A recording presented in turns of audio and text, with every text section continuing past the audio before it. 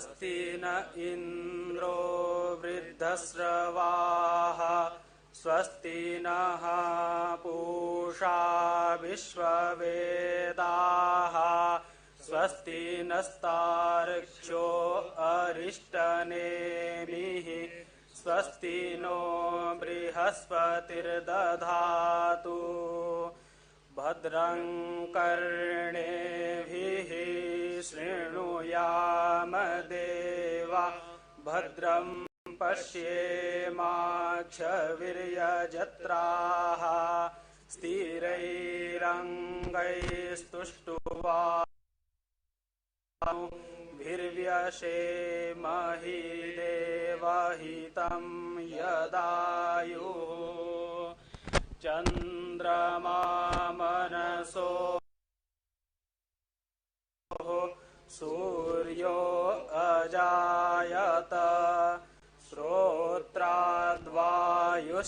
प्राणश्च मुखादग्निरजायत ॐ अग्निर्ज्योतिर्ज्योतिरग्निः स्वाहा अग्निर्वर्चो ज्योतिर्वर्चः स्वाहा अग्निर्ज्योतिर्ज्योतिरग्निः स्वाहा सजुर्देवेन सवित्रा सजुरात्रेन्द्रवत्या जुषाणो अग्निर्वेतु स्वाहा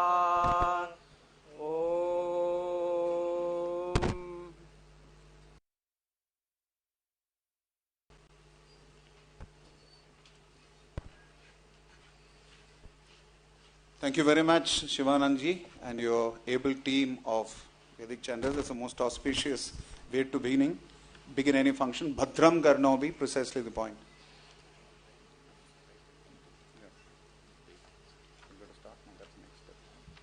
So as you can see, after the ceremonial lighting of the lamp, they offered flowers. All the leading luminaries on the stage, the guests, they offered flowers to the Acharyas of recording in progress authorized Sampradayas, which is the Sri Sampradaya, originally established by Mother Lakshmi herself, and the able Acharya who propagated the teachings, the Bhavishya who is Sripad Ramanuja Acharya. Then the Madhva Sampradaya, which is originally the Brahma Sampradaya, of which is an offshoot is ISKCON, the Brahma Madhva Gaudiya Sampradaya. So Sripad Madhvacharya, who is nobody other than Mukhya Prana himself, and that is the Brahma Sampradaya. Then there is a Kumara Sampradaya, which was propagated a lot by Nimbaditya or Nimbarkacharya. And the fourth Sampradaya, which is Sri Sampradaya, Kumara Sampradaya, Brahma Sampradaya, and the fourth one is Rudra Sampradaya, which was originally propagated by Adi Vishnu Swami. There were 3 Vishnu Swamis subsequent to that, and 2 Vishnu Swamis subsequent to that, and later on the able branch of the Rudra Sampradaya, which is the Pushti Marga, ably propagated by Sripad Vallabhacharya. So these wonderful Acharyas, they have propagated the Supreme Lord's message, and they were offered floral tributes by our wonderful guests of honor. And then they also offered flowers to Srila A.C. Bhakti Vedanta Swami Prabhupada, the founder Acharya of the International Society for Krishna Consciousness, who ably propagated the teachings of the 4 Acharyas across the world. And today, we have the guests of honor on stage. I want to request the following devotees or following participants to kindly honor our valued guests by offering a bouquet offered to the Supreme Lord himself. So I want to request Professor Sridhar. Professor Sridhar, how is Sudhir, no? Professor Sudhir. Professor Sudhir, you're here? Professor Sudhir, I want to request you to kindly offer a bouquet to welcome His Holiness Bhakti Vasudeva Swami Maharaj of ISKCON. Vasudeva Maharaj, as I said, is an ISKCON initiating guru, originally from Nigeria, but a US citizen and preaching across the world the principles of leadership and management studies.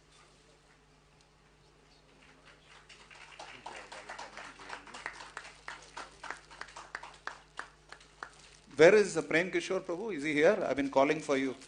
Please come here. You're the Moving Force Band, the Institute for Science and Spirituality, please come on stage. Yeah. Okay, that gives. Yeah. So, you're coordinating Vaisṇava Swami. Thank you very much, Professor Sridhar, and thank you very much, Maharaj. Thank you for accepting our invitation and gracing this occasion. Professor Santosh. Professor Santosh, please welcome on stage. Kindly offer a bouquet to welcome on our behalf our dear chief guest, Manya Sri Shankaranandji. He is a regular source of inspiration for many academic meetings. I distinctly remember meeting him for the Gita Jayanti festival here. Thank you very much, Shankaranandji. And our next guest of honor should actually be called host of honor, which is Professor Shantishri Dhulipudi Pandit, because it's because of the kindness of Jawaharlal Nehru University that we've been able to organize this. Shubhaji, is that you written Shubha, no?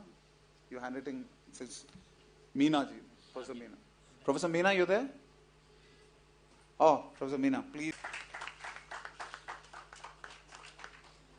Our next guest of honor is also literally host of honor, because it's been due to the end-to-end ownership taken by the Central Sanskrit University that this whole conference has come about. And I personally have seen how Professor Srinivas Varakhedi was personally involved in doing this. He's a very good friend of Professor Upendra Rao, and he has been also substantial help in getting this whole thing organized. A lot of guidance right from the beginning. I want to request Dr. Guru to please come on stage and offer a bouquet on our behalf to Professor Srinivas Varakhedi.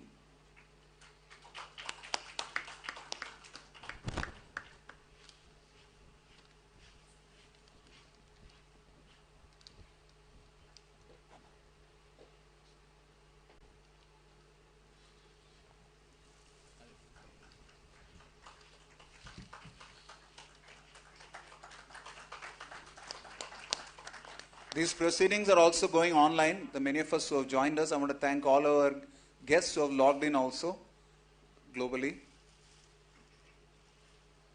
Thank you very much. You put Professor Shubha.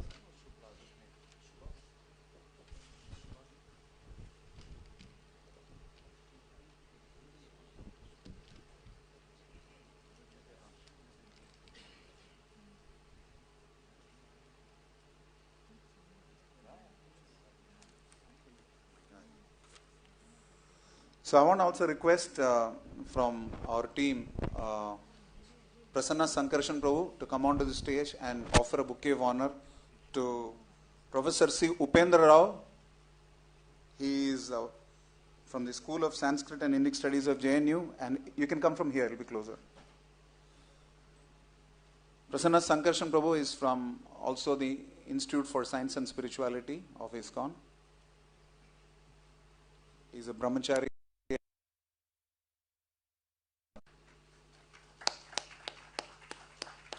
One missing link in the whole proceedings on stage is His Grace Prem Kishore Prabhu. He is currently coordinating with His Holiness Vishwaprasanna Tirtha Swamiji Maharaj, who is the Acharya of Sri Pejawar Mutt. He is supposed to join online any time now. That will be the first item on the agenda today. So let me quickly go through what we will have today in the inaugural session. We will have blessings by His Holiness Vishwaprasanna Tirtha Swamiji Maharaj, the Acharya of Sri Pejawar Mutt, followed by words of blessings, words of wisdom by His Holiness Dr. Bhakti Vasudeva Swami Maharaj of ISKCON, and then our chief guest, Manya Sri Shankaranandji from the Akhila Bharatiya, from the Bharatiya Shikshana Mandal. He is a Akhila Bharatiya Sanghatan Mantri, he is the organization secretary for, organization minister for this wonderful endeavor. And the guest of honor, following that, Professor Shantishri Dhulipudi Pandit, she would be addressing us, followed by Professor Srinivas Varakhedi. But I think what we will do is that you, Professor Srinivas, had an urgent commitment. If you can stay back, we'll be happy. Yeah. Followed by our own Professor Upendra Rao will be speaking.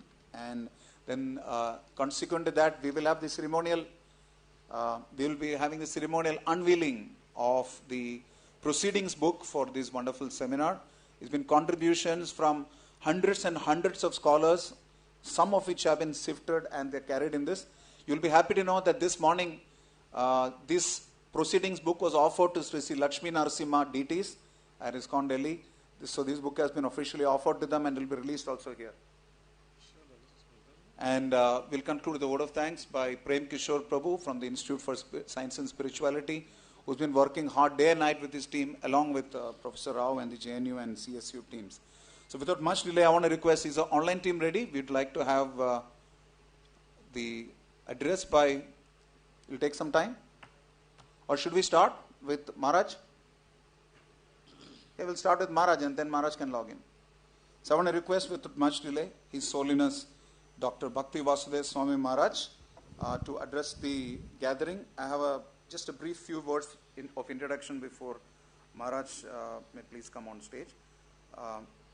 So Professor Bhakti Vasudeva Maharaj is an initiating guru of ISKCON, and he has been a moving force behind a lot of preaching initiatives across the world, primarily in the field of management and education. Originally his name was Vasudev Das, and as you can see, he's an initiating guru. You can see the sannyas danda in his hand.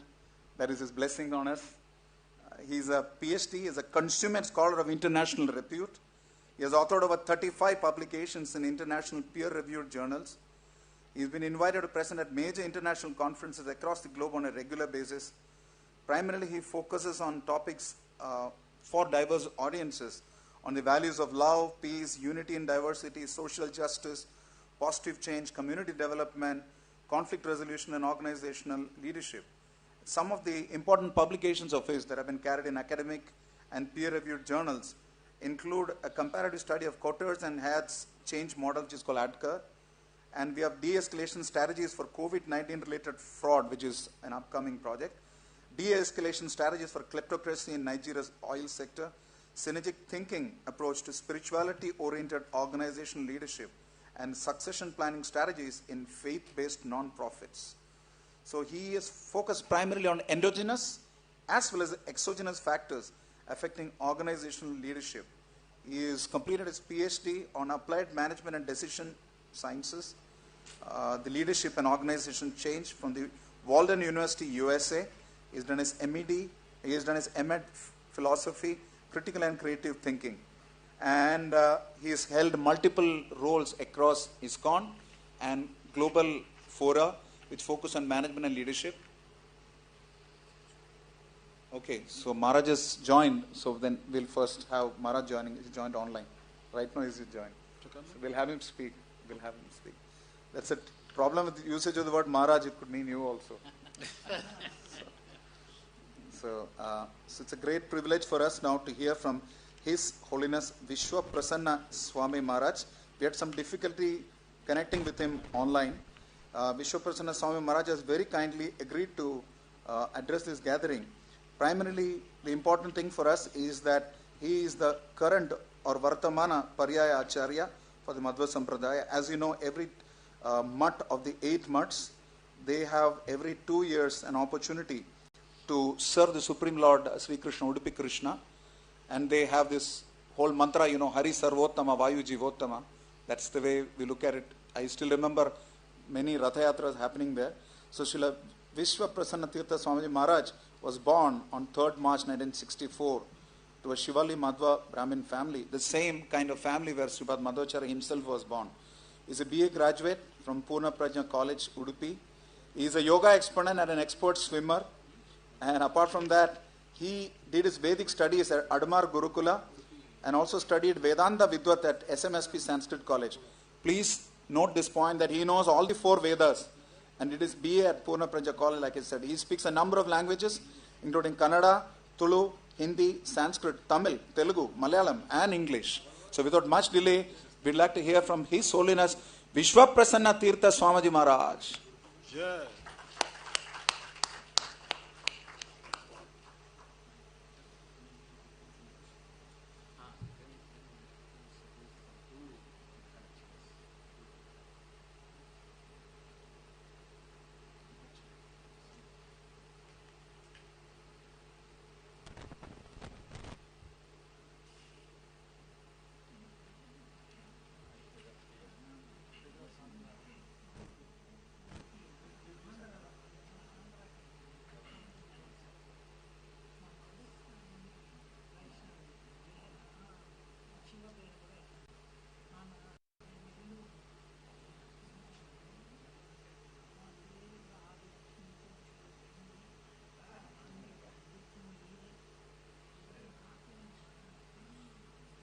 when Lord Sri Krishna and Arjuna had destroyed the forest of Khandava Prastha, Maya Danava was offering Yantra Vidya to Arjuna. He offered to teach him Yantra Vidya. So Lord Krishna stopped him, said that Yantra Vidya is for Kali Yuga, which is machine technology. And we can see why Krishna stopped him now. So we're still having some connectivity issues with the US.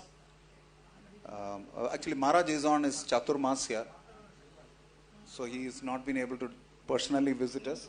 We're still trying to get his video.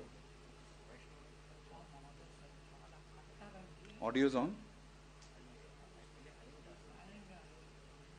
We joined without audio. So you asked him to log in again? Okay. So by mistake, I think the login happened without audio. So now they're trying to log in again and come in.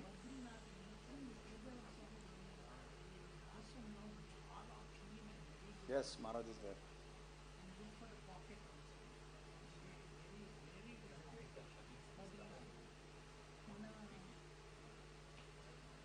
Sri Sri Vishwaprasanna Swamiji Maharaj Ki Jai.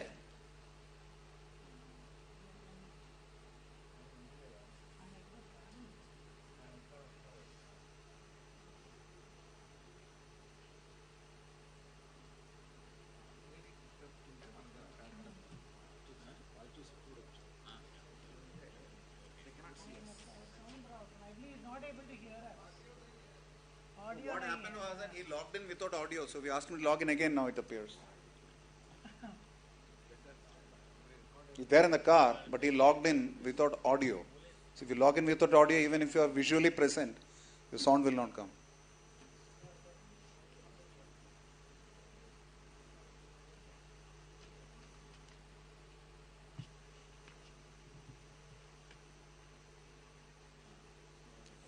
Maharaj, sorry for requesting this. If you could ask your assistant to please log out and log in with audio. Can't hear also. Even our audio to them.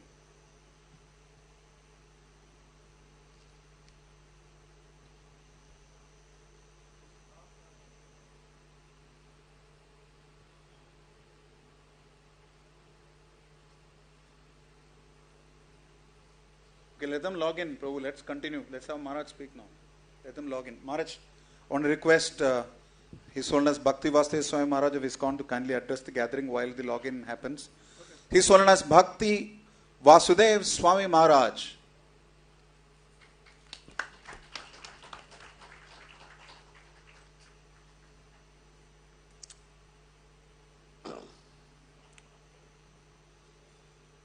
Thank you very much, Rishi Kumar, and members of the Institute of Spirituality, as well as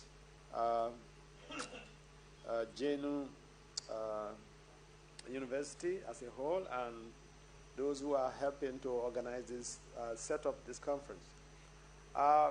As a management specialist in the academy, I know setting up a conference like this is always very challenging.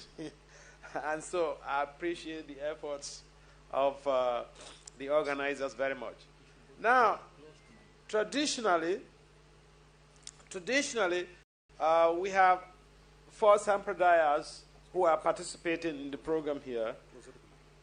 And we have a very prominent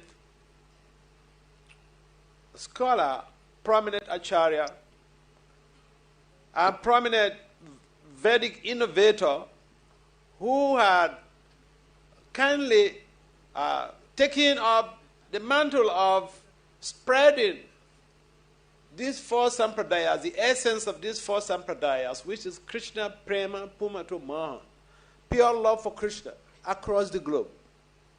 Traditionally, Indian Swamis were not supposed to cross the Atlantic Ocean for fear of what could happen, because the material world is pada padahi vi pada, and you are on a dam, and vice versa, you're secured, so you're not supposed to travel out. But Srila Prabhupada, A.C. Bhakti Vedanta Swami Prabhupada, the founder Acharya for the International Society of Krishna for Krishna Consciousness, he sailed out of India following the orders of his spiritual master, Srila Bhaktisiddhanta Saraswati Thakur Prabhupada. And practically he had nothing, financially speaking. He had no resources. But he went ahead in pursuance of the fulfillment of the order of his spiritual master to establish the International Society for Krishna Consciousness in New York. And those who have been to New York, especially at the 26th 2nd Avenue, where he established his first matchless gifts, a gift store, where he lectured Americans on the science of bhakti. If you get to that place today, it is still there and it has become a theater in New York. That was where he made his humble beginning. And the fact that he was an achiever and is an achiever is undisputable. And that is why people like me, someone like me is standing before you. This is the result of the efforts, the devotional efforts, the inputs of His Divine Grace, Srila A.C. Bhaktivedanta Swami Prabhupada, the founder Acharya of ISKCON. So I would like to recognize the wonderful efforts of Srila Prabhupada, because he created a transformation where there was dominant confusion in the global village. If you have heard of the hippies, New York was one of the cores, one of the hubs of the hippies. But he transformed hippies not only to hippies, he transformed hippies to Goswamis. And so we're talking about wonders of the world. That is the epitome of wonder. If someone can change, can transform someone from sinful, gross sinful endeavor to the status of a Goswami, one who is able to control his or her senses and the mind, that is the epitome of achievement. And so today, Krishna consciousness has spread all over the world because of the efforts of Srila A.C. Bhaktivedanta Swami Prabhupada, who kindly took up that very challenging task of spreading the legacy of India, the Vedic legacy of India, across the whole world. So we appreciate A.C. Bhaktivedanta, and we appreciate all of you for sparing your precious time to come to participate in this conference. Thank you very much. Thank you, Maharaj, for your wonderful enlightening words and representing the International Society for Krishna Consciousness. He's a senior sannyasi and a leader of ISKCON, and he's also guiding light for the Institute for Science and Spirituality. I want to request Dr. Guru to please come on to the stage and offer him a memento as a token of appreciation for his services. And this very much is a standing testimony to the mercy of the Acharyas, the Sampradaya Acharyas, that by their mercy, somebody who was originally born in Nigeria, a citizen of USA, is today a Vaishnava saint and an initiating guru across the world. So please let us acknowledge this fact and thank the Acharyas for this.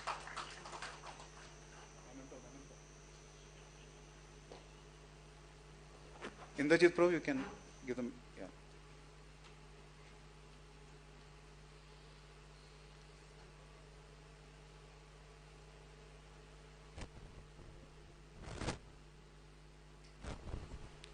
Was the Guru? Okay. Maharaj? A small moment of Maharaj.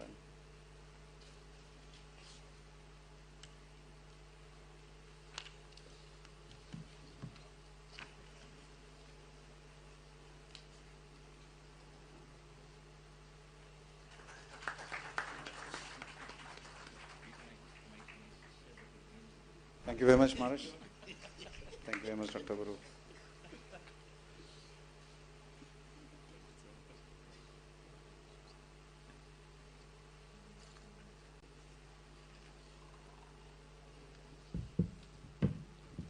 So now it's a proud privilege to hear from His Holiness Vishwa Prasanna Tirtha Swamiji Maharaj.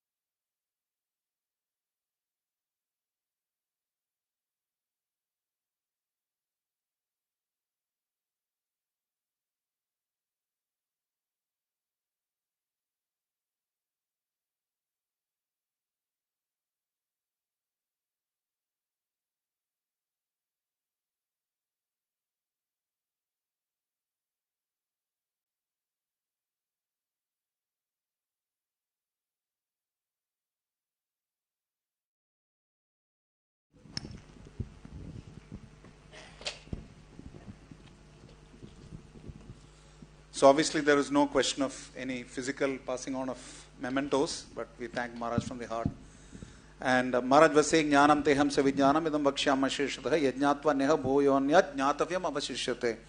I shall now declare unto you in full this knowledge both phenomenal and nominal, by knowing which there shall remain nothing further to be known. So this is the purpose of this conference, to ensure that all knowledge that is nominal and phenomenal is revealed unto us from the scriptures through the words of the Acharyas. Without much delay, I'd like to welcome amongst us to address all of you Manya Sri Shankaranandji, who is the Akhila Bharatiya Sanghatan Mantri from the Bharatiya Shikshan Mandal, a great source of inspiration for many of us. I'd like to have a brief introduction for him before you come, sir. This is the fact that this current environment that we live in is encouraging so much of academic inquiry into the spiritual as well. So Sri Shankarananda, he is a native of Davanagare or Davangare, as some people say, from Karnataka. He's done his education is in the field of electrical and electronics. He's been a Sangha Pracharak since 1988, that's almost 35 years. He has shouldered several responsibilities on behalf of the Sangha, and he was a National Joint Organizing Secretary of the Bharatiya Shikshan Mandal. He first took up this responsibility in 2018, and ever since that, he's been based out of Delhi. And he's also a very prominent academician, as we all know, and a very, very powerful orator, and I think the most aptly invited person for such a role as our chief guest. So welcome without much delay, Manya Sri Shankaranandji.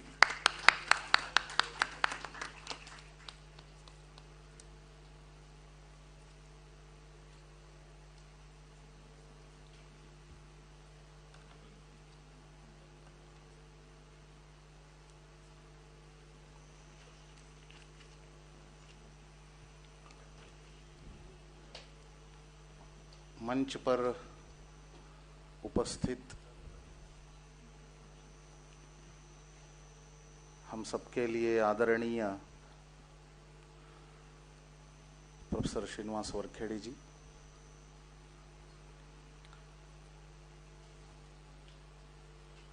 और इस विश्वविद्यालय के आदरणीय कुलपति professor Shantishree जी,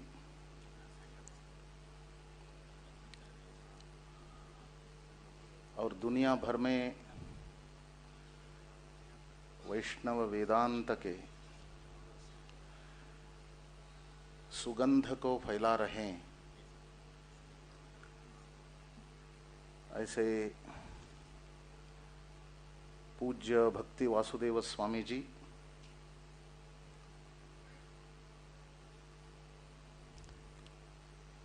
और आभासी माध्यम से हमको आशीर्वचन दिए ऐसे पूज्य विश्व प्रसन्न तीर्थ स्वामी जी, इस कार्यक्रम को करने में अहर्निशि प्रयास किए ऐसे मित्र प्रोफेसर उपेंद्र राव जी, सभी को मेरा सादर प्रणाम समर्पित करता हूँ। वैसे ही यहाँ उपस्थित सारे मेरे प्रिय छात्र और शिक्षक बंधु भगिनी,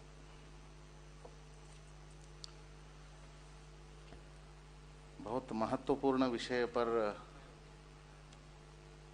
इस संगोष्ठी का आयोजन हुआ है। वैष्णव वेदांत, इस विषय को लेकर मंथन होना चाहिए। मंथन से मक्खन निकलता ही है, नवनीत निकलता है।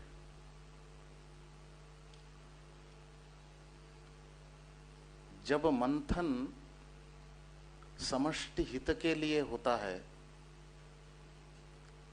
तब नवनीत निकलना सुनिश्चित है।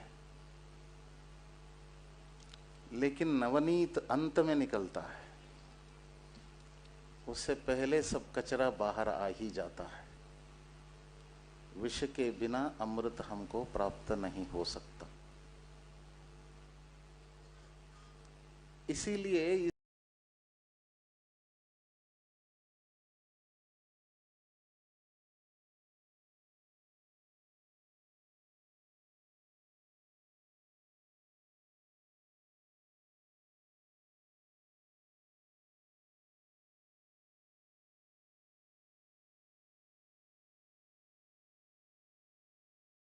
तो मेरा मंतव्य है,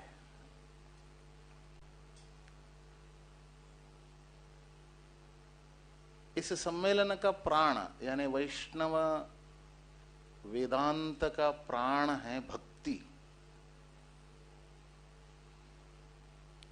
ये मनुष्य के जीवन में ये दो अक्षरों का जो शब्द है, ये चमत्कार निर्माण करता है। इसीलिए जिस किसी मनुष्य को अपने जीवन का लक्ष्य प्राप्त करना है, साक्षात्कार की ओर जाना है, साक्षात्कार यानी इंटरव्यू नहीं है, रियलाइजेशन है। साक्षात्कार की ओर जाना है तो अत्यंत सरल मार्ग भक्ति है। और उत्थान की यात्रा, आत्म साक्षात्कार की यात्रा जो भी मनुष्य प्रारंभ करता है, एक आम जनता, एक सामान्य मनुष्य, एक अनपढ़ व्यक्ति भी आत्म साक्षात्कार इस देश में कर चुके हैं। ऐसे व्यक्तियों का भी यह अत्यंत सरल और प्रभावी मार्ग है। भक्ति के कारण एक सामान्य मनुष्य असामान्य बन जाता है।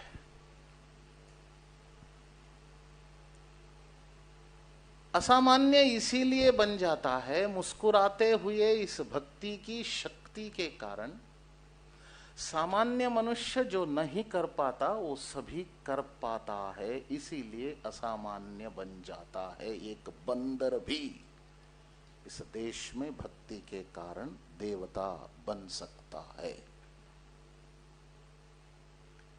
इसके लिए समर्पण चाहिए। शिक्षा यानी संस्कार जैसा ये जुगल शब्द हो गया है, जोड़ी शब्द हो गया है, ऐसे भक्ति यानी समर्पण ही है। समर्पण की व्याख्या पहले देना होता है, बाद में देना ही देना, वो देने से भी परे हो जाते हुए लेना और देना दोनों समाप्त हो जाता है।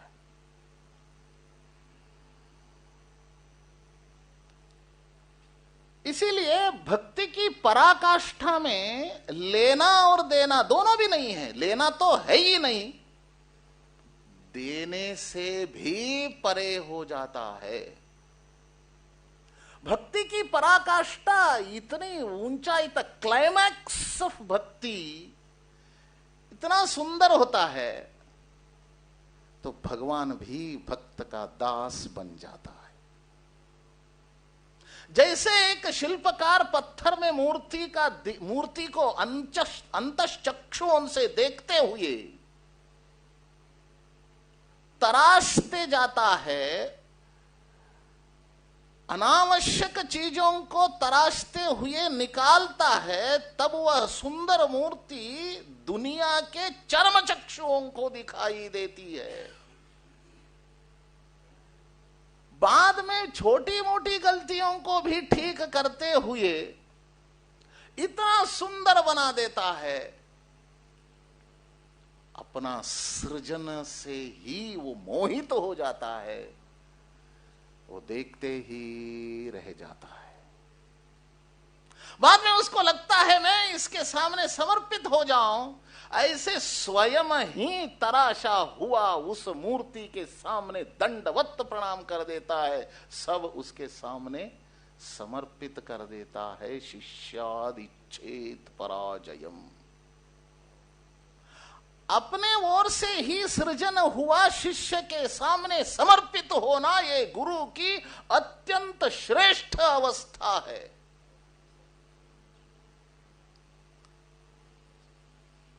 शिल्पकार का भी वही है, भगवान का भी वही है। भक्ति की पराकाष्ठा तक पहुंचने के बाद भगवान ही भक्त को समर्पित हो जाता है।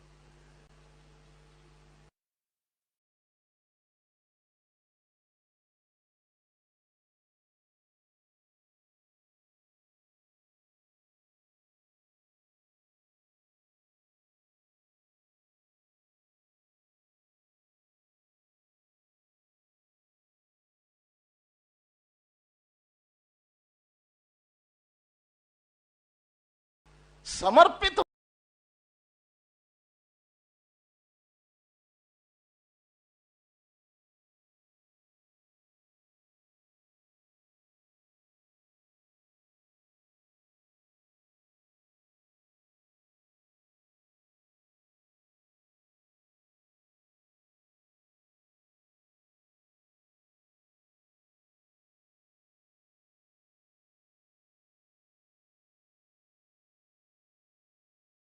पंचेंद्रिय, पंच कर्मेंद्रिय, पंच ज्ञानेंद्रिय, अंतःकरण के 4 हिस्से मन बुद्धि चित्त अहंकार, ये 14 इंद्रियों के माध्यम से जो भी मैं करता हूं, यद्यत् करोमि तत्तद अखिलम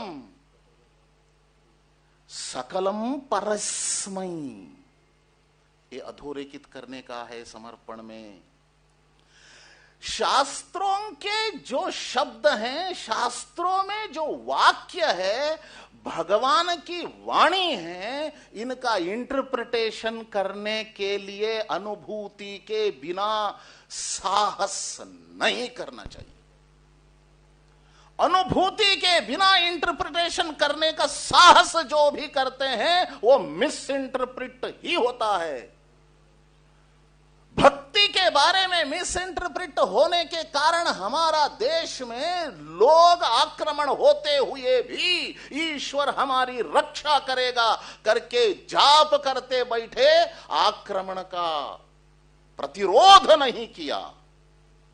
ये भक्ति का विकार है।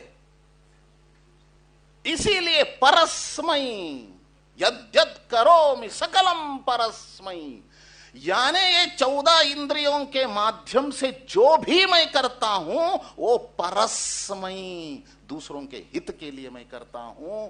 यही भक्ति है। इस भक्ति को नारायणायेति समर्पयामि, जो भी परहित के लिए मैं करता हूं वो नारायण के चरणों में समर्पित करता हूं।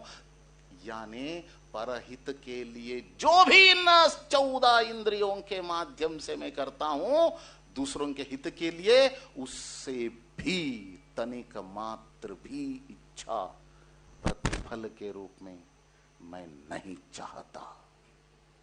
ये समर्पण की पराकाष्ठा है।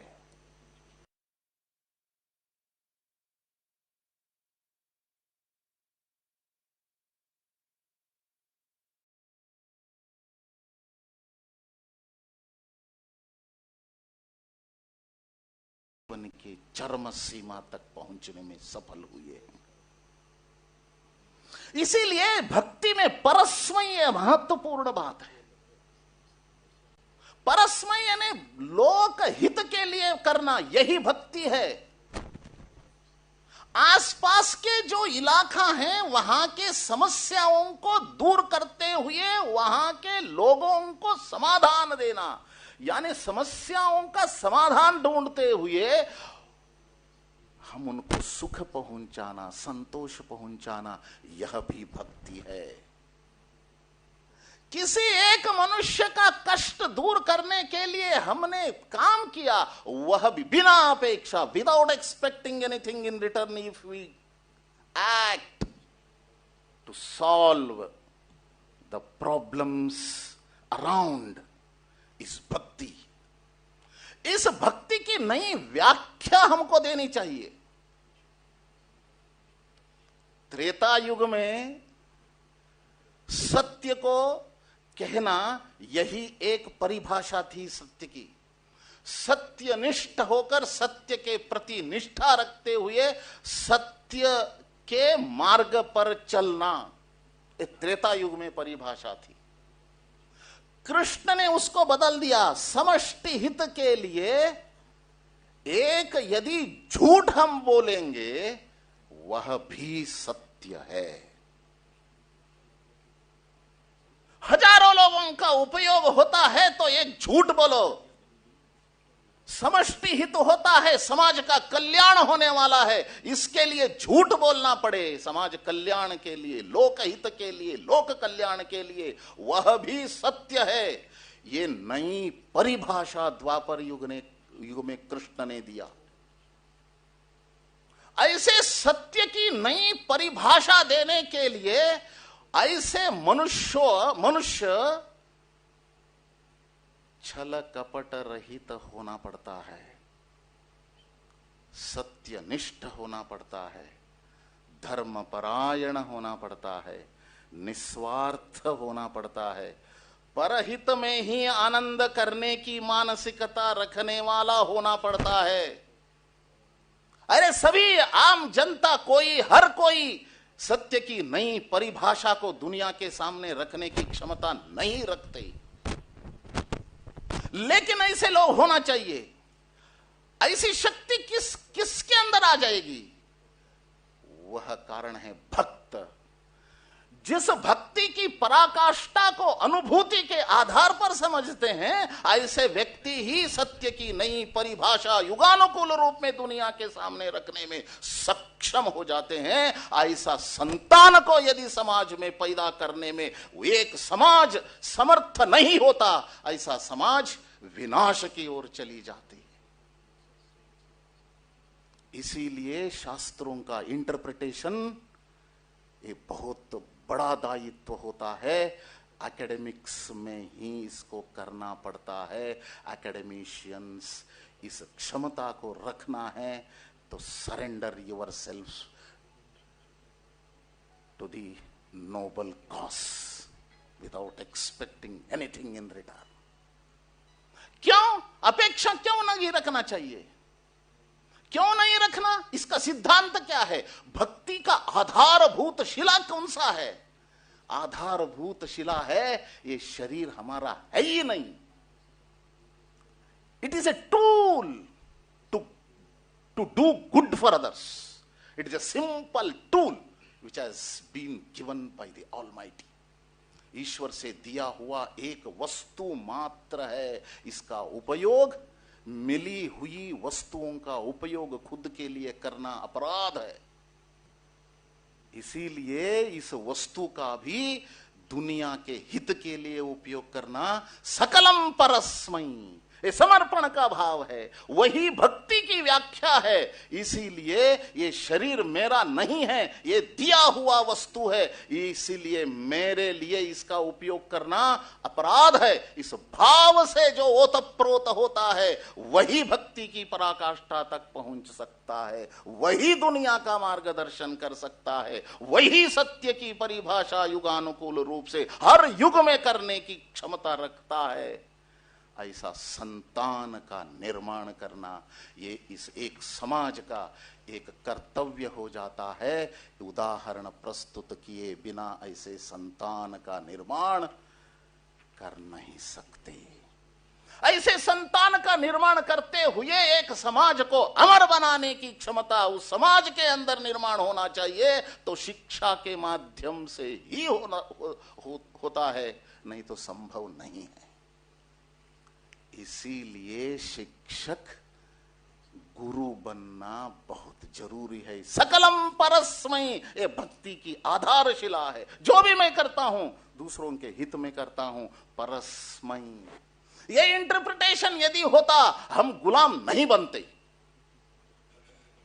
केवल ईश्वर के भरोसे आक्रमणों को आह्वान देते हुए, अपने अंदर ही विद्रोह करते हुए इस देश को हजारों वर्षों तक गुलाम बनने में मजबूर नहीं करते।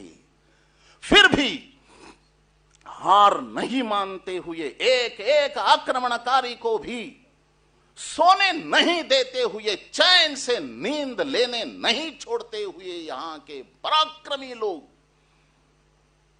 ऐसे आक्रमणकारियों को यहां से भगाया, अंत में इस देश को स्वाधीन करने में सफल हुए।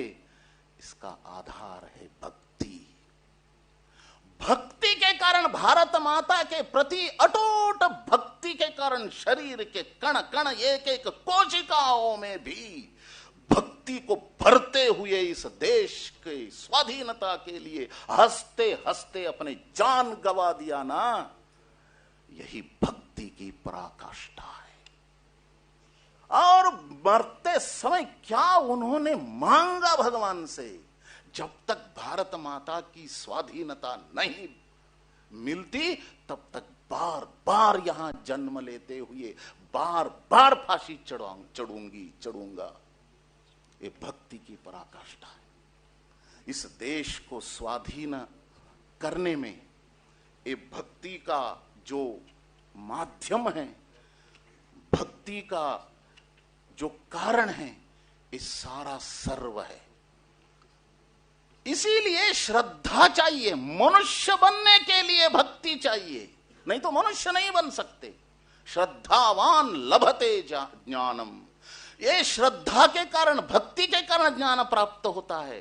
ज्ञान मात्र नहीं, उस ज्ञान का उपयोग करते हुए जीवन को सफल और सार्थक बनने के लिए जो कुशलताएं चाहिए, वो कुशलताएं भी इस भक्ति के कारण ही उपज होते हैं। नहीं तो कम्युनिस्ट बन जाते हैं। कम्युनिस्ट पशु भी नहीं है।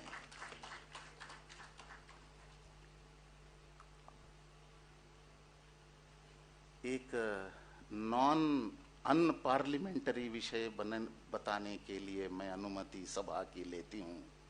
बहुत सम्मानजनक सभा है, फिर भी एक अनपार्लिमेंटरी वाक्य उपयोग करता हूं।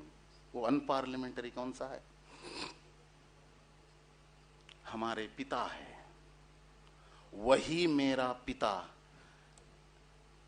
क्या गारंटी है? एक ही गारंटी है, मेरी मां ने कहा यही आपके पिता है। बस, नोबडी हैज क्वेश्चनड इट। किसी ने प्रश्न खड़ा नहीं किया। मां कही यही आपके पिता है, इस भक्ति से हमने स्वीकार किया। ये भक्ति होती है। भक्ति में प्रश्न खड़ा नहीं किया जाता। कितना सुंदर है अपनी ज्ञान परंपरा। भक्ति अंधविश्वास की ओर नहीं ले जाता। भक्ति अत्यंत वैज्ञानिक है। अंधविश्वास को हमने नहीं मानते। अपने शास्त्रों का संदेश है, ग्रंथ को प्रमाण नहीं मानते, वाणी को प्रमाण नहीं मानते, ग्रंथ को प्रमाण नहीं मानते। तर्क और अनुभव, यही शास्त्रों में प्रमाण ऐसे माना गया है। अंधविश्वास, भक्ति अंधविश्वास की ओर नहीं ले जाता। और एक स्वारस्यकर विषय है, यानी रुचि का विषय है, वो है यदि भक्ति कर्म का आधार नहीं बनता तो कर्म हमें भोगवाद के तरफ ले जाता है। इसीलिए कर्म का आधार, कर्म का पृष्ठभूमि, जो भी हम कर्म करते हैं उसका आधार भक्ति होनी चाहिए। नहीं तो हम भोगवाद की तरफ बढ़ जाएंगे, विनाश हो जाएगा। कंज्यूमरिज्म, दुनिया के कंज्यूमरिज्म, ये समस्या समाप्त करने के लिए भक्ति ऐसे आधार बन सकता है। दूसरा, ज्ञान। भक्ति के बिना ज्ञान ये मनुष्य को अहंकार की ओर ले जाता है। अहंकार और भोगवाद, ये दोनों मनुष्य के अंदर भय निर्माण करते हैं। ये अहंकार और भोगवाद का मूल कारण है, यानी मनुष्य के विनाश का मूल कारण, यानी भय और क्रोध का मूल कारण तीन शत्रु हैं: आलस, अज्ञान और अहंकार, इन तीन शत्रुओं के कारण मनुष्य भय से ग्रसित हो जाता है।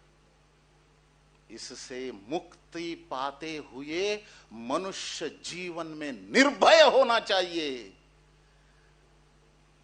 तो भक्ति आवश्यक है।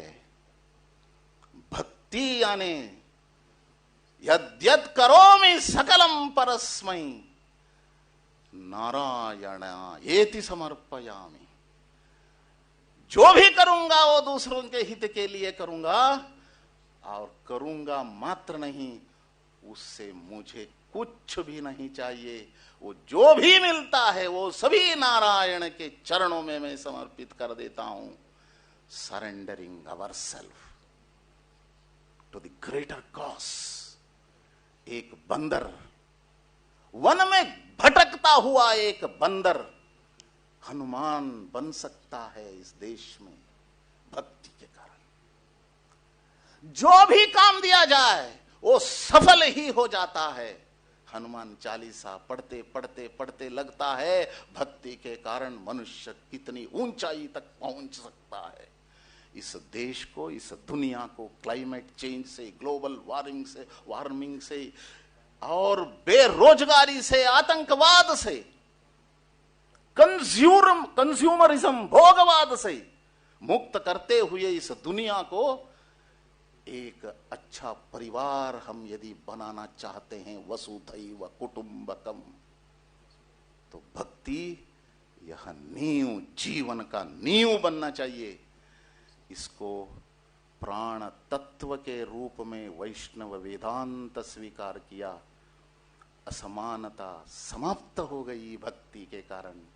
कोई जाति बिरादरी नहीं रही। किसी व्यक्ति को, वस्तु को ऐसे भेद दृष्टि से देखने का जो बुराई है, ये भक्ति के कारण समाप्त हो गया। शंकराचार्य जी अद्वैत का बोध होने के बाद भी उन्होंने भक्ति पंथ को बढ़ावा दिया। इसीलिए मनुष्य जीवन की उत्थान की यात्रा में भक्ति से प्रारंभ करना चाहिए, कर्म से आगे बढ़ना चाहिए। ज्ञान को तब हम प्राप्त कर सकते हैं, तब जाकर आत्म साक्षात्कार होता है।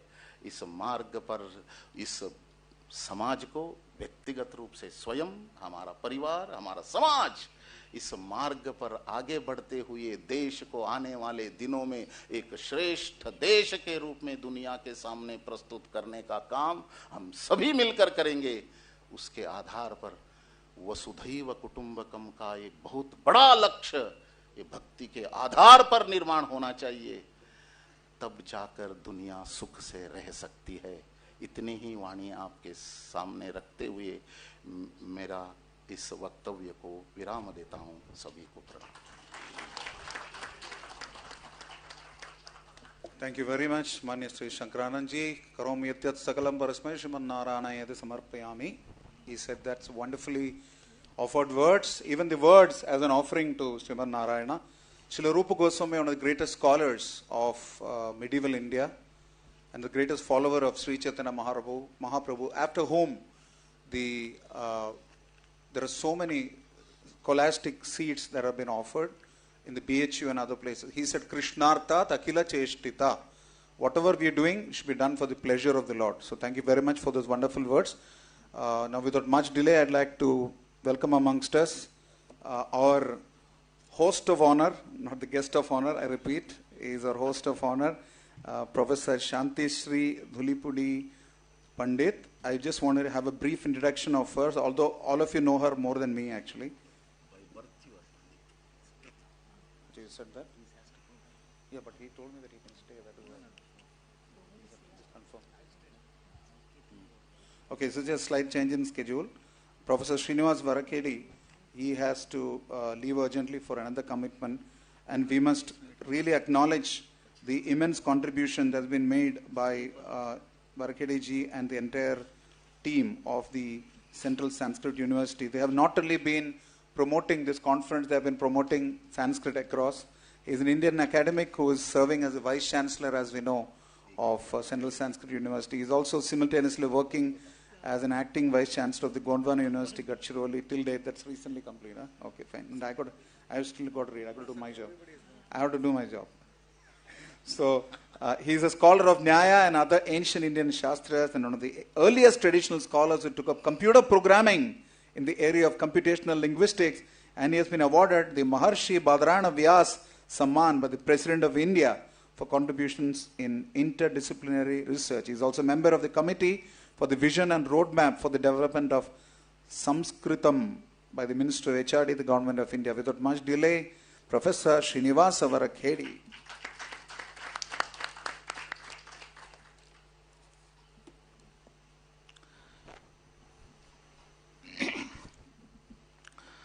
Krishnam Vande Jagadgurum.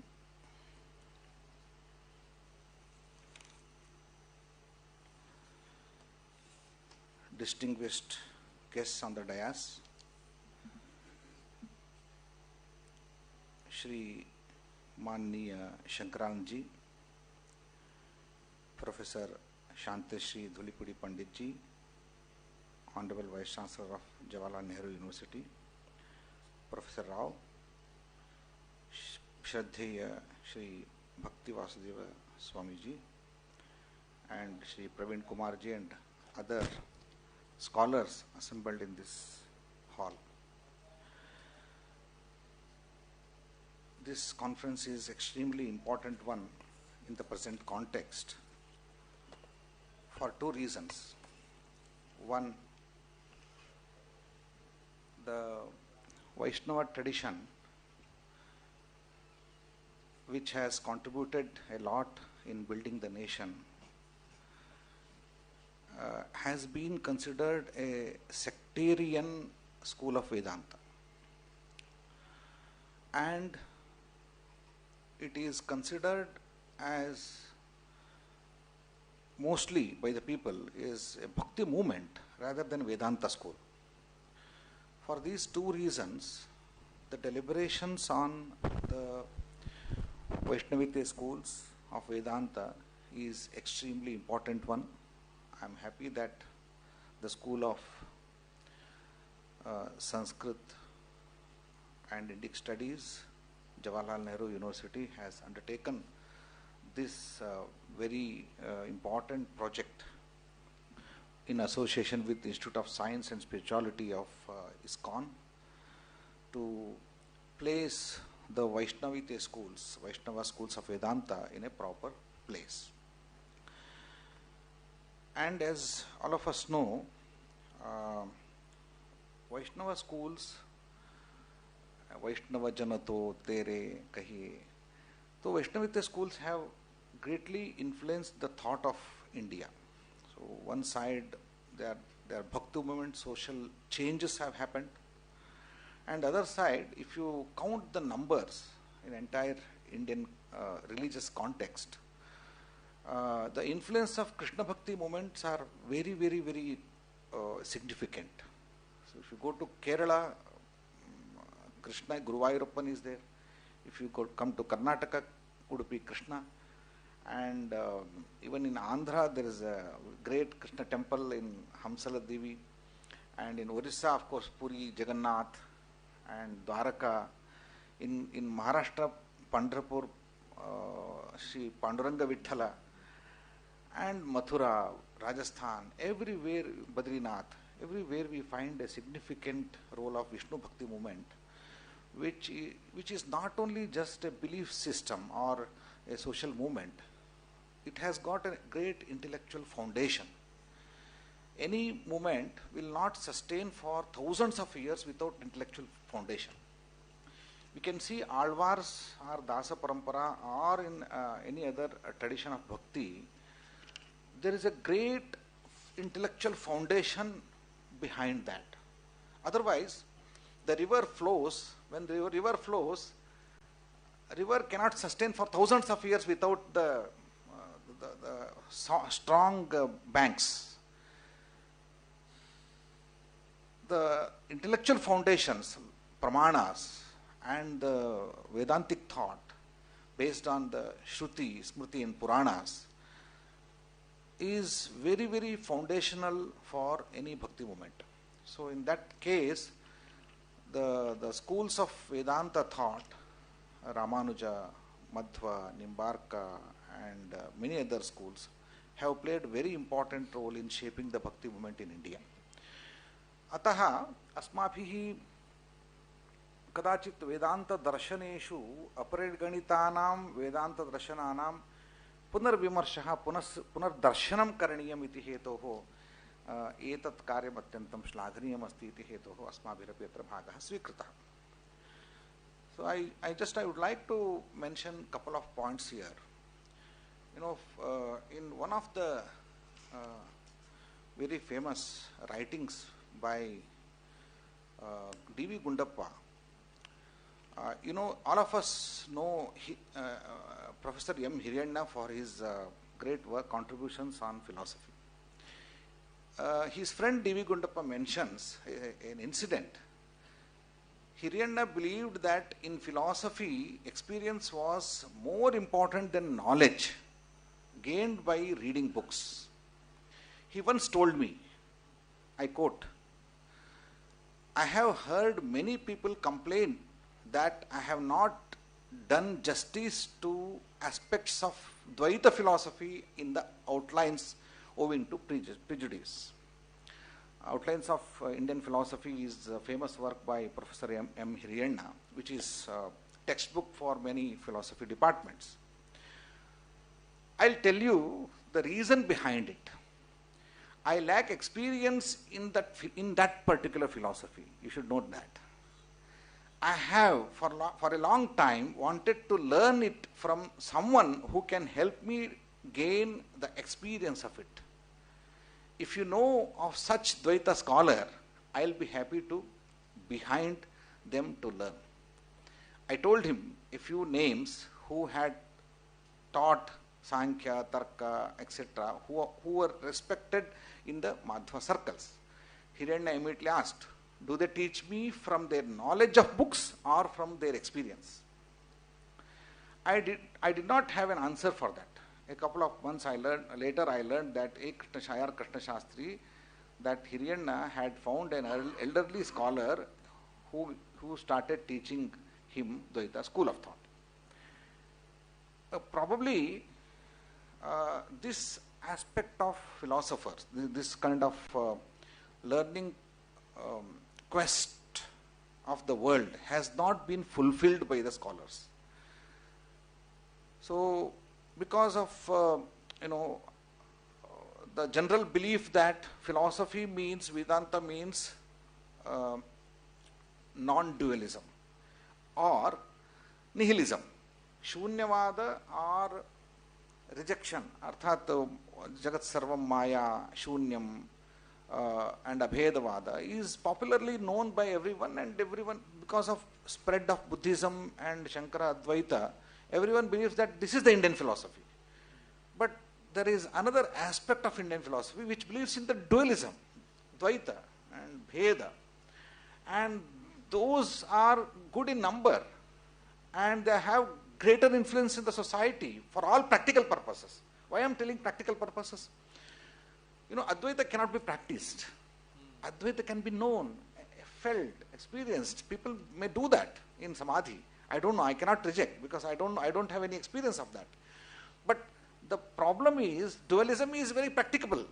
Everyone, either as Shankaranandji mentioned, either you do karma or you go for bhakti, you should practice, you should understand the Dvaita only. Without Dvaita we cannot leave the world. So therefore, the major influence on the practices of people, society, the base for that is Dvaitism, realism. I should believe that the world is real. I should believe that you are sitting in front of me. I should think that you are listening to me. Otherwise I cannot speak. I cannot behave like this. So therefore, realism and dualism is not just a worldly phenomena. I mean, just a illusion. It is real. That's what the other philosophers say, which could be, experienced by every common man. And the realism and Dvaita's philosophy of all these acharyas give an important place of common man's experience. Sarvanubhuti, an experience of a common man who does not know anything, does not know philosophy, he does not practice any philosophy, but he has an experience of dualism, he has an experience of realism. Therefore, that experience is given utmost importance in the realm of philosophy. That is the beauty of these philosophies. Therefore, these should also find an important role, important place in the philosophical circle. I believe in that. As in the democracy, we believe that you should have a dissent, and there is a dissent, and we should respect it. The second point I would like to make, of course, JNU is famous for dissent. And we should be equally that. Therefore, debate and disagree, and again come back. But objective should be one, and we should respect each other. We should also respect the views. Therefore, in the philosophical circle also, there is nothing called Bhakti is the main cause. Yes. So there, as Shankaranji mentions, ultimately we should believe in one Ekadevatavad, Ekadevavadana. Ekadeva, that means Rashtram is ultimate Deva for us. If at all are agreeing with us, even for disagreement, with the devotion to the land of our land, and devotion to the great spirit, then definitely it is acceptable for all. Now coming to another point, I point two things here. In Madhva Vedanta, I personally studied Madhva Vedanta. Tatra amshadvayam, bhaktihi karmacha, duty and devotion. The our Guru used to say, 2-point program in life. Do your duty with the devotion to the God. So duty and devotion, these 2 points are very, very important points in the life to achieve higher goals.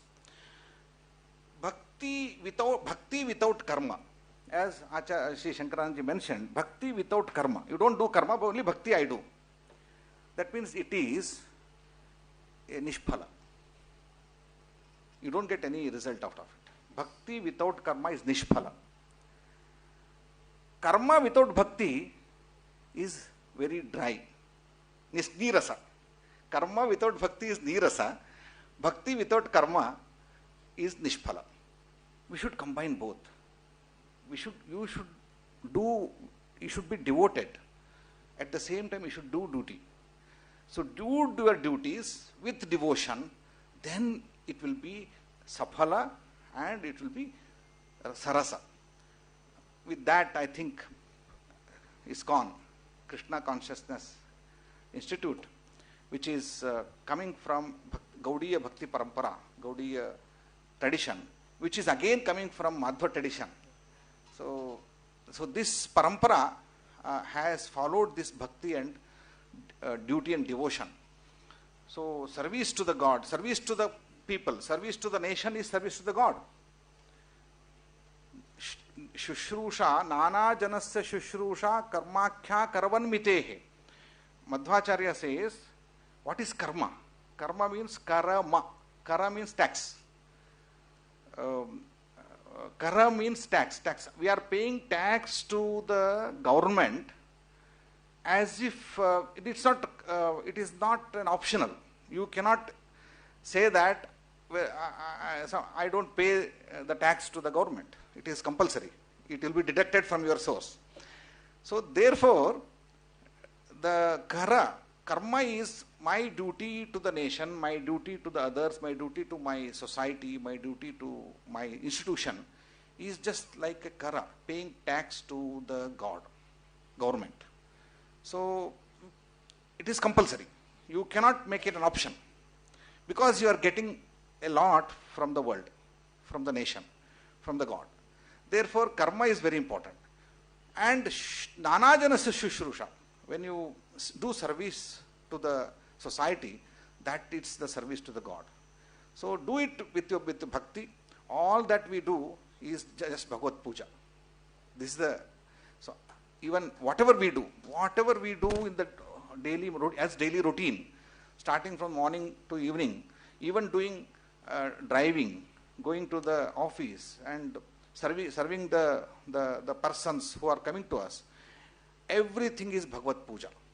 So this aspect of Dvaita philosophy is very important in the current context, because people either do as karma without bhakti.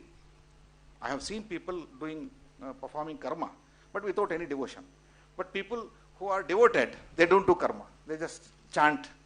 So you can't do you have to do both. The second point I would like to make is, even Sri Shankara Bhagavad says, Bhaktya moksha sadhana samagram bhaktireva gariyasi. Moksha sadhana samagram, Mishraji, moksha sadhana samagram bhaktireva gariyasi, Shankara Bhagavad Padanam vachaha. Ataha jnana matrena mokshaha iti tu ekah vadah, jnanavadaha. परंतु ज्ञान मात्रेण मोक्षो न भवति अपितु कर्मणा भक्त्या च मोक्षस्य भगवत् प्रसादेन मोक्षः इत्यपि प्रमाणानि सन्ति. यथा यथा वर्तते तत्र यमैवेष वृणुते तेन लभ्यः, यमैवेष वृणुते तेन लभ्यः. भगवद्वर्णं नाम भगवान् स्वीकरोति इत्यस्य अर्थः भक्त्या यः प्रपन्नः शरणागतः अहम भक्त्या त्वनन्यया लभ्यः अहमेवं विधोर्जुन, भक्त्या त्वनन्यया लभ्यः. एवं रीत्या भगवान् स्वयं अनन्याश्चिन्तयन्तो मां ये जना पर्युपासते तेषां नित्याभियुक्तानां योगक्षेमं वहाम्यहम्. All these words, statements by Lord Sri Krishna very clearly substantiate justify the stand of Vaishnava schools of thought. So if the Bhagavad Gita is considered to be a Vedanta school, Vedanta work, if at all, because Sarvopanishado Gavaha Dogdha Gopalanandana Partho Vatsa Sudhir Bhokta Dugdham Gitamritam Mahat. When the Gita is considered to be the greatest source of Vedantic thought, then Sri Krishna himself justifies the bhakti and karma and also his Purushottamatva. Finally, I say this word, Purushottamatva. Where in Purushottama Dvavimo Purusho Loke Ksharaschakshara Evacha Ksharas Sarvani Bhutani, translation Apekshitam. Ksharas Sarvani Bhutani Kutasthoksharu Uchate Uttama Purushastvanyaha. See, Uttama Purushastvanyaha. Anyatvam, Vedaha Pratipaditaha. Uttama Purushastvanyaha परमात्मेत उदाहरतः यो लोकत्रयमाविश्य विभर्तव्येश्वरः यस्मात्क्षरम अतीतोहम अक्षरादपि चोत्तमः अतोस्मि लोके वेदे च. So वेदे लोके च प्रतितः पुरुषोत्तमः. So there is a great pramanas are given by acharyas. Therefore, considering this, we should think that Indian schools of philosophies are not, people would say sometimes, you are Aneka Devata Vadins. Yes, we have Aneka Devatas, but we have Eko Deva. Eka Deva Vada, Aneka Devata Vada. Both are not contradictory.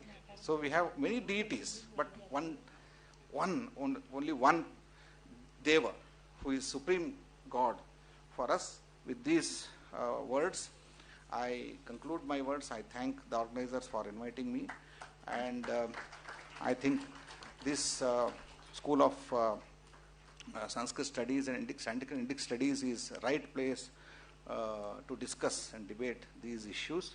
And of course, there is another view, and I take, because I am an Nayayika, I take sometimes this. If you invite me for Advaita philosophy, this one I'll stand there, and so if you invite me for Advaita school, and I stand here, yes, exactly. And advocate is given for he's paid for his job, okay. But nevertheless, I am a Vaishnava. Thank you very much. Thank you very much, Professor Varakede. I want to request now Sri Upendra Raoji to hand on our memento on our behalf to Sri Shankaranandji, our chief guest, because we had a quick rush of speakers and we couldn't hand over our memento. So Professor Upendra Raoji, please hand over this memento to our chief guest, Shankaranandji. And I want to request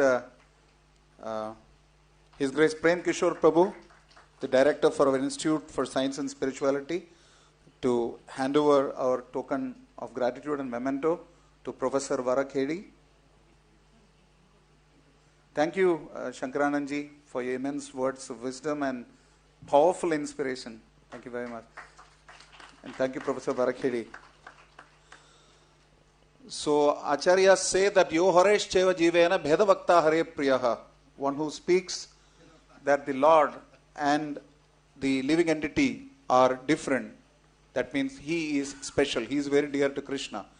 And the Taittiriya Upanishad says that yato va imani bhutani jayante yana jatani jivanti yat prayante visamvishanti iti. So that from which everything emanates, that from which everything is sustained, and that into which everything dissolves. That is the Supreme Lord. And that Supreme Lord is the basis of the Brahman. Brahmanohi pratishtaham. So therefore, that's the very essence of this conference.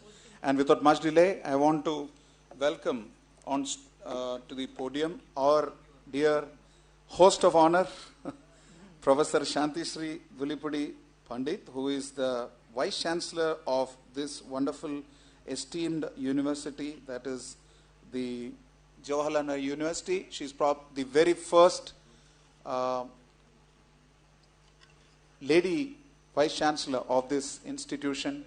It's been a very, very long time.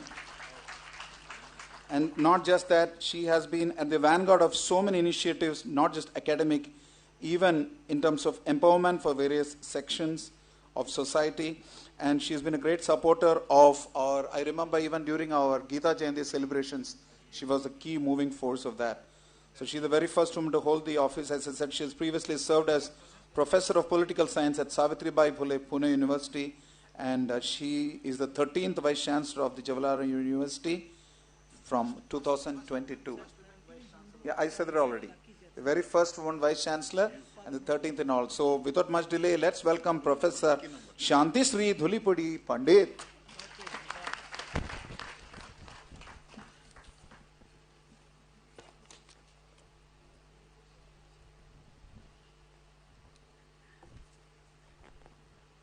सबको मेरा नमस्कार.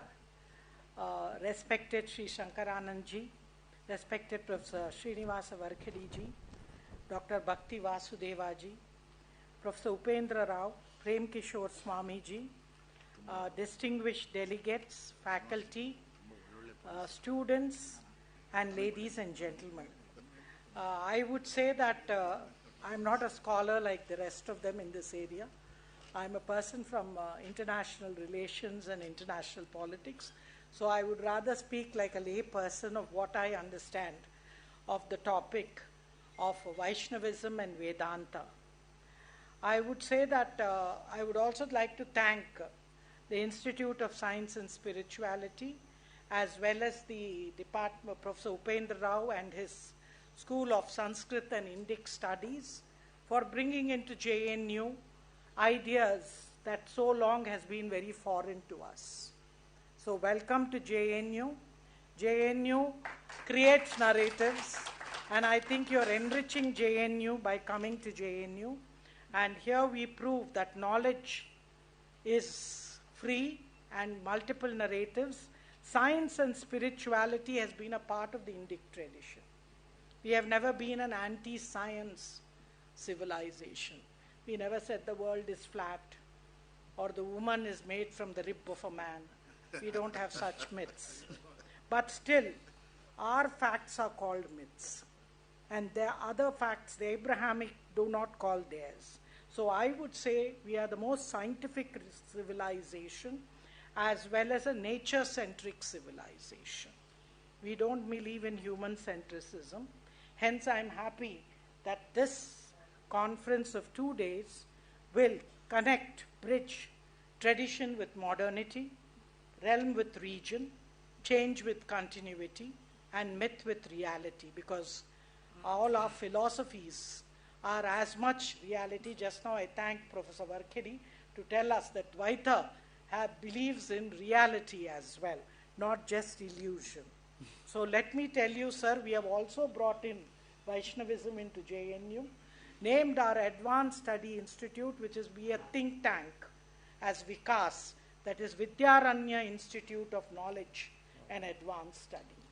And we invite all scholars from all over the country and the world to come here and do work, enrich us.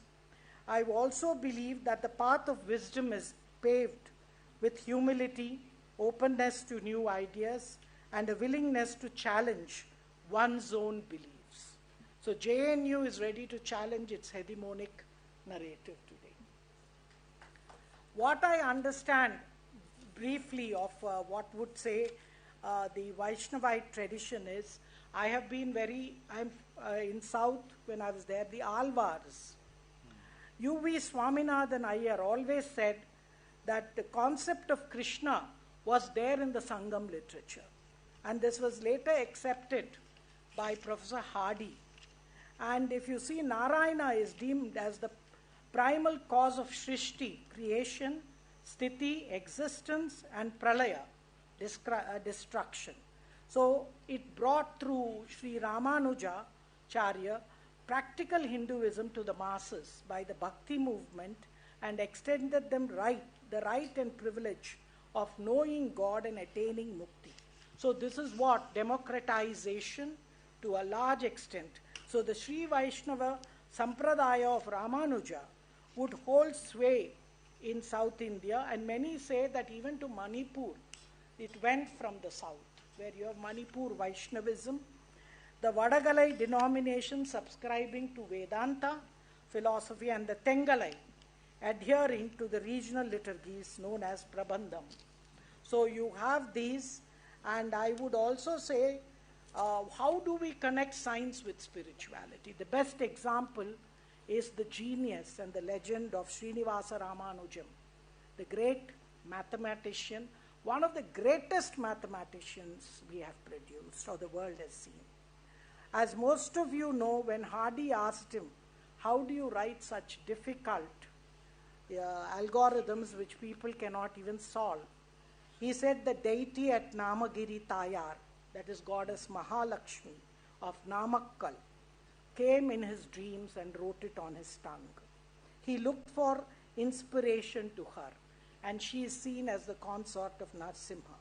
He often said, an equation for me has no meaning unless it expresses a thought of God. So here you have creativity, innovation coming from spirituality. So I would say that separating it is absolutely foolish. He also said, while I'm asleep, I had an unusual experience. There was a red screen formed by flowing blood, as it were.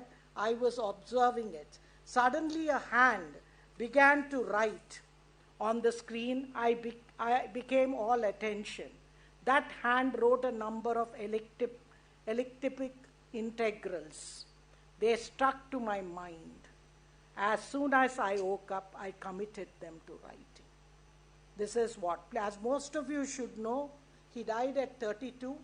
He failed 12th standard. So the Macaulay University he never entered.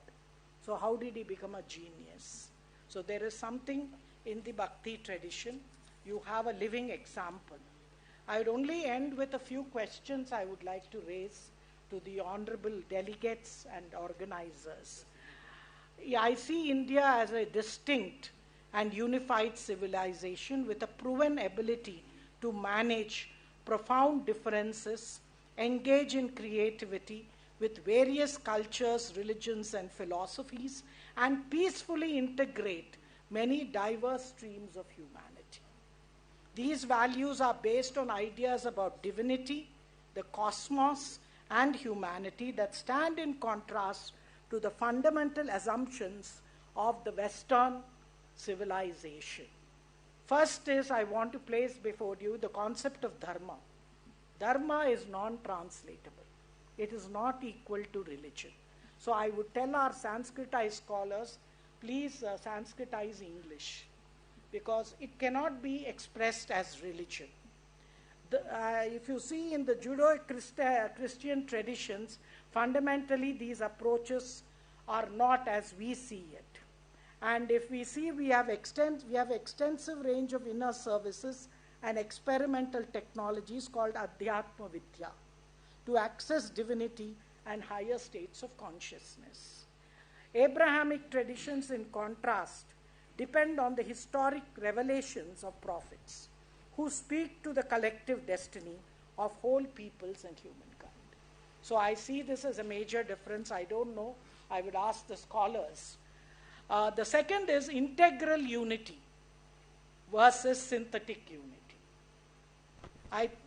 Basically, for us, science and spirituality are integral to each other. And if you see the dharmic schools, there's a sense of underlying unity is strong and allows for a great deal of inventiveness and play in understanding its manifestations.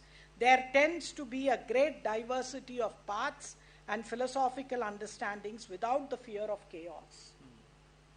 Diversity is integral to dharmic traditions. And three, I would say, and the most important to me is anxiety over chaos versus comfort with complexity and ambiguity. The Vedanta or all our Indian philosophies are very, very comfortable with complexity and chaos and ambiguity. So dharmic civilizations are more relaxed and comfortable with the multiplicity and ambiguity than the West. Chaos is seen as a source of creativity and dynamism. Ultimate reality is an integrally unified coherence. Chaos is a relative phenomenon that cannot threaten or disrupt the underlying coherence of the cosmos. So I think this is something that scholars like you should be able to relate to today's reality and bring out these, strong, differences and even the values of the Vedanta, Vaishnavism, and different traditions. And finally, I would say cultural digestion versus Sanskrit. I think Sanskrit is a language that cannot be translated into English. English is inadequate. So why do I say it? Because Sanskrit encodes specific and unique cultural experiences and traits. But the very form, sound, and manifestations of the language carry effects that cannot be separated from their conceptual meanings. Inner sciences, both Sanskrit and Tamil became the medium of expressing a distinct set of cultural systems and experiences. So I would say cultural framework is necessary, and this framework is an area I put it as a challenge to scholars, not only in Jawaharlal Nehru University, but all over the country and the world. I would only end by quoting Sarvepalli Radhakrishnan, who said that Hinduism is one of the most scientific religions. It is a way of life. Hinduism is not a faith. It is the union of reason and intuition that cannot be defined, but is only to be experienced. He said Hinduism is a movement, not a position, a process, not a result, a growing tradition, not a fixed revelation. Its past history encourages us to believe we will be found equal in any emergency that the future may throw up, whether in the field of thought or of history. So this conference, I congratulate the organizers, will be that opportunity where we will take up the challenge that the present gives us, and I'm sure we will be able to surmount it. Once again, welcome to JNU, the university that believes in excellence with empathy, equality with equity, integrity with inclusion, and innovation. Welcome to Jawaharlal Nehru University. Thank you. Namaskar. Great words of welcome. Immense gratitude to our host of honor, Professor Shantri Dulipuri Pandit. So Sripad Ramanujacharya said Sanatana means that which has no beginning and end. And the Bhagavatam says Dharmam tu sakshat bhagavat pranitam. So she very beautifully echoed these sentiments, how Dharma is revealed by the Supreme Lord Himself, so it's not just religion. So as a token of gratitude from our end, I want to request His Holiness Bhakti Vasudeva Swami Maharaj to kindly hand over a token of appreciation, a memento to Professor Shantishri Dhulipudi Pandit.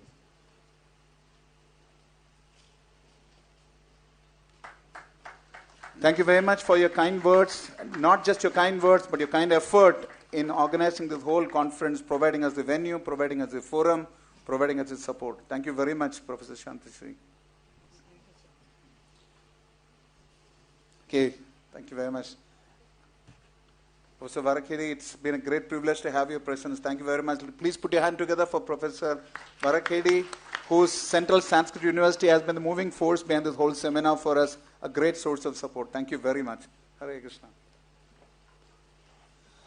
Now, we have Professor C. Upendra Rao from this same Jawaharlal Nehru University itself. He's from the Sanskrit and Indic Studies department, and he's the senior most professor in the school. He was the chairperson of the Special Center for Sanskrit Studies at JNU and a visiting professor in Cambodia on the Indian Council for Cultural Relations chair in 2016. So he has completed more than 14 years as a complete professor and has written several works, more than 30 works that have been translated. He was a visiting professor in Sihanouk Raja Buddhist University, Cambodia on the ICCR chair, visiting professor in the National University of Kiev, Mohila Academy, Kiev, Ukraine, and the Ellen Gumilyov Eurasian National University at Astana, Kazakhstan. The Department of History, Belarus State University, we have Sarvajna Prabhu from Belarus sitting here, scholar, Minsk, Belarus, and he taught the Sanskrit language and Buddhist philosophy. And it's endless, a whole list of credentials. His 3 Sanskrit Khandagavyas are translated into Bulgarian, Russian, and Kazakh languages. That's an immense role of honor. Please put your hands together for Professor C. Upendra Rao, who's been a great support for the Institute for Science and Spirituality in organizing this seminar at JNU. Thank you very much, Professor Rao. Please.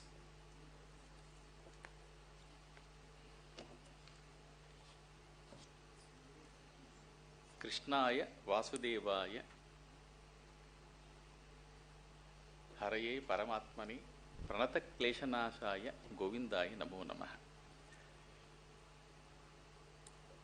Mukam karoti vachalam pangum langhayate girim yat krupa tamaham vande paramananda madhavam.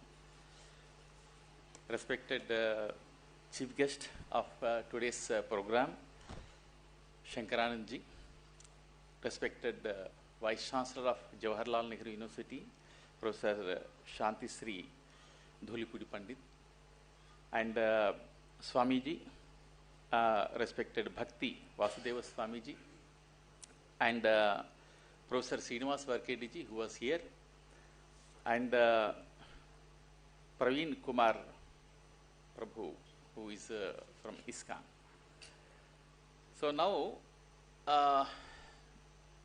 having saluted humbly all of the dignitaries, also various delegates coming from various places, because I don't want to speak anything, because I am being organizer here.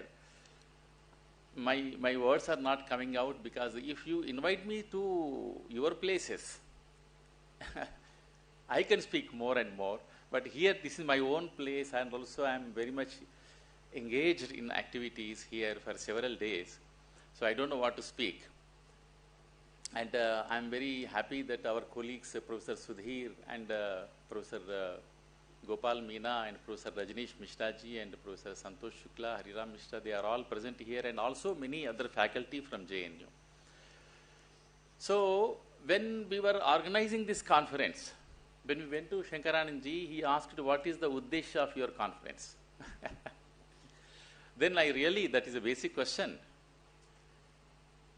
Then I explained to him that our uddesha is, that is very important, because prayojanam anuddishya nabandopi pravartate. So what is the prayojana of this seminar? I also started thinking. I had the idea, but again I started thinking, because the prayojana is to spread the spirituality, to popularize the Vaishnava literature. We have plenty of Sanskrit literature in Vaishnavism. For your information, all Sanskrit people know in Vedanta, we have many texts which are not known to the people even today. We have a large corpus of the texts in Vaishnava Vedanta. You take the texts of Ramanujacharya. I'm talking academically, not for everybody. Academically, even for Sanskrit people, I'm giving information. How many books of Ramanujacharya you know that? How many books of Madhvacharya we know? How many books of Jiva Goswami, Rupa Goswami literature we know? So all these texts are in Sanskrit. They are the part of Sanskrit literature, and they should be incorporated in the curriculums of Sanskrit patashalas and Vishwavidyalayas everywhere. But very few of the texts are incorporated. I can say that actually no texts are incorporated in many places. So this is also thing, because as my earlier speakers were explaining, the bhakti is very important, and Vaishnava Vedanta has spread the bhakti. But I say that from the beginning of the human civilization, there are only two views. That is pointed by Acharya Nagarjuna also. Astiti shashvata graha, nastit yuchcheda darshanam. Listen carefully what Nagarjuna said. Astiti shashvata graha, nastit yuchcheda darshanam, tasmad astitva nastitve nashriyeta vipaschita. That is Madhyamika philosophy. In between, we should stand. But these questions are actually, from the beginning, if you see the entire Sanskrit literature, it is Vedanta or any other text also, in various kinds of Vedanta texts, there are only two questions: faith and argument. Some people say Shashvatavadins, everything is Shashvata. Some people say Uchcheda Darshanam. No, nothing is existing, nothing is permanent. So Vaishnava philosophy brings, but these views, and very strong in ancient India also, like Bhautikata and Adhyatmikata. But Vaishnava, and this again and again it was discussed in our entire Shastras. And many times our Acharyas in our Hindu Dharma, they came to the conclusion there is a reason. Asti, Shashvata, जो शाश्वत का जो पंथा है ना, उसी को स्वीकार किए हैं, क्योंकि जगत का कारण है. Ramanujacharya says, because Ramanujacharya, he accepts three things: Chit, Achit and Ishvara. He also says Advaita, but Vishishta Advaita. But Chit, Achit, Ishvara is only existing actually. He also says Ishvara only is existing, but what kind of Ishvara is existing? Who is associated with Chit and Achit. That kind of Ishvara is existing. So, Chit is a Jiva, Achit is a Prakriti. So, only Ishvara is the independent. Ishvara is a Swatantra. That is what our Acharya said again and again. Because Chit and Achit are the Karyas, Ishvara is the Karana. So, without Karana, this Karya cannot come into the existence. So, after understanding this, they not only wrote the texts, they realized that whatever Sanskrit they wrote in Sanskrit, that is after realization they wrote. But the problem is we are only studying. And also, let me take advantage to say one more thing in this context. Often people think that practicals are only in science. And when we come to Sanskrit subject, there are no practicals. This only we can study. But the problem is coming from there actually.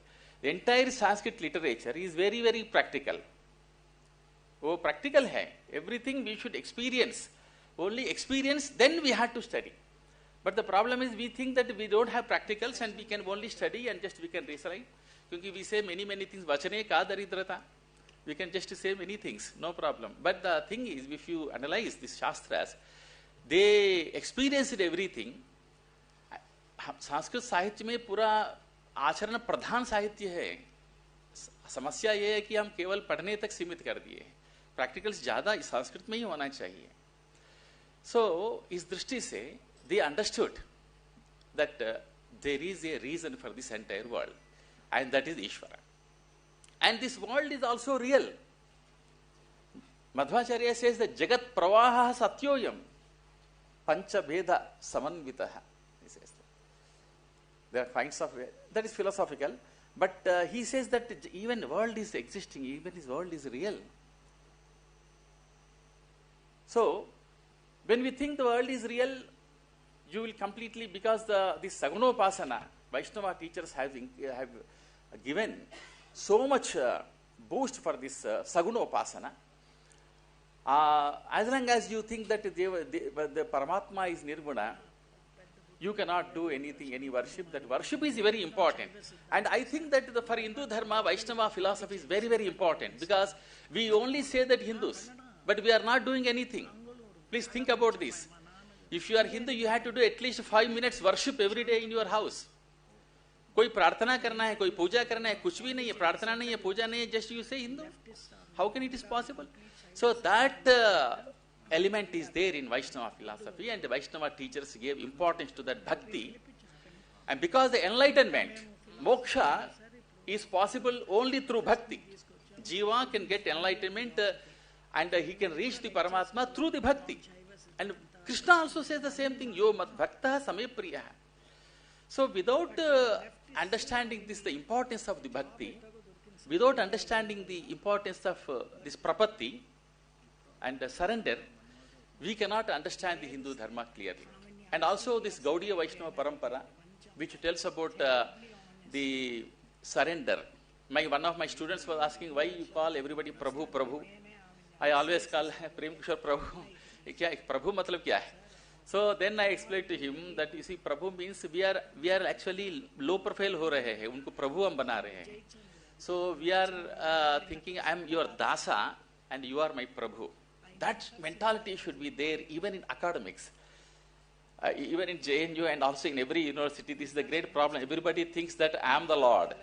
So that that mentality will go only when you understand this philosophy properly. When you call also Prabhu, others.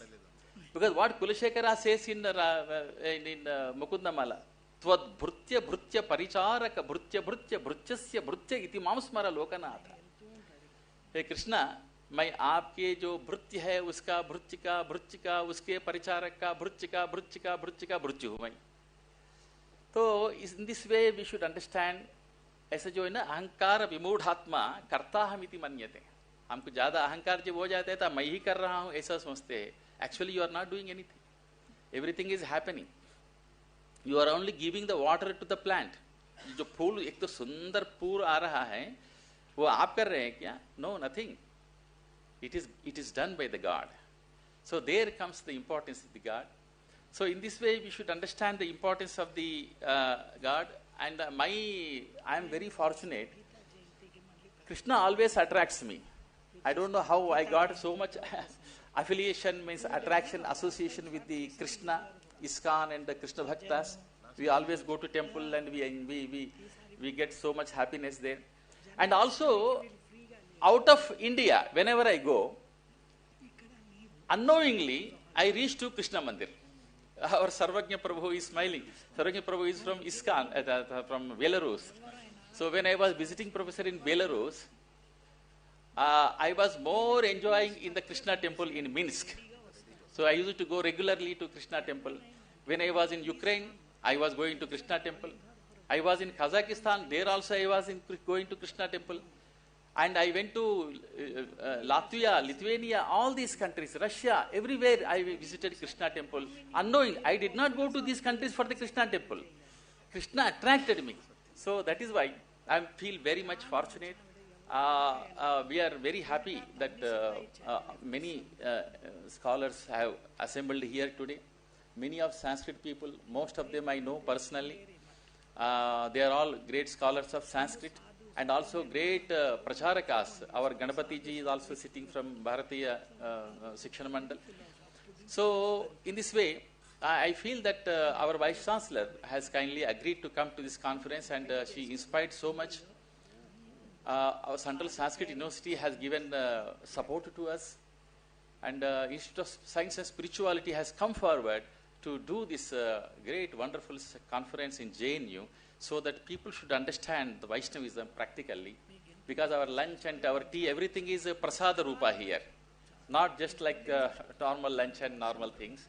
So I am very happy to invite you, all of you, to this conference once again, and thank you very much, Prabhu, for giving this opportunity. Hare Krishna.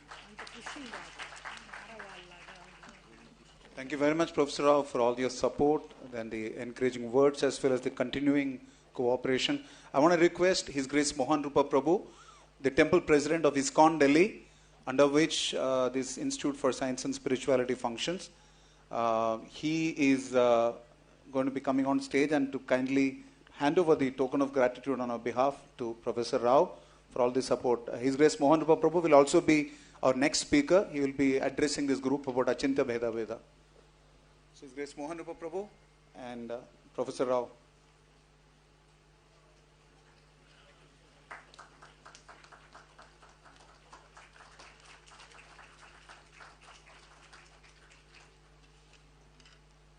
Thank you very much, Professor Rao. Without much delay, we come to the business end of the meeting, so to say. We'll just have the unveiling of the proceedings of this wonderful conference, followed by the vote of thanks to conclude this program. I promise the vote of thanks will be brief, because our Honorable Vice Chancellor and our Honorable Chief Guest have a lot of commitments. Bhakti Vasudeva Swami Maharaja has kindly spent so much time. He has also got other commitments. So without much delay, could you just bring on the proceedings book? This is the ceremonial unveiling of the proceedings book of this wonderful conference on the philosophy of Vaishnava Vedanta, culture, legacy and tradition. Hundreds of papers have been submitted across the world, from across the world, and this is a wonderful compilation of many of those wonderful papers that have been accepted. They will be presented, many of them will be presented today. So I want to request all the honorable dignitaries on stage to kindly unveil this book and display it to all of us.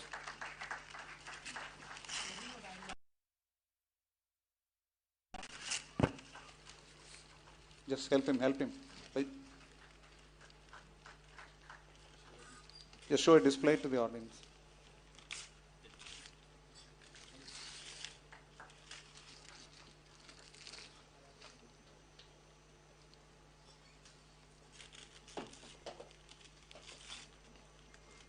तर्क प्रतिष्ठो श्रुतियो विभिन्नम नासो मनिस्तस्य मतं न भिन्नम धर्मस्य तत्त्वं निहितं गुहाया महाजनो येन कथस्य पन्था. So in the footpath, in the footsteps of this wonderful sato vrittehe, of the wonderful Vaishnava Acharyas, these beautiful offerings of love and devotion apart from scholastic erudition.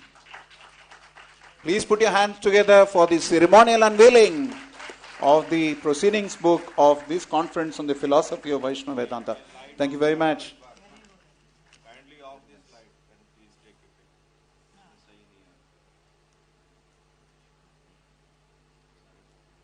Which light had to be switched off? That light's meant for some the video cameras. If not, otherwise you can turn off that light. It seems to be obstructing their vision. I think that's because of the projector. Just turn off the projector for a moment, because we already taken photographs with the backdrop. They're just blocking it. That's a projector with the backdrop. Thank you very much. Thank you for this wonderful cooperation on this. And I want to request His Grace Prem Kishore Prabhu.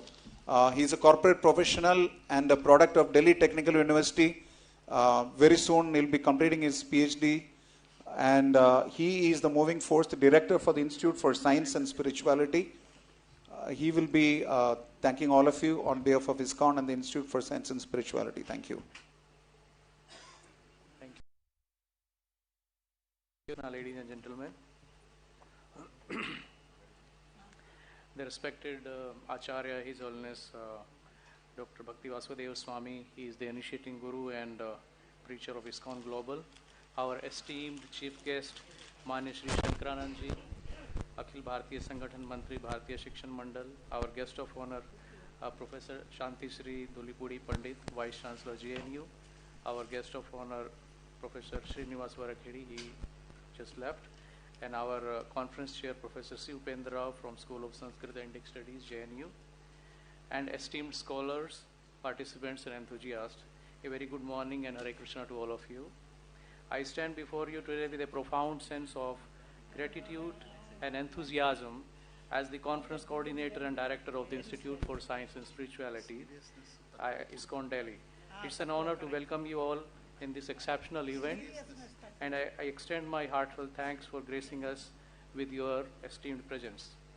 Before we delve into the significance of our conference on the philosophy of Vaishnava Vedanta, let me take you on a brief journey through the remarkable history of Institute for Science and Spirituality.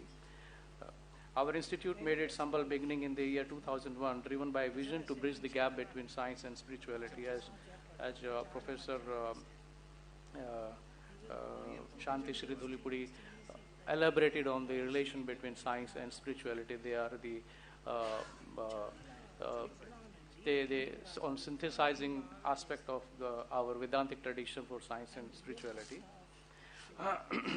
To understand, so IS is driven by the vision to bridge the gap between science and spirituality, to understand and present the science of Krishna consciousness. So Srila Prabhupada, who is our founder Acharya, who founded ISKCON, so he used this term 1,000 times. And number of times he was using this term, science of Krishna consciousness. So basically to elaborate, to synthesize, to focus this point that the Krishna consciousness or the bhakti to the Lord is actually real science, right? So, and to present the science of Krishna consciousness as explained in our Vedic wisdom, especially Srimad Bhagavatam, which is known as the ripened fruit of all Vedic knowledge, and is considered as the natural commentary on Vedanta Sutra by the followers of Sri Chaitanya Mahaprabhu. Since then, we have tirelessly championed the cause of right knowledge, exploration, and enlightenment. Over the years, ISS Delhi has organized hundreds of expert talks, seminars, multiple national and international conferences like this, creating a vibrant platform for interdisciplinary dialogue. Today, I am proud to share that ISS Delhi's unyielding dedication and commitment to fostering original research outreach for disseminating this timeless Vedic wisdom in modern scientific language have been recognized by All India Council for Technical Education, AICTE. In year 2022, we were bestowed with the honor of being recognized as an IKS center, a testament to our institute unwavering pursuit of knowledge and integration of Indian knowledge system.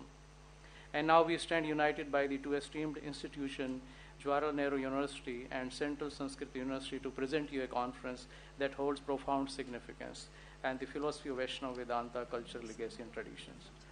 In scholarly context, Vedanta often conveys Advaita Vedanta's non-dualistic philosophy, overshadowed Vaishnava Vedanta's rich devotional tradition. This emphasis can be attributed to historical prominence and philosophical debates, although both Vedanta traditions hold profound insights within Vedas. Recognizing this imbalance, we are hosting a conference to illuminate the depth of Vaishnava Vedanta. I am just sharing my experience. A few years back, I was searching for courses on Vaishnavism, the graduation, postgraduate, or the PhD courses in Vaishnavism. And I could not find even a single course except University of Madras, in which are offering. There is a department of Vaishnavism. So in whole of India, there are a lot of number of courses on Advaita Vedanta. There are thousands of courses on Buddhism and Jainism, but we don't have any course on Vaishnava Vedanta. So I was very surprised to know that, and that led to the impetus that we should have this kind of conference so that all the scholars from India are invited and they deliberate on this thing, and that's how the idea for doing this conference came about. The philosophy of Vaishnava Vedanta is not merely an intellectual pursuit. It is a journey that intertwines culture, legacy, and tapestry of traditions. Rooted in the teachings of the Vedas and Upanishad and Bhagavatam, the Vaishnava tradition offers insight into the nature of individual soul and its eternal connection with the Supreme Personality of Godhead, Sri Krishna.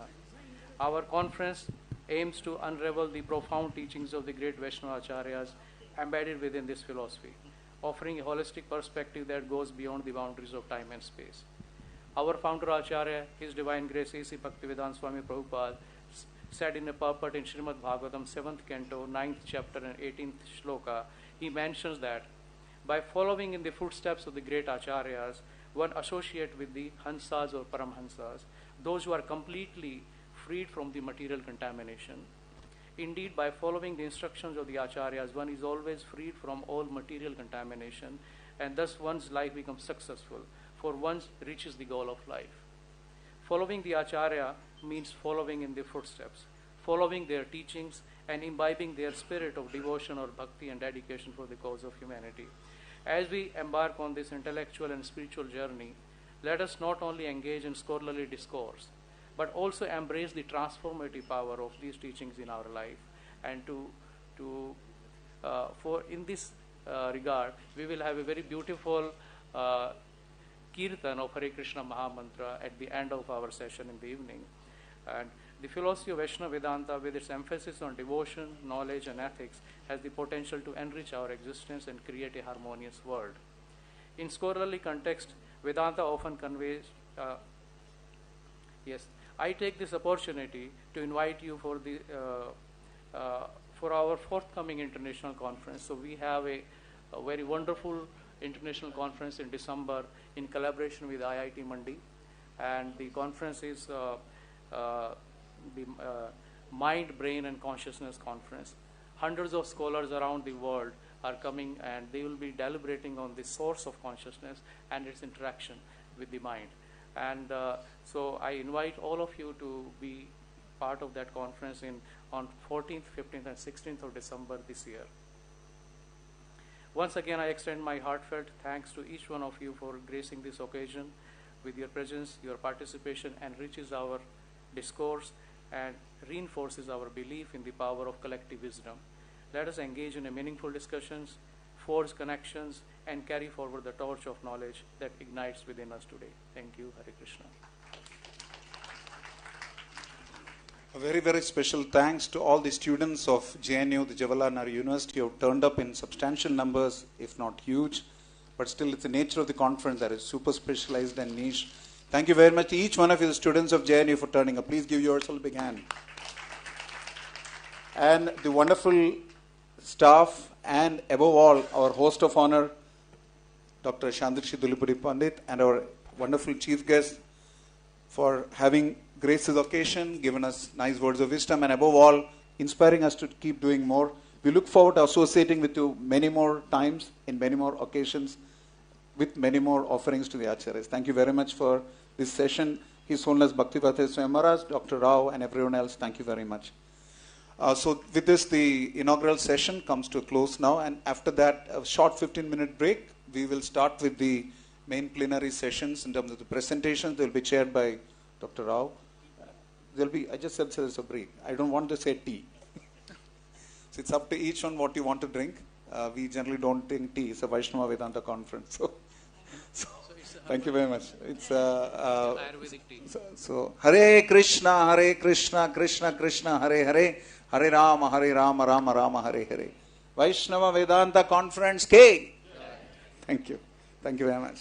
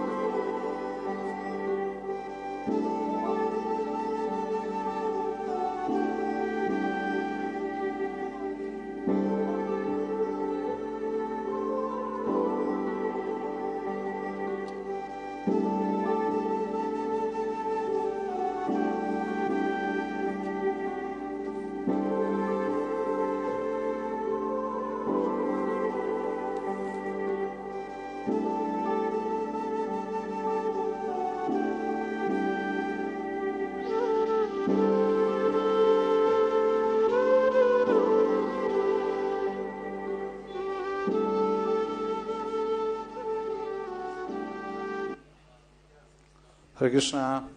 Good afternoon, welcome back. We're back in the session. We're starting with the plenaries, the very first plenary session. In chair will be Professor C. Upendra Rao of the School of Sanskrit and Indic Studies of Jawaharlal Nehru University, one of the moving forces behind this whole conference. So may I welcome Professor Upendra Rao to the stage to chair this session. And the very first session today will be by His Grace Mohan Rupadas. He is a temple president of ISKCON Delhi. Of course, as we discussed earlier, we address Vaishnavas as Prabhu. So His Grace Mohan Rupa Prabhu is the temple president of ISKCON Delhi. He is originally a commerce graduate and a hospitality industry professional, but he has been practicing Krishna consciousness as a monk for the last 33 years. So he is the temple president of ISKCON for the last 18 years. And under his leadership, ISKCON in Delhi has at least distributed crore Bhagavad Gitas, 1 crore Bhagavad Gitas across Delhi NCR in the last nearly 18 years. So 1 crore is a lot of numbers. Bhagavad Gita and other spiritual literature. And he is known for his erudition in terms of the Gaudiya Vaishnava philosophy, especially Achinta Veda Veda Tattva. And he is famous across ISKCON as a leading Kirtaniya and an exponent of the philosophy. He is also responsible for setting up personal care program called Ashraya, which takes care of the spiritual needs of small groups of 15 each. And there are 200 such groups across Delhi today. And similarly, he is also the pioneer for training program which is originally set up by a former Acharya called Bhaktivinoda Thakur. This is called Namahatta. He is also vanguarded that, and therefore today under his leadership there are thousands and thousands of devotees who are practicing the principles of Bhakti Yoga in Delhi. Without much delay, I want to welcome His Grace Mohan Rupa Prabhu to the stage, and he will be presenting. Should I invite the other speakers as well, right, one after another? Yeah. So Mohan Rupa Prabhu, kindly be seated. And we also now have on stage, just after Mohan Rupa Prabhu's session, will be His Holiness Dr. Bhakti Vasudeva Swami Maharaj. Maharaj is an initiating guru of ISKCON and a global leadership and management scholar whose several papers have been published in peer-reviewed journals as well as known publications. We already have received his words of blessings at the beginning of the session, the inaugural session. So I want to welcome His Holiness Bhakti Vasudeva Swami Maharaj to the stage after this, after you finish. We have Dr. Madhubhushi Varadarajan. He is a retired professor from Sri Venkateshwara University, Tirupati. Once he is about to deliver his address, then we'll have more bout of introductions. And Dr. A.V. Nagasampige is the director of Purna Prajna Samshodhana Mandiram Research Institute. Is here? Dr. Nagasampige is also joining online. No? He could not make it, okay. So that's unfortunate. And we also have with us Dr. B. Gopalachar, is the director for the Sri Vadiraja Research Foundation, Udupi. Vadiraja Tirtha is called a second Madhvacharya, great worshipper of Sri Hayagriva. So his research foundation is there on the Dvaita philosophy. So Dr. Gopalachar will be also presenting that. Unfortunately, because of a slight delay in coordination, we could not have his paper included in the compilations. But we're hoping that you will definitely get more of erudition from him, and that will be our good fortune. So Dr. Gopalachar, thank you for joining us. Without much delay, I want to welcome on stage. He's already on stage. I want to welcome him to address you. His Grace Mohan Rupa Prabhu, the Temple President of ISKCON Delhi.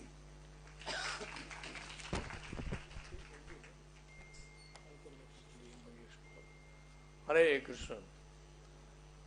Om Ajnanatimrandhasya Jnananjana Shalakaya Chakshuronmilitam Yena Tasmai Shri Gurave Namaha Shri Chaitanya Manobhishtam Sthapitam Yena Bhutale Swayam Rupaha Kada Mayam Dadati Swapadantikam वाञ्छा कल्पतरुभ्यश्च कृपा सिन्धुभ्य एव च पतितानां पावनेभ्यो वैष्णवेभ्यो नमो नमः। जय श्री कृष्ण चैतन्य प्रभु नित्यानंद श्री अद्वैत गदाधर शिवासादि गौर भक्त वृंद। Hare Krishna Krishna Krishna Hare Hare, Hare Ram Ram Ram Hare Hare. Hare Krishna. So welcome everyone, आप सबका स्वागत है। So I will speak in Hindi and English both, I will mix both. So today we are discussing many topics. So one of the topics is Achinta Bheda Ved Tattva. Achinta means inconceivable and Bheda Ved means one and different. So we'll try to understand what is Achinta Bheda Ved Tattva. But before that, we will try to understand from the Shastra, from the scriptures, many other aspects of this philosophy. See, it is mentioned in the Padma Puran because we are taking a lot of instructions and a lot of information from different sampradayas, and most of the sampradayas are assembled here, the Madhvas and the Sri and the Ramanuja. So it's quoted in Padma Puran. Padma Puran says, Sampradaya vina ye mantras te nishvalaha mataha ataha kalo bhavishyanti chatvaraha sampradayina Shri Brahma Rudra Sanaka Vaishnava Shiti Pavanaha Chatvaras te kalau bhavya hi utkale purushottama. So what does it mean? Any mantra which does not come in disciplic succession is considered to be fruitless. Therefore, 4 individuals appear in the age of Kali to establish the disciplic succession. The founders of these 4 Vaishnava Sampradayas are Lakshmi, Brahma, Rudra and Sanaka. And the Acharyas in the Kali Yuga who follow their lines will appear in the holy place of Purushottama. And then it says, Ramanujam Shri Shiva Chakre Madhvacharyam Chaturmukha Shri Vishnu Swamin Rudro Nimbadityam Chatusnaha. Lakshmi accepted Ramanujacharya as a representative. Brahma selected Madhvacharya. Shiva chose Vishnu Swami, and the 4 Kumaras Nimbarkacharya. So this is quoted in Padma Puran. Although some of the publications may not have these verses, but because we are receiving the knowledge through the parampara, through the bona fide parampara, so therefore we find these verses are there in the Padma Puran. So as far as the Vaishnavism concerned, Vaishnavism is not a new concept. वैष्णवता जो है या वैष्णव दर्शन जो है कोई ये आज का नया आविष्कार नहीं है, ये तो सृष्टि के प्रारंभ से ही चला आ रहा है. Right from the beginning of the creation, Brahma ji जो इस सृष्टि के पहले जीव हैं वो वैष्णव हैं, प्रजापति हैं, उनकी संतानें हैं, वो वैष्णव हैं, महादेव शिवजी स्वयं वैष्णव हैं. महाभारत और रामायण जैसे ग्रंथों में वैष्णव धर्म की चर्चा हुई है. और प्रहलाद महाराज, ध्रुव महाराज जिनकी चर्चा हुई श्रीमद् भागवत में, वो सब वैष्णव हैं. सूर्यवंशी राजा जितने भी हुए हैं, चंद्रवंशी जितने राजा हुए हैं, ये सब वैष्णव हैं. कहने का मतलब ये है कि ये सृष्टि के प्रारंभ से चला आता हुआ धर्म है वैष्णव धर्म. वैष्णव धर्म का मतलब ही है सनातन धर्म है. It's eternal dharma, it's eternal dharma of the soul. When we are speaking about dharma, there was some discussion about dharma when we are having the inaugural speech. So what does that dharma means? Dharma means is the inherent quality of the soul. जो जीव का जो वास्तविक स्वरूप है, वो आंतरिक जो धर्म है, आंतरिक स्वरूप जिसको कहते हैं, वो भी वास्तव में धर्म है. और वो जो जीव का जो धर्म है, आत्मा का जो धर्म है, वो सनातन धर्म है. That is the eternal dharma. So therefore this Vaishnava dharma is existing since time immemorial. It's eternal. Now see, if you see Lord Krishna speaking in Bhagavad Gita, Krishna himself says, what does he say? The chapter 15, text 15, Krishna is saying, Vedesha sarveraham aham vedyo, vedānta krit veda videva chaham. So Krishna is clearly saying these words that I am the compiler of Vedanta. We have this Vedanta conference here, but Krishna is saying I am the compiler of Vedanta. So the Vedanta is actually coming from Krishna himself. And then he says, Vedas, by the Vedas I am to be known. कि वेदों के द्वारा किसको जानना है? कृष्ण कह रहे हैं भगवान कह रहे हैं कि मुझे ही जानना है, I am the knower of the Vedas. और वेदों को जानने वाला कौन है? भगवान कहते हैं मैं हूं। तो Vedas are actually coming from Krishna and the compiler of Vedanta. The goal of Vedas, Vedanta means the conclusion of the Vedas, is Krishna himself. So that therefore it's very, very important to know the Lord when we are going to discuss Vedanta. So, so there are many verses, if you see, in Bhagavad Gita and many other Shastra and Srimad Bhagavatam, Bhagavad Gita, which supports our Vaishnava philosophy, and especially Bhagavad Gita and Srimad Bhagavatam.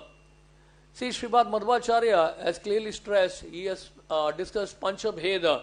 What does it mean? Panchabheda means there is a difference between each Ishvara and Jiva, and there is a difference between Jiva and Jiva, and there is a difference between Jiva and Jada, Jada and Jada, and Ishvara and Jada. This is called Panchabhed. So there is a difference existing eternally between them, right? So now basically because we are in the line of Madhvas, so that's why we are speaking about the Madhva philosophy, which is Dvaitvad. Dvaitvad, it's Shuddha Dvaitvad. That means it's purified dualism. So when we speak of dualism, Dvaitvad, that means that two people are existing, two persons are existing. Two persons are existing. So it is a relationship between the two people, right? Like it is not just oneness. There are two individuals existing. अगर हम देखें, अनुसंधान करने का पता चला है कि इनमें से एक दूसरे का अल्प विकसित रूप है, जैसा कि कोई स्वाभाविक रूप से ऐतिहासिक विकास की अपेक्षा करता है. Now Madhvacharya, he established Tattvavad philosophy. Now this Tattvavad and Achinta Bheda Bhed Tattva, there is not much difference in that. It is not Achinta Bheda Bhed is something a new invention. No, it is not a new invention. Basically it is Tattvavad only. दोनों ही तत्ववाद हैं, परंतु एक दूसरे का शोधित रूप है. हालांकि मध्वाचार्य ने शंकराचार्य का खंडन करने के से अपनी रचनाओं में भेद पर बल दिया, परंतु उन्होंने अभेद को दर्शाती हुई श्रुतियों की अपेक्षा नहीं की. सो मध्वाचार्य ने तत्ववाद गौड़िया चिंता भेद तत्व के मूल को पाया जा सकता है. So even in the Madhvacharya teaching you will find अचिंत भेदाभेद तत्व.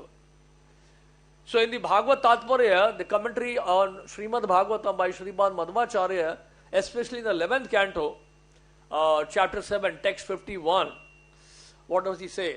He says, Visheshasya visishtyasyapi bhedas tat vadevatu sarvam cha achintya shaktivad yujyate parmeshware tat shaktiveva tu jiveshu chidrupa prakripavapi bheda bhedo tad anatra हुबयोरपि दर्शनात्. What does it mean?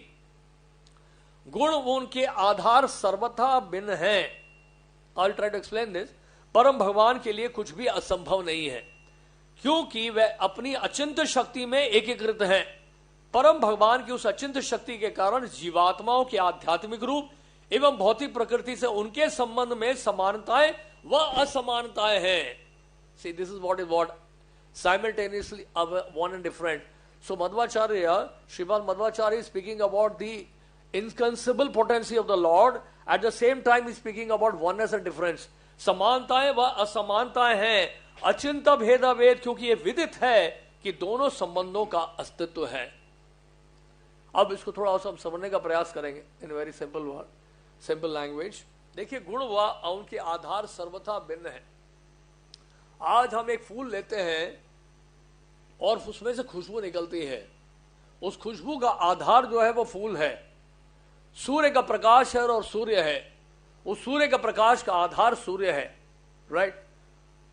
और ये जो आधार है और जो गुण है, उसमें जो गुण है उसमें हमेशा सर्वथा भिन्न है, वो हमेशा अलग ही रहता है. लेकिन यहां के बता रहे हैं परम भगवान के लिए कुछ भी असंभव नहीं है, क्योंकि वह अपने चिंत शक्ति में एक स्टिल इट्स इंटीग्रेटेड. परम भगवान की उस अचिंत शक्ति के कारण जीवात्माओं के आध्यात्मिक रूप एवं भौतिक प्रकृति से उनके संबंध में समानताएं व समानताएं हैं. अब देखिए हमारा ही बॉडी, देखिए हमारा शरीर देखेगा. इस शरीर में 24 तत्व हैं, पूरे सृष्टि में 24 तत्व हैं, और इस ब्रह्मांड में भगवान प्रवेश करते हैं. इसी तरह से आत्मा भी शरीर में प्रवेश करती है और भगवान भी परमात्मा के रूप में शरीर में प्रवेश करते हैं. इस शरीर को चलाए रखने के लिए और उस पूरे विराट रूप को यानी ब्रह्मांड को चलाने के लिए भी आपको भगवान की आवश्यकता है।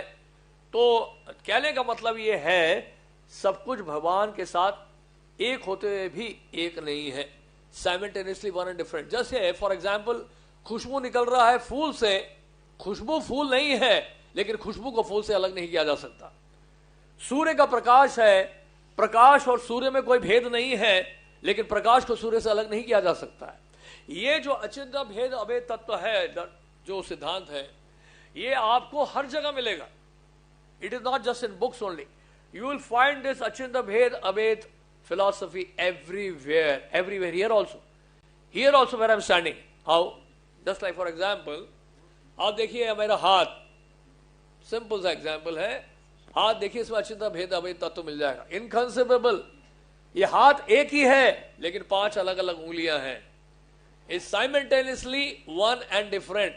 उंगलियां सारी हैं इसी हाथ में, अलग अलग हैं उंगलियां, भेद है उंगलियों के बीच में, लेकिन फिर भी क्या है, हाथ तो एक ही है, साइमल्टेनियसली वन एंड डिफरेंट। ये आपको फिलॉसफी हर जगह मिलेगा। टेबल लकड़ी है लेकिन केवल ये कहते हैं ये लकड़ी है या लकड़ी के ऊपर बैठे हैं आप, ये कहना भी ठीक नहीं होगा। तो बेसिकली क्या है, ये फिलॉसफी आपको हर जगह मिलेगा, साइमल्टेनियसली वन एंड डिफरेंट। हाथ आपके शरीर का एक भाग है लेकिन हाथ को ही केवल शरीर कर देना जो है पर्याप्त नहीं है। तो ये जो वननेस एंड डिफरेंस की जो फिलॉसफी है, इट इज एग्जिस्टिंग एवरीवेयर। अब देखिए भगवत गीता को ले लीजिए, भगवत गीता में 15 चैप्टर टेक्स्ट 7, ममई वांशो जीव लोके जीव भूत सनातना मनसष्टानि इंद्रियानि प्रकृति स्थानी कर्षति। What does it mean? It means इस बद्ध जगत में the living entities in this condition world are my eternal fragmental parts. Due to condition life they are struggling very hard with 6 senses which includes the mind. मनसष्टानि इंद्रियानि प्रकृति स्थानी कर्षति। यानी हम सब की बात चल रही है यहाँ पे, हम सब जीवात्माएं संसार में संघर्ष कर रहे हैं इन 6 इंद्रियों को लेकर जिसमें मन भी शामिल है। लेकिन इससे पहले क्या बता रहे हैं, इससे पहले भगवान बता रहे हैं ममई वांशो जीवलोके जीवभूत सनातना। ये जितने भी जीवात्मा है क्या है, मेरे सनातन अंश है। अब देखिए ये टर्म बड़ा इंपॉर्टेंट है, यहाँ पे इस शब्द का उपयोग किया गया है। यहाँ पे हमारा वैष्णव जो दर्शन है एस्टैब्लिश होता है, जहां पर भगवान ने सनातन शब्द का उपयोग कर दिया है। वो कैसे, जब सनातन बोला है शब्द, उसका अर्थ क्या है, सनातन का मतलब क्या है? सनातन का मतलब है, भगवान जब बोल रहे हैं कि ये जीवात्मा मेरे सनातन अंश है, अंश का मतलब है कि we are part and parcel of the Lord.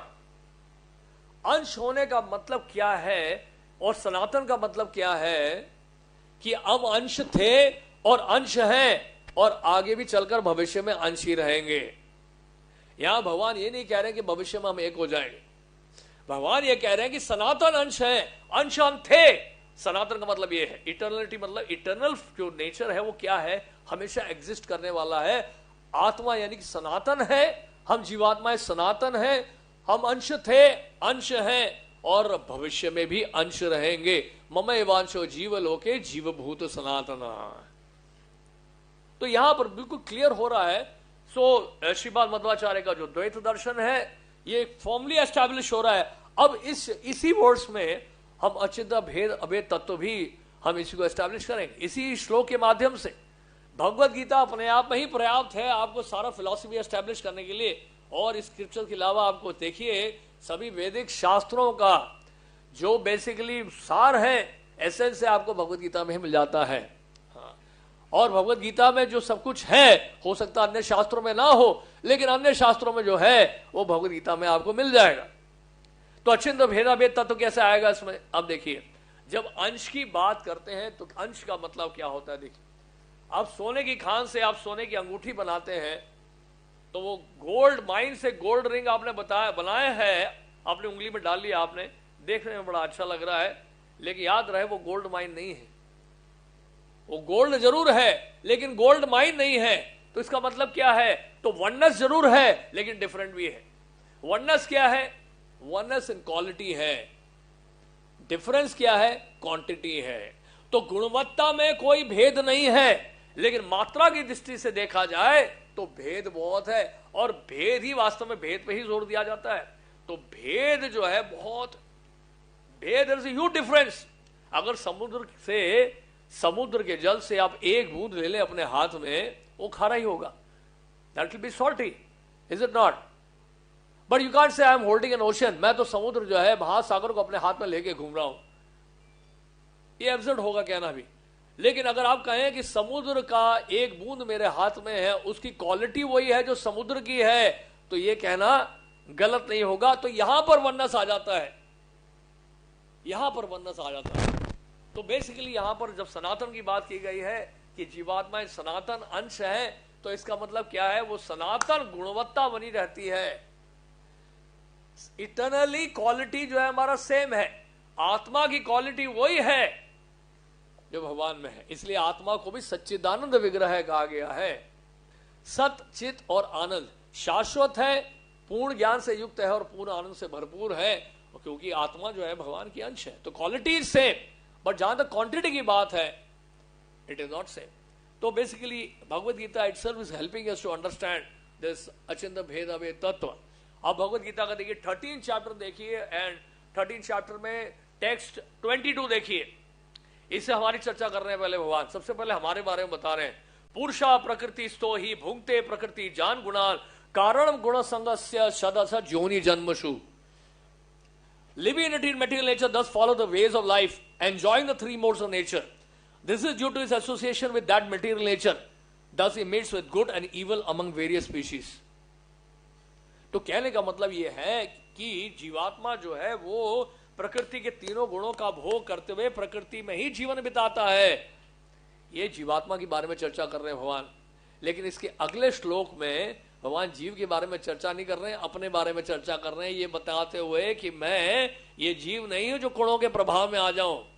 इसलिए अगले श्लोक में क्या कह रहे हैं?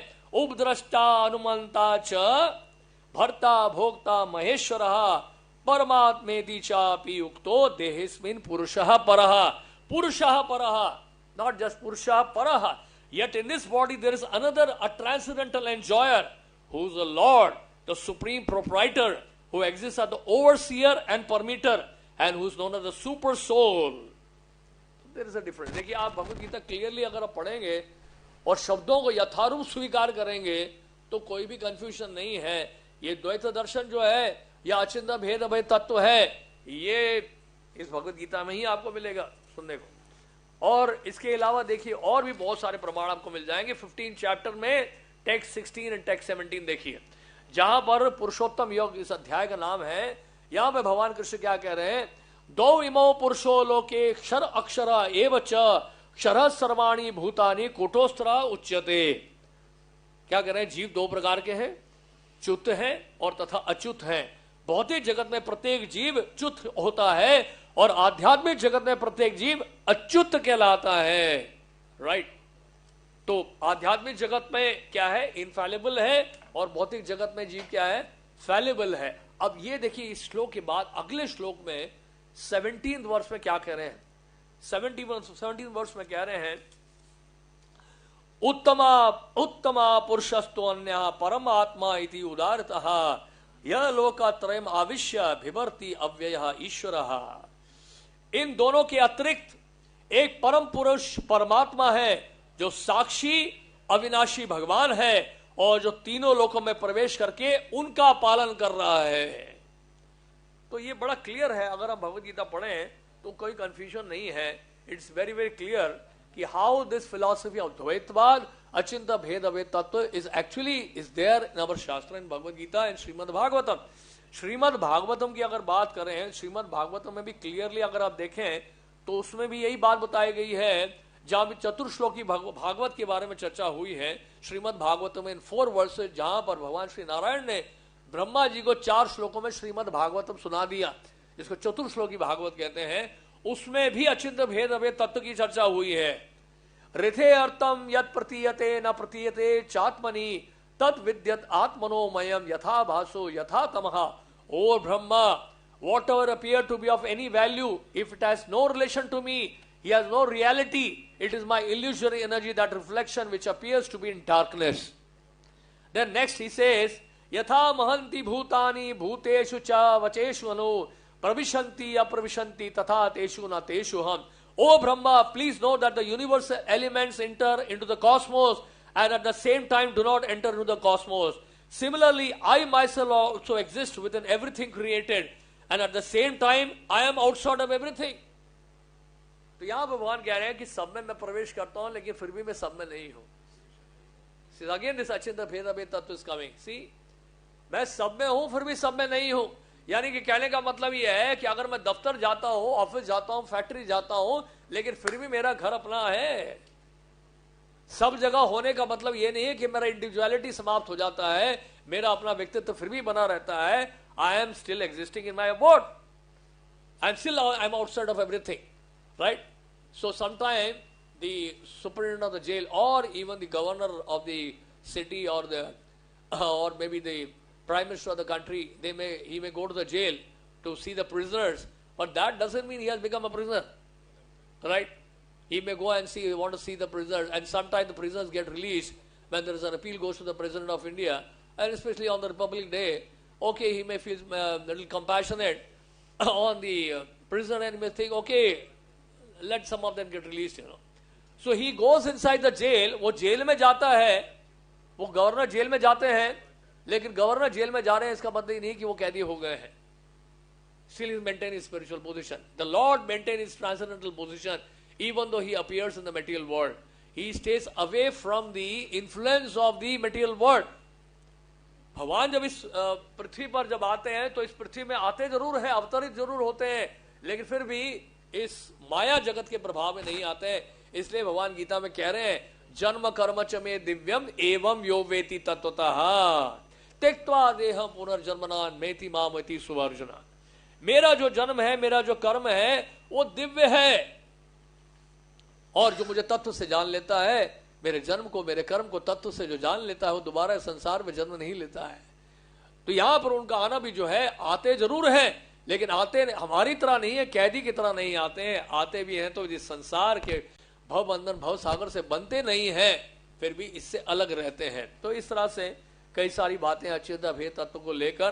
So it's a very very important philosophical conclusion of the Shastras, and whenever read Bhagavad Gita we'll find lot of actually references in Bhagavad Gita also and Srimad Bhagavatam also and many other Vedic literatures that we are simultaneously one and different from the Lord. Lord Chaitanya established the Achinta Bhed Tattva philosophy when he appeared 500 years before, and he himself said, what did he say? Jiver Swarupohe Krishner Nitya Das Krishner Tathastha Shakti Bheda Bhed Prakash.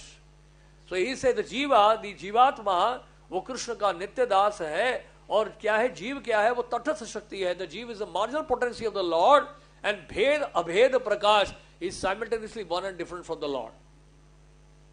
So when we speak about Achinta Bheda Abhed Tattva, उसका यही मतलब है कि qualitative oneness is there, but as far as the quantity is concerned, there is no wonder, there is huge difference is there.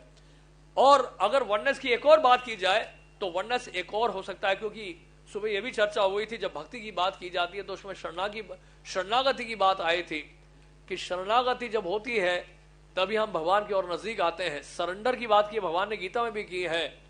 तो देखिए oneness का एक अर्थ और भी है. Oneness in actually what? Oneness one with the desire of the Lord, that is also oneness. तो भगवान की जो इच्छा है वही इच्छा जो हमारी होती है. So Arjun was one with the desire of the Lord. At the end of the Bhagavad Gita, what Arjuna is saying? Nasta moha smriti la. मेरा मोह नष्ट हो गया है. My illusion is God. मुझे अपना स्मृति प्राप्त हो गई. I've regained my memory. करिष्ये वचनम तवा. अब आप जो कहेंगे मैं करने के लिए तैयार हूं. That is oneness. This is also oneness. तो जीवात्मा भगवान के साथ एकत्व प्राप्त कैसे कर सकता है? जब वो भगवान की इच्छा के अनुसार जो है कार्य करे और सेवा करे. Hare Krishna. Thank you very much.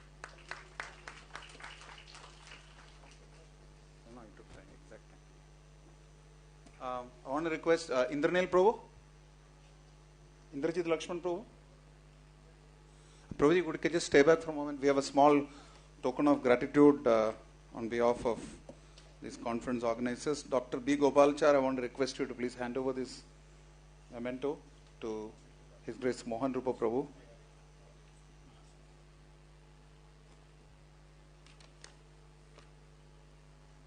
Okay, so we'll just continue with the activities and then hand over this function later. I want to request now His Holiness Dr. Bhakti Vasudeva Swami Maharaj, sannyasi and initiating guru of ISKCON and a global management and leadership scholar whose works have been published in several peer review publications as well as other global managerial publications.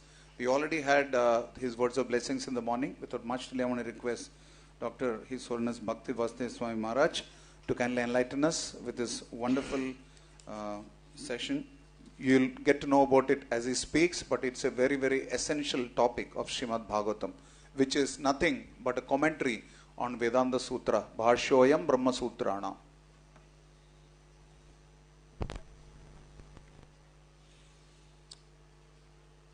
Tamam Vishnu Padaya Krishna Pista Bhutave Srimati Bhakti Vedanta Swami Nityananda.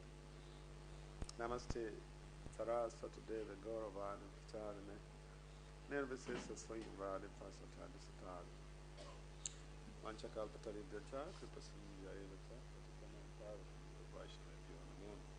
So, thank you very much for your participation in this conference. And my topic of discussion, a brief discussion, is on the three phases of realizing the absolute. The three phases of realizing the absolute. And this thesis is from the Bhagavad Purana or Srimad Bhagavatam. Basically, the Srimad Bhagavatam is the commentary of the Vedanta Sutra, Vaishnava commentary of the Vedanta Sutra. For those of you who have not had a chance to romance with the Srimad Bhagavatam, do find the time to do so, because it really is very juicy and very in-depth. So, a number of people, we have three categories of scholars or transcendentalists who are pursuing or who are trying to realize the absolute truth.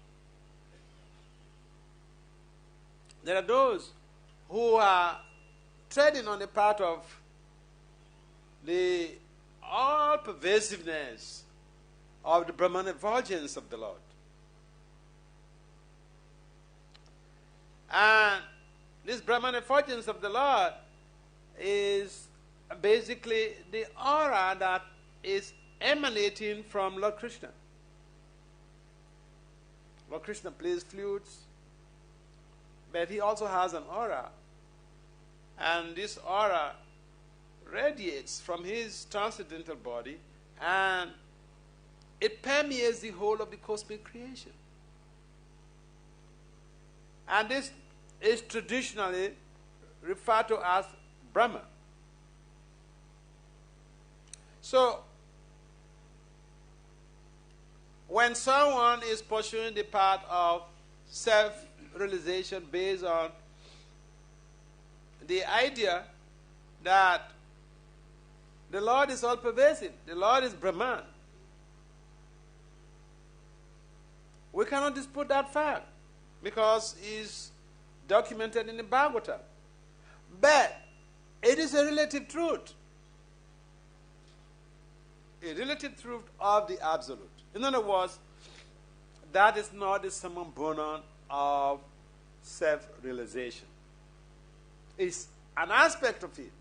It's a phase. And so, the Bhagavatam, the Bhagavad Purana specifically, chapter 1, Canto 1, chapter 2, text 11, mentions Vedanta Tattva Vedas, Tattvam Yajnanam Advayam, Brahmeti, Paramatmeti, Bhagavaniti Sajjati. And this sums up what I just mentioned earlier, that the Lord or the absolute truth is realized or can be realized in three phases. So when we hear someone talking about Brahma, it doesn't mean that they are not saying something substantial. They're saying something substantial. But if the person or those who are following on that path conclude that that is the absolute, then that's where there's a problem.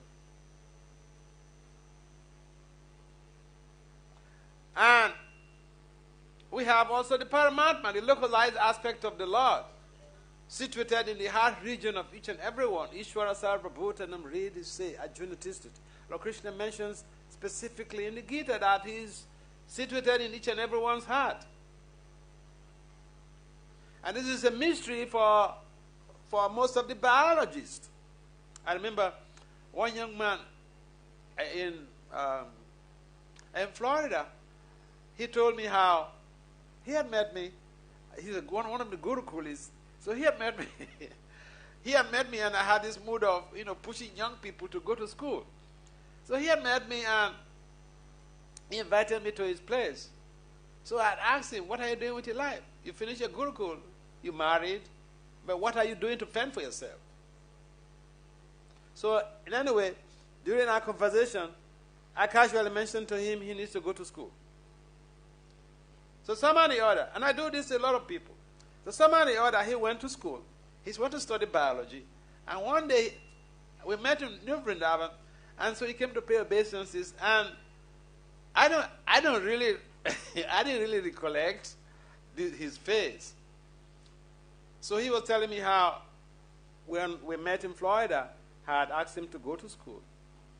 And he said he has finished his degree in biology. And he told me the story about one of his professors, because he had questioned the professor about when the blood is leaving the heart, the biologists believe that the blood is purified when it's leaving the heart. So he asked the professor, a female professor, a white professor, why is that? And the professor said that, researchers, scientists have been working on this, and hopefully they will arrive at some conclusion. Arrive at some conclusion about why, when the blood is leaving the heart, the blood is apparently purified. What's responsible for it? So the professor, gave some excuses. They're working on it. I mean, it's like the normal traditional post-dated checks. So he asked the professor that, would you like me to share the Vedic views on this point? So the professor, he said that we professors, we are open to learning. We want to learn from anybody. So if you have an answer to this, please share with me. So he told the professor how the Lord, who is all pure, Pavitra, is localized in the heart region of each and every embodied soul.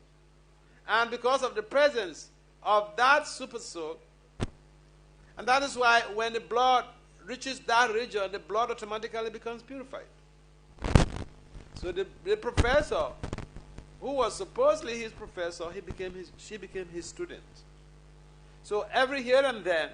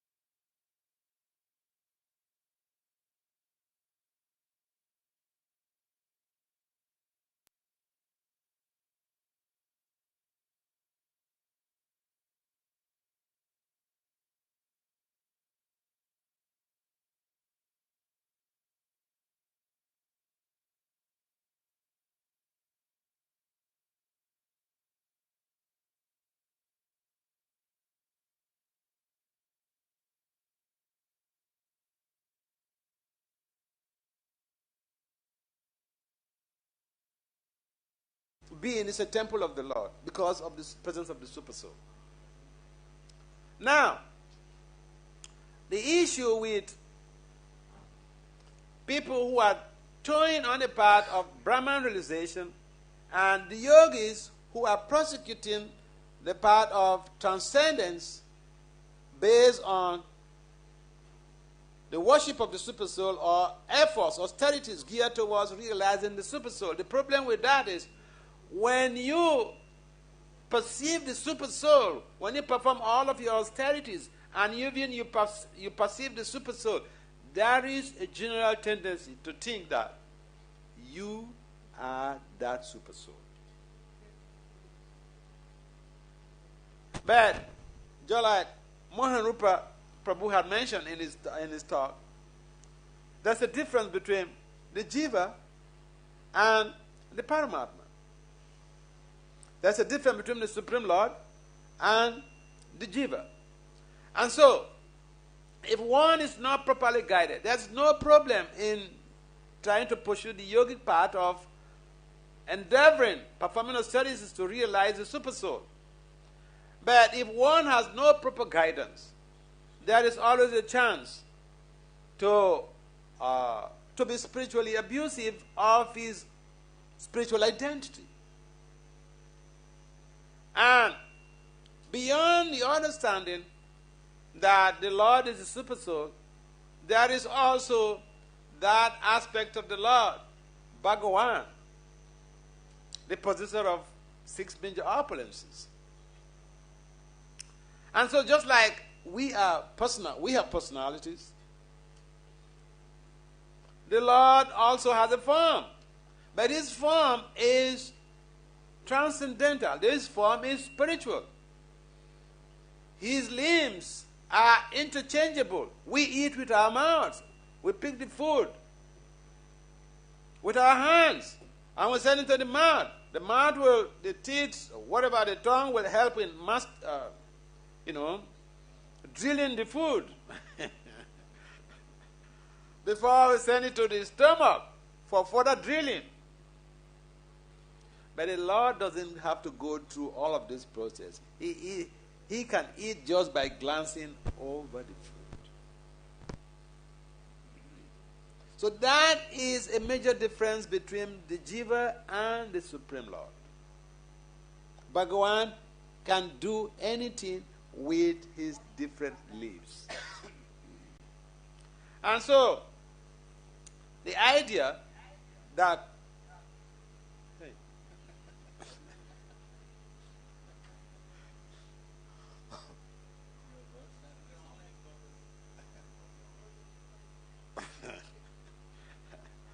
all right. So, bottom line is that there are 3 phases of realizing the absolute truth. And when we hear of someone talking about Brahman realization, you see, these other aspects, the Brahman realization and the Paramatma, the tendency is they tend to think that when at the end of this life you merge into the Brahma Jyoti, especially Brahmavadis. You merge into the Brahman Jyoti, and that Brahman Jyoti is the effulgence of the Lord. Now, Lord Brahma is the supreme Lord of this universe. He is our supreme authority. Now, according to Lord Brahma and his other demigods, they address this issue of attaining Brahman realization, merging into the effulgence. The result of the high density of austerities that people perform to be able to attain Brahman realization, to merge into the effulgence of the Lord. Brahma said, Yenye Ravidaksha Vimukta Maninas, Travasta Baba, Avisuddha Buddha. The conception is that those who merge into the Brahman effulgence, they think they are liberated. But according to Lord Brahma, he said this is due to impure intelligence. Avisuddha Buddha. Lord Brahma went on to explain that even the very conception of I am liberated because I merge into the Brahman effulgence. This is Vimukta Manana. This is liberation in mind only. Why? Because at some point in time, the Brahman realized Jiva falls back into the material universe. And this is why Lord Brahma discourages followers treading on the path of Brahman realization. Because the ultimate goal is to merge into the Brahman effulgence. Now, there are so many spiritualists on this planet, but majority of the transcendentalists are treading on the path of Brahman realization. A majority of the people, in fact, we have the Vaishnava. The Vaishnava community is a minority.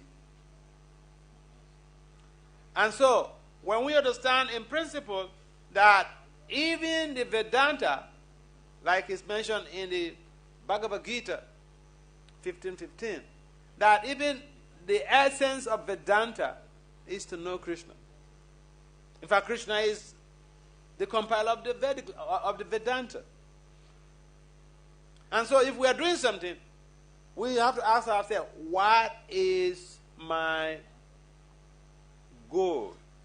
Or what is my objective? And even beyond that, what are my objective criteria?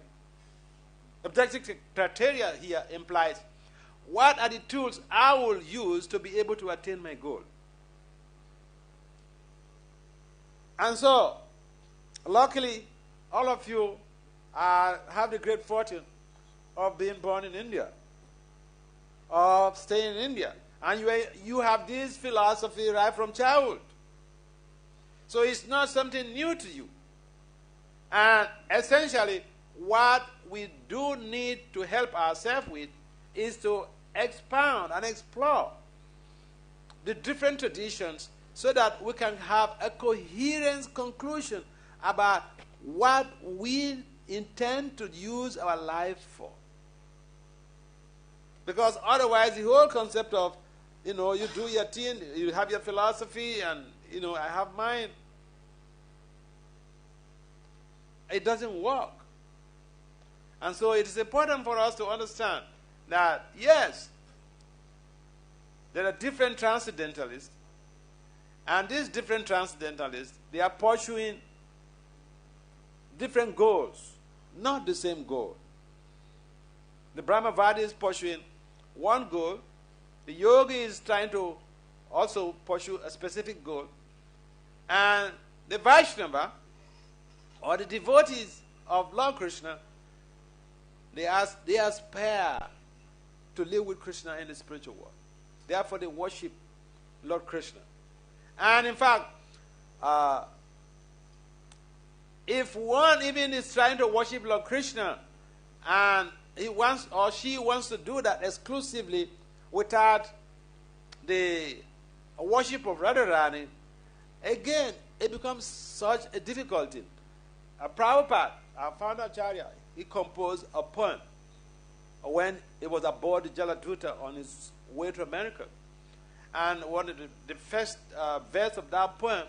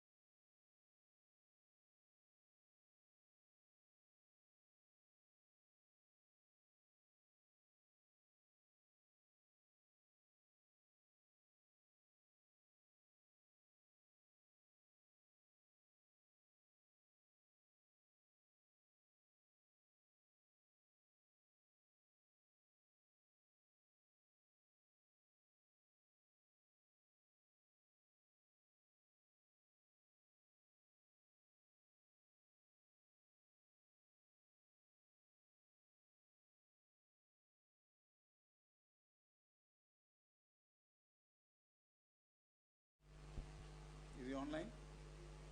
Just check once. While they are connecting him, I'll read out his brief introduction.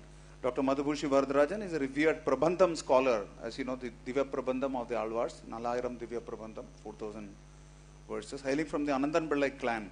Anandan Pillai was a great follower of Sripad Ramarajacharya. As a young boy, he learned the Nalayara Divya Prabandham from his grandfather. Later on in life, he anchored a 3-year project studying Alvars hymns in the 108 Divya Deshams. As you know, the Sri Vaishnavas have a concept of 108 Divya Deshams, of which 106 can be visited by us. 107th is in the Shweta Diva and 108 is Paramapadam in Vaikuntha. For this, he traveled the length and breadth of the country and presented 400 pages on the recital of the sacred verses of the Divya Desham.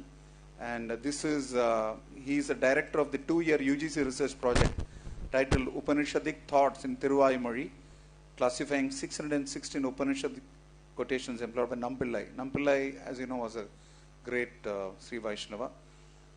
And his doctorate too was a thesis analyzing the different angles of Pannirayira Padi. Pannirayira means 12,000 word commentary on the Tiruvayumozhi. He published 10 volumes of Pannirayira Padi comprising of 2,200 pages. And he led the first ever national seminar on Nalayara Divya Prabandham. So he holds a double degree, a postgraduate degree in political science and Tamil. And he was anointed with the Gopalopayanam award by the Tridandi Chinnajiyar Swami for his contribution to spreading the Sri Vaishnava philosophy amongst the masses over several decades. Is he online now? Yeah. So without much delay, let's hear from Dr. Madhubhushi Varadarajan. Please give him a big hand while he comes online.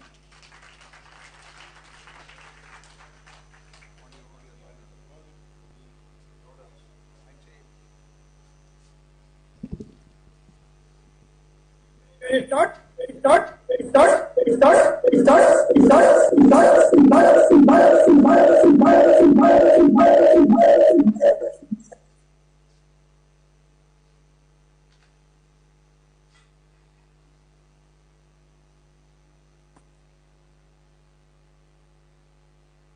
Shall we start? Yo Nityamachyuta Parambuja Yukmarukam Yamo Vada Siddharani Trinayamene Asmat Guru Bhagavadosa Daika Sindho Ramanujasti Saranu Sarnam Prabhadye. His Holiness Pejavar Acharya Swamiji, His Holiness Dr. Bhakti Vasudeva Swamiji, Chief Guest Mahanya Sri Shankarananda Ji, Honorable Vice Chancellor, Jawaharlal Nehru University, Professor Shanti Sri Duripati Pandit Ji, Vice Chancellor Central Sanskrit University, Professor Srinivas Agarji Ji, Organizers Professor Upendra Rao Ji, ISS Sri Prem Kishore Das Ji, distinguished delegates of the International Conference, university professors, students, ladies and gentlemen. I deem it a great honor done to me by inviting me as a special invited speaker at the preliminary session of the International Conference on the philosophy of Vishishtadvaita, culture, legacy and traditions. This is a unique conference with a novel type of topic where the Vaishnava philosophy embedded in the culture, tradition and legacy of people in the day-to-day life. I thank the organizers for the conference, particularly Professor Upendra Rao Ji. It is great pleasure for me to speak on the topic Sri Ramanuja and religious harmony. The first millennium had a record in the soul integration of people by the saints called Alvars, 12 in number. Their contribution in the upliftment of society underlined the necessity of devotion on Lord, irrespective of caste or any decisions that will develop harmonious relations among the masses. In the beginning of the second millennium, the seeds sowed by the Alvars started sprouting in the form of acharyas, beginning from Nadamuni down to Varavaramuni of 14th century. This year, Nadamuni is a 1200 years celebration. It was Sri Ramanuja whose contribution to religious harmony is great and epoch-making. His social service and sympathy to the different social order of that time are praiseworthy. I wish to present 2 or 3 occasions that occurred in the life of Ramanuja where he practiced and shown to the world what inclusivity is. In the matter of thinking about Ramanuja, we have a very important incident that occurred in his life. It was during the period of Ramanuja, Mahapurna, a disciple of Yamunacharya, performed the last rites and rituals to Maharanir Nambi, a disciple of Yamunacharya. Maharanir Nambi, though born in different social order, but he was an ardent disciple of Yamunacharya. His discipleship was great that he requested his Acharya, who was suffering with a carbuncle disease, and God shifted it on his back on the blessings of his Acharya. In return, he requested Mahapurna to perform his last rites according to Vaishnava cult, as Yamunacharya liked him and his body not to be given to his relatives once he died. Accordingly, when Maharanir Nambi passed away,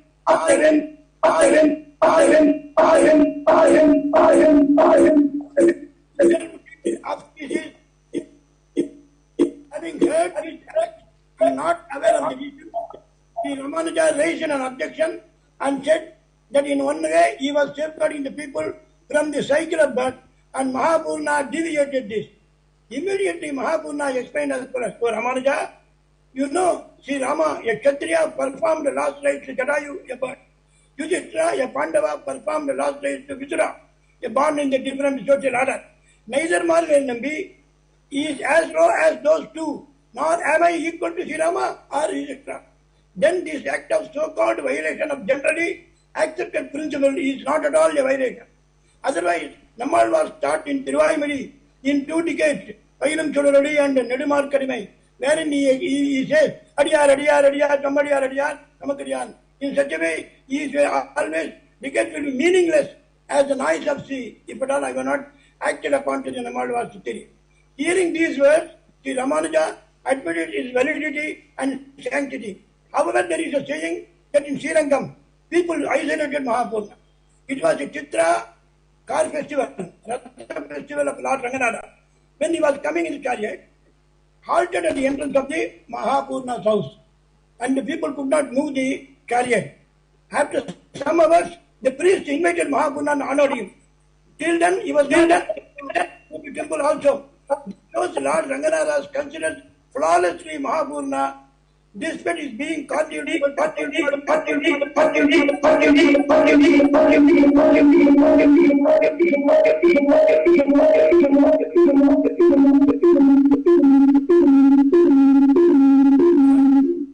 which the people of Srirangam considered as unorthodoxy. And another incident,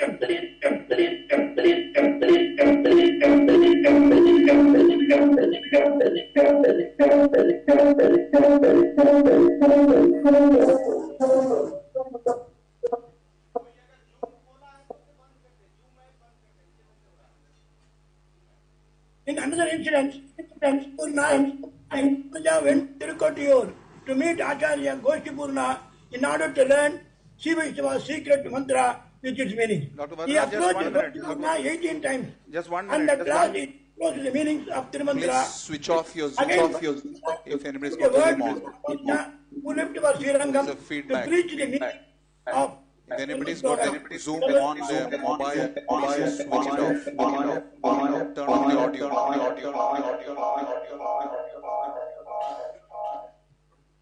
Is it audible, sir? Everybody is audible? Yes. Am I audible? Yes, very much so, Dr. Please continue.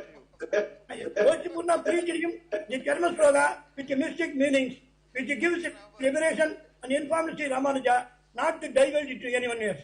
When Ramanuja came back from his Guru's house, whomsoever he met on the way in the earlier 18 times to visit Tirukotiyur, asked him anxiously asked him what he learned from Goshipurna.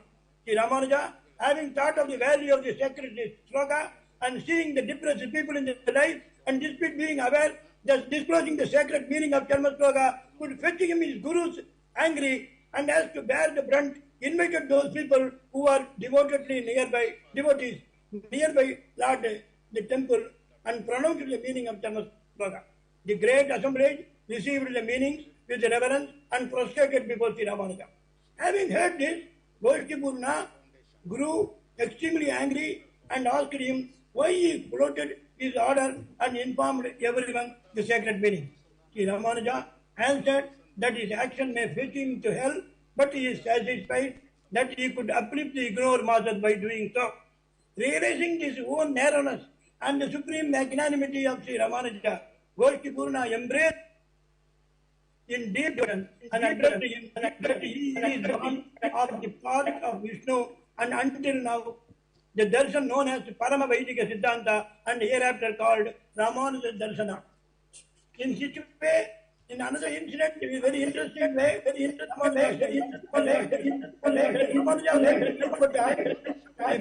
untouchables made themselves use to he felt for their hard lot. To elevate them socially, he gave them the name Tirkulata, which means people of high or noble descent. His great aim was to abolish the word Paraya and thus to put a stop to the degradation of a section of the people of this country. He also awarded to them the rare and valued privilege of visiting the temple at Melkota 3 days in the year. This is being followed diligently even now. In another incident, very interesting incident that has occurred in Ramanujas, that is Pillai Varangavali Dasa, called Dhanur Dasa, was a native of Urayu, near Tiruchi, and he was a renowned gymnast. He was a fine archer belonging to the Malla caste. He married a very beautiful girl by name Kanakangi, whose eyes he considered are more beautiful than the lotus. He never left her side for a moment and never took his eyes off her moon-like face. At one time, Sri Ramanuja, returning from his daily practice in the Kaveri river, noticed this loving pair, particularly Dhanudasa's intense care for her beloved eyes. Sri Ramanuja called him and told him that there are eyes more beautiful than his wife. He took the unbelieving Dhanudasa to the temple of Lord Ranganatha in Srirangam and showed him the Lord's bewitching eyes. Dhanudasa realized his ignorance and he gave up his food, sweets from that day and daily found in the temple looking up Ranganatha's beautiful eyes. He became the disciple of Ramanuja. His wife Kanakangi excelled her husband in wisdom and all other spiritual perfections due to the wonderful grace of Sri Ramanuja. Sri Ramanuja named him Pillai Varangavali Dasa because he never slept. All the time he was guarding the Lord. He used to march before the Utsavamurti of Namberumal of Srirangam with a sword in his hand to safeguard the deity from any untoward incident. If anything untoward happened, he wanted to kill himself with the sword. Such is the intention of Dhanudasa, being a devotee of Lord, and Sri Ramanuja, and having known the harmonious way of life, learned from Sri Ramanuja. At the same time, another incident in the same individual, that is Dhanudasa, whose wife Kanakangi, though belonged to different social order, proved herself an extraordinary devotee of Sri Ramanuja. At one time, Ramanuja's disciples asked him if there are number of acharyas whom they should consider true servants. He asked them to ask Kanakangi. They approached her and expressed their doubt as to who they should look up as their true servant if there are many acharyas. With all humility, she told them, and with respect, she told them that only Ramanuja could answer this. They went again to Ramanuja and asked him. He said, when she was doing, what was she doing when you go there? They told her that she was gathering her hair and tied it into knot, tied it up with a red thread and kept silent. Immediately, after with a laugh by Ramanuja, he interpreted this incident as follows. The countless black hairs signified many teachers and the red thread indicated only one saver, that is I am, that is myself, Sri Ramanuja. Then the disciples were surprised at her steadfastness and loyalty to Sri Ramanuja. They went to her house to compliment for her spiritual excellence. On another occasion, also Sri Ramanuja made his skeptic disciples to realize the detachment of Kanakangi. In this way, he very much appreciated. In another way, Sri Ramanuja said a very interesting way. That is, Ramanuja consecrated Mula Virat of Tirunarayanapuram, that is Melkota, in Karnataka state. Having learned that Utsavamurti Ramapriya idol was in the palace of Delhi Emperor, Sri Ramanuja went there along with his disciples and asked the emperor about the Utsava idol. Magnanimously, the emperor showed all the idols that he robbed and stocked in the jail. Ramanuja searched the idol of Ramapriya and could not locate it. On the same night in the dream, he learned that the idol is with the emperor's daughter, Sajja. Having seen Sri Ramanuja, that idol of Ramapriya came walking towards Sri Ramanuja and sat on his lap with the same apparel, anklet and kasturi on the forehead which were there when the idol got separated by Mughal Emperor. Sri Ramanuja also wanted to see his Ramapriya called Selva Pillai and embraced him. Seeing this, the emperor was awe-inspired and he prostrated before Sri Ramanuja and honored him and bended you with all formalities. It says that Sri Ramanuja's great achievement lies in making a creative use of tradition for bringing about social harmony through the recognition of spiritual equality and without undermining religion. He preached his fellow men to serve God and practice.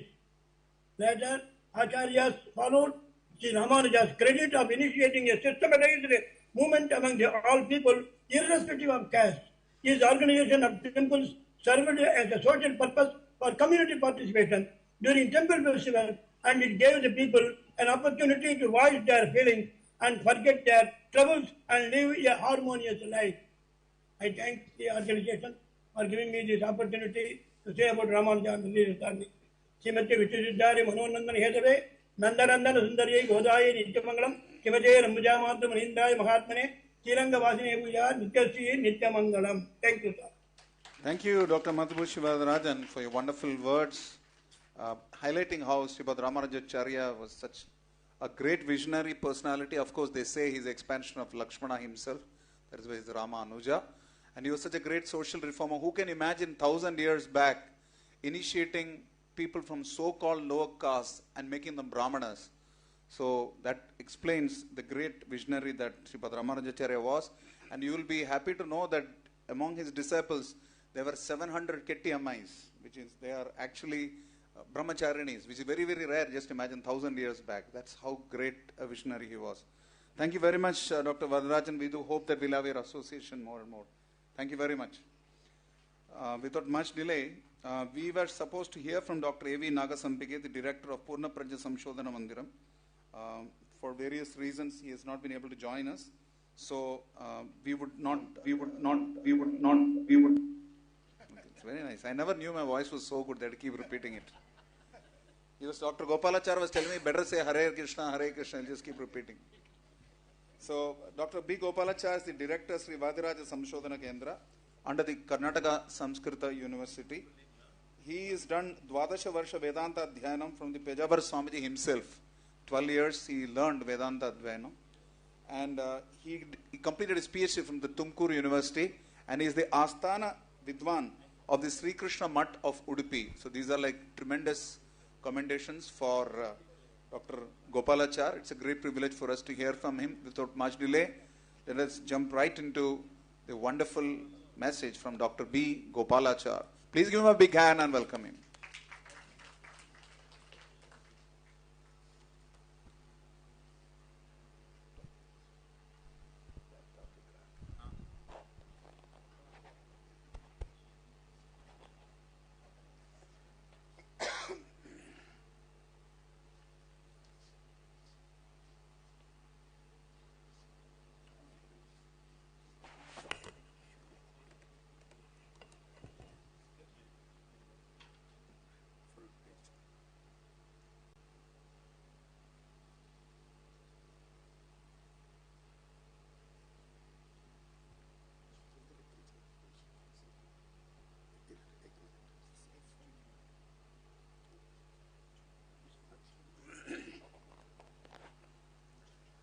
कृष्णं वंदे मंथपाशधरं दिव्यार्भकाकृतिं शिखाबन्धत्रयोपेतं भैष्मी मध्वकरार्चितम् अभ्रमं भङ्गरहितं अजडं विमलं सदा आनन्दतीर्थमतुलं भजे तापत्रयापहम् आपादमौलिपर्यन्तं गुरूणाम् आकृतिं स्मरेत् तेन विघ्नाः प्रणश्यन्ति सिद्ध्यन्ति च मनोरथाः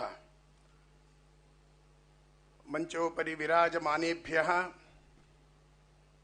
विद्वद्वरेण्येभ्यः भवद्भ्यः सर्वेभ्यः हार्दं नमस्कारं समर्प्य तौलभमण्डलस्य विद्वत् परम्परा इत्यस्मिन् विचारे किञ्चित् वक्तुम् अहम् अत्र सिद्धः अस्मि।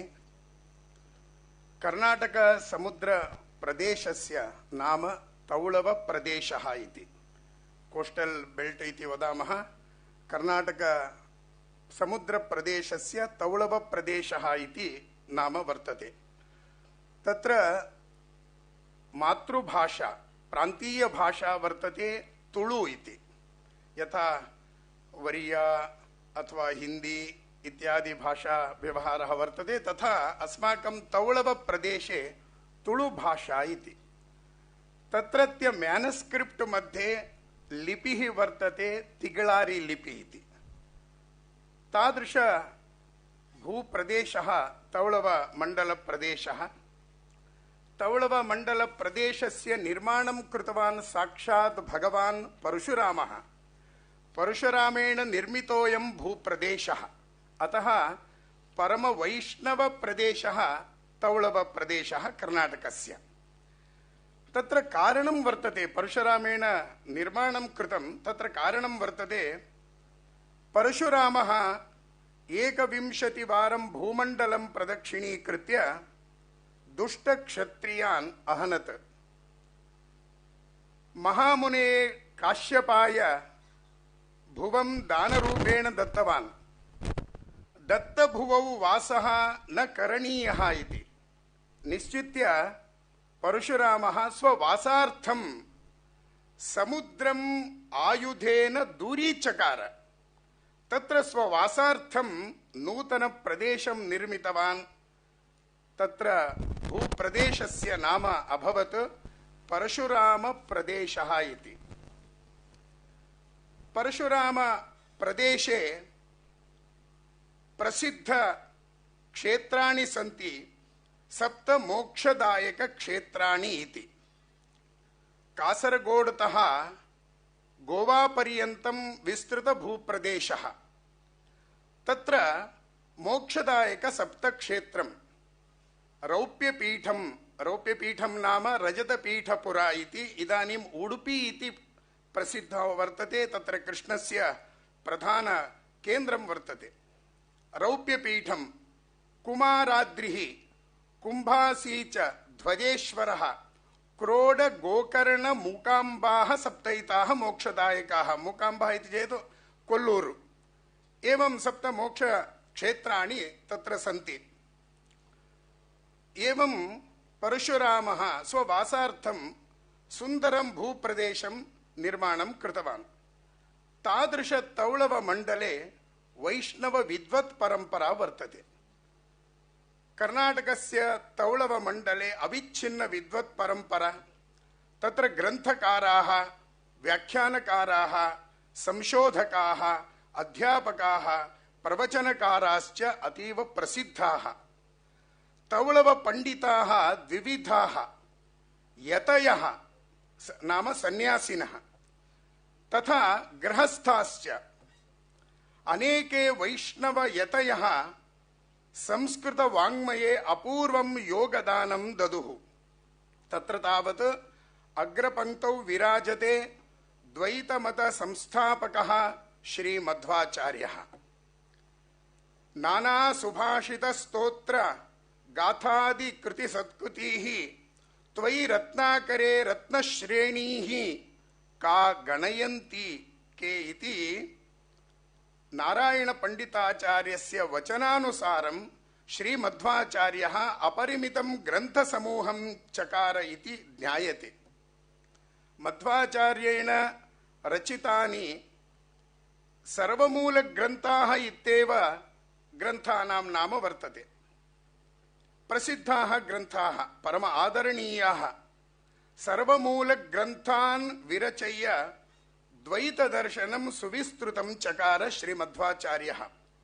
व्यासदेव हृदयाति वल्लभान् ज्ञान भक्तिदान् अनंत सौख्यदान् ग्रंथान् कृत्वा संशय तिमिरं छित्त्वा विज्ञान भानुं प्रादर्शयत्।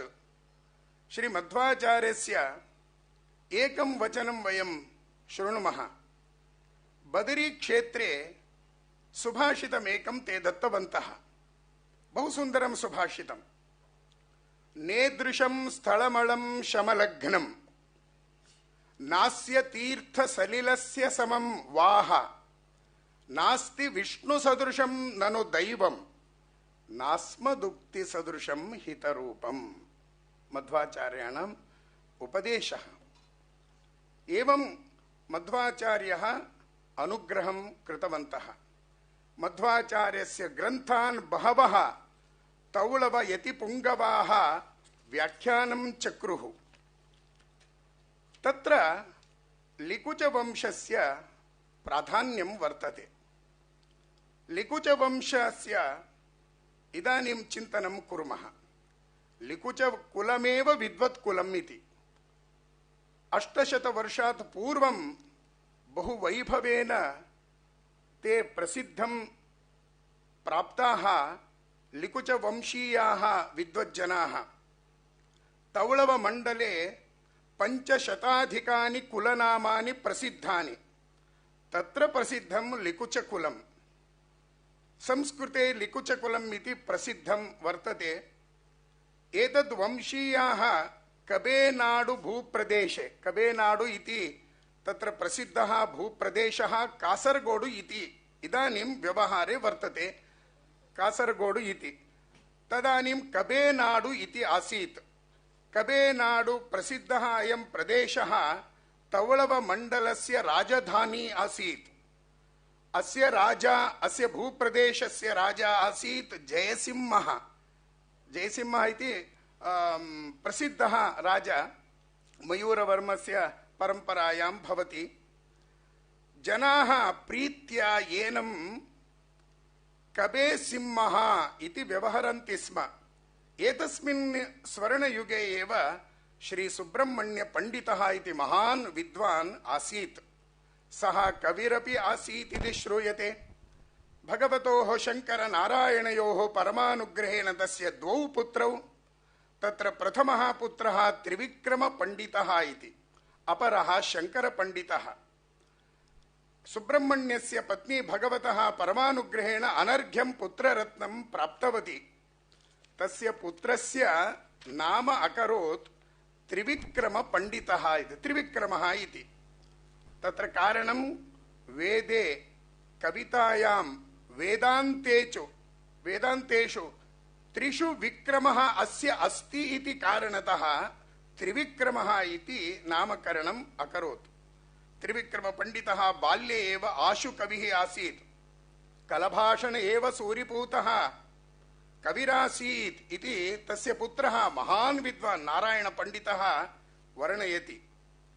एवं प्रत्युत्पन्नमतिः त्रिविक्रमः बाल्ये एव उषाहरणं नाम महाकाव्यं चकार। संस्कृतवाङ्मये उषाहरणम् इति प्रसिद्धं काव्यं वर्तते। अस्माकं तौळवमण्डले प्रप्रथमकविः अपि एषः आसीत्, त्रिविक्रमपण्डितः। अयं राज्ञः जयसिंहस्य आस्थानकविः अपि आसीत्। अद्वैतमतानुयायी श्री त्रिविक्रमार्यः समग्रे भारते अद्वितीयः विद्वान् आसीत्। स एव सर्वेषां पण्डितानां सर्वसभानाञ्च मुखवाणी आसीत्। कदाचित् विष्णुमङ्गले इति, कासरगोड समीपे विष्णुमङ्गल इति क्षेत्रं वर्तते। तत्र प्रवृत्ते एकस्मिन् कार्यक्रमे मध्वाचार्यस्य सन्दर्शन सौभाग्यं प्राप्तवान्। पदपद्मरजोदास्यं ध्रुवं मे दीयतामिति तत्र वाक्यार्थ चर्चा अभवत्।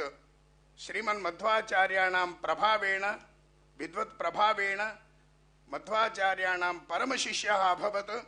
पदपद्मरजोदास्यं ध्रुवं मे दीयताम् इति प्रार्थयामास त्रिविक्रमार्यः। तदा तत्रैव कासरगोडु समीपे लिकुचवंशस्य आश्रमः इदानीमपि वर्तते।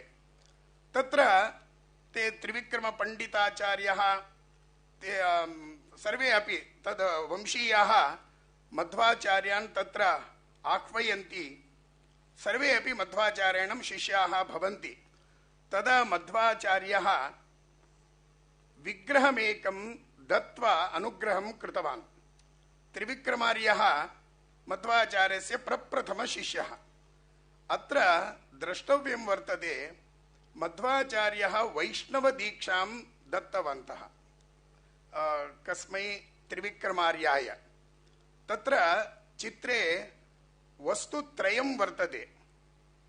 एकम् अधः पञ्चमुद्राणां चित्रं वर्तते, तस्योपरि आञ्जनेयस्य मुख्यप्राणस्य चित्रं वर्तते, ततः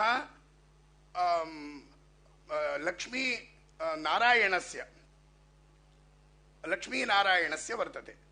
मध्वाचार्यः दीक्षां कथं दत्तवन्तः इति चेत् यः वैष्णवः वर्तते अथवा यः विष्णुदीक्षां स्वीकरोति वैष्णवः भविष्यति, तस्य प्रथमं कार्यं वर्तते मदङ्काङ्कितः भगवतः चिह्नानि देहे धारणं भवति चेत् अस्माकं शरीरं शुद्धं भवति इति।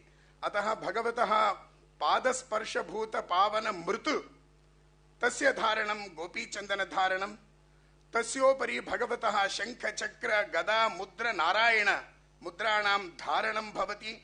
अतः प्रथमं मुद्रादानं कृतवन्तः। अनन्तरम् अस्माकं शरीरे श्वासरूपेण भवति मुख्यप्राणः आञ्जनेयः प्रधानवायुः इति, तस्य उपासनम् आवश्यकम्।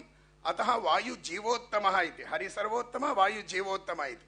अनन्तरं लक्ष्मीनारायणस्य साक्षात् विष्णोः उपासनं प्रधानम् इति दीक्षादानं दत्वा अनुग्रहं कृतवन्तः। इदानीमपि त्रिविक्रमार्यस्य गृहे एतद् द्रष्टुं शक्यते। अनन्तरम् एकदा मध्वाचार्याणां संस्थानपूजा भवति। तादृशसन्दर्भे त्रिविक्रमार्यः कौतुकेन नैवेद्यप्रसङ्गे कौतुकेन पश्यति मध्वाचार्यः कथं नैवेद्यं करोति, तत्र नियमः कः इत्यादि कौतूहलेन सः पश्यति। तदा आश्चर्यचकितो भवति। मध्वाचार्यः हनुमान् भूत्वा रामस्य पूजां करोति, भीमः भूत्वा कृष्णस्य पूजां करोति, मध्वाचार्यः वेदव्यासस्य पूजां करोति। एवं रूपत्रयेण रूपत्रयस्य उपासनं मध्वाचार्यः करोति। तद् सन्दर्भे त्रिविक्रमार्यः तद् रूपत्रयं दृष्टवान्। झटिति सः एकं स्तोत्रं करोति, वायुस्तुति इति। श्रीमद्विष्णुघ्रिनिष्ठातिगुणगुरुतमः श्रीमदानन्दतीर्थत्रैलोक्याचार्यपादोज्ज्वलजलजलसत्पांसवोऽस्मान् पुनन्तु इति बहु सुन्दरं मन्त्ररूपं वायुस्तुतिं चकार। एवं त्रिविक्रमपण्डिताचार्यः मध्वाचार्यस्य स्वरूपदर्शनं प्रप्रथमं कृतवान्। सः एव इतिहासे वर्णयति कः मध्वाचार्यः, मध्वाचार्याणां महत्त्वं किम् इत्यादि विचारे सः ग्रन्थरूपेण वर्णनं कृतवान्। वायुस्तुतिः इति प्रधान स्तोत्रं वर्तते। अनन्तरं तस्य पुत्रः लिकुच तिलकसूनुः नारायणपण्डिताचार्यः, सोऽपि मध्वविजयं नाम महाकाव्यं करोति। नारायणपण्डिताचार्यस्य योगदानम् अतीव वर्तते। नारायणपण्डिताचार्यः स्वयं महाकविः, अनन्तरं 16 सर्गात्मकं मध्वविजयं नाम ग्रन्थं चकार, काव्यं चकार। एतद् त्रिविक्रमपण्डिताचार्यस्य वृन्दावन सन्निधानं तत्र तस्मिन् गृहे इदानीमपि वर्तते। तस्य पुत्रः नारायणपण्डिताचार्यः 24 ग्रन्थनिर्माणं कृत्वा मध्वाचार्यस्य विशेषसेवाम् अकरोत्।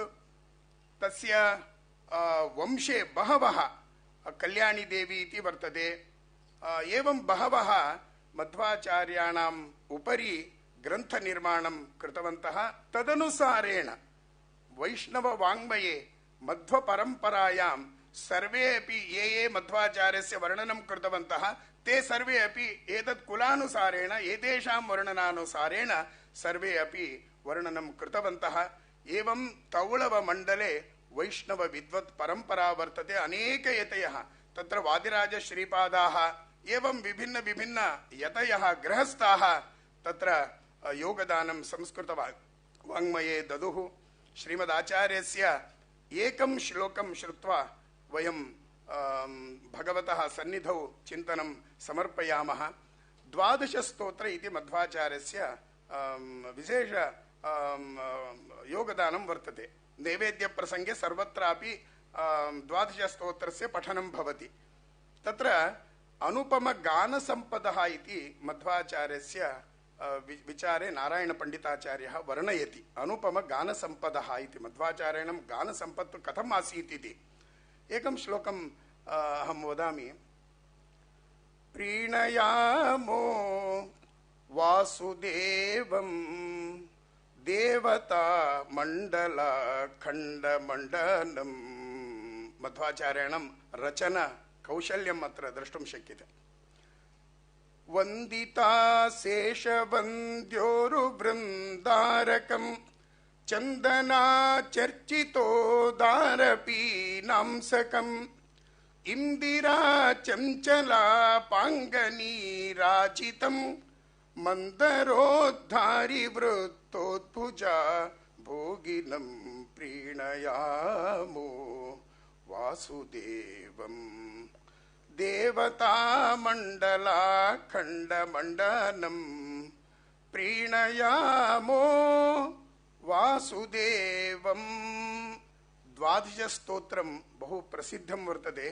एवं श्रीमन्मध्वाचार्याः अनन्तरं तेषां शिष्याः लिकुचवंशीयाः अनेके यतयः संस्कृतवाङ्मये विशेषतः वैष्णवपरम्परायां विशिष्टं योगदानं ददुः।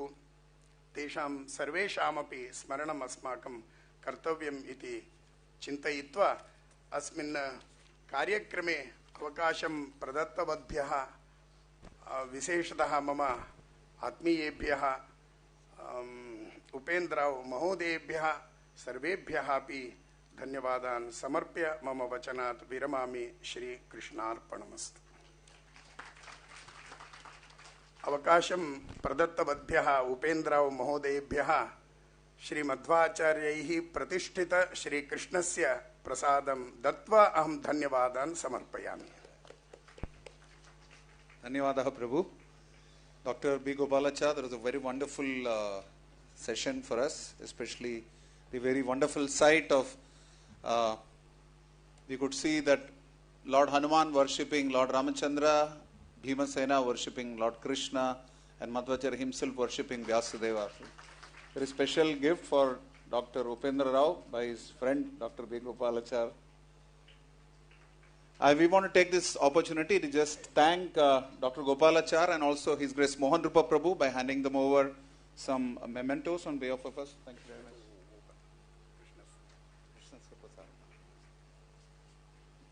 Please be here. Indrajit Lakshman Prabhu. Yeah. So we want to request Dr. Rao to please hand over this memento on behalf of the organizers to His Grace Mohan Rupa Prabhu. You can just turn off the screen. Yeah, there's no need for that now. Oh yeah, it's with me, I'm sorry.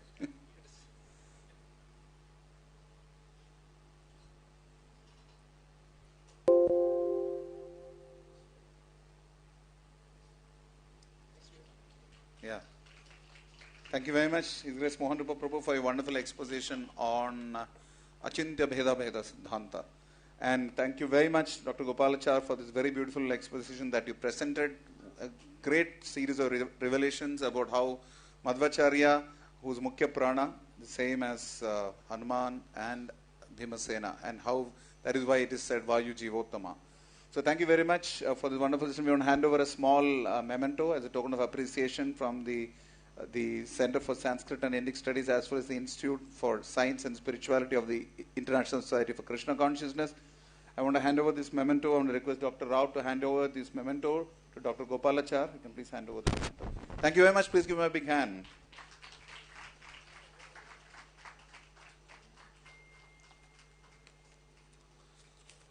So this will be the concluding part of the pre-lunch session. Before you get up and run towards your lunch room, I have a few important announcements.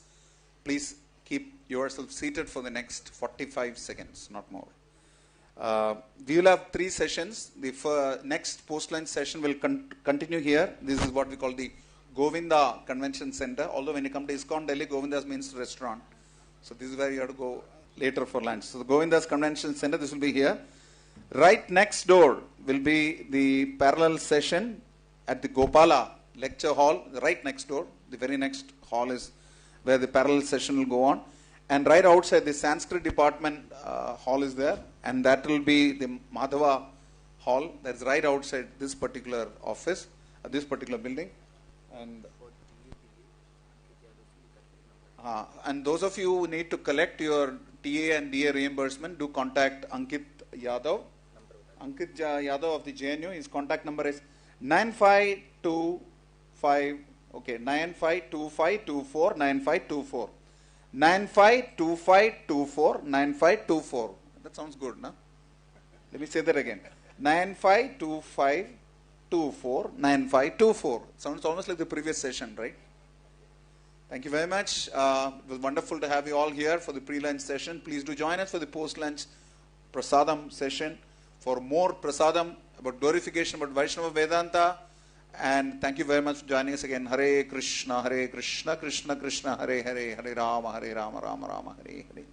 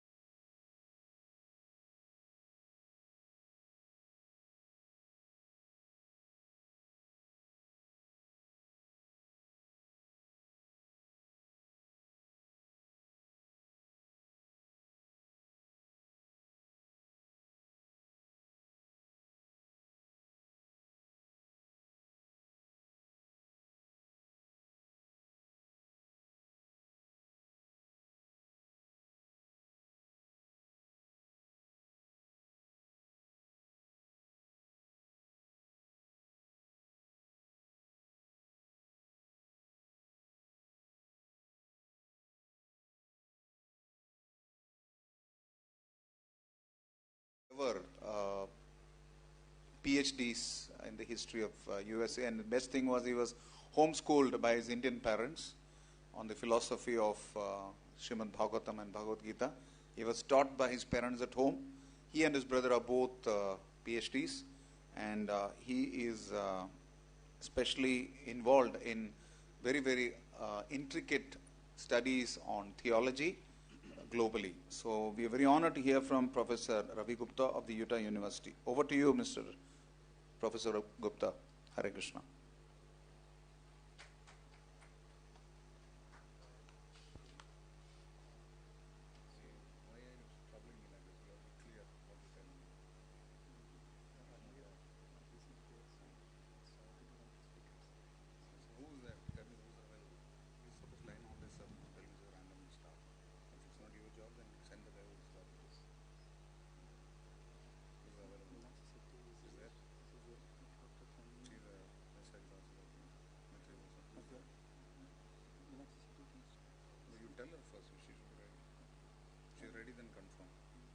Okay, there again, Kali Yuga, Yantra Vidya has failed again.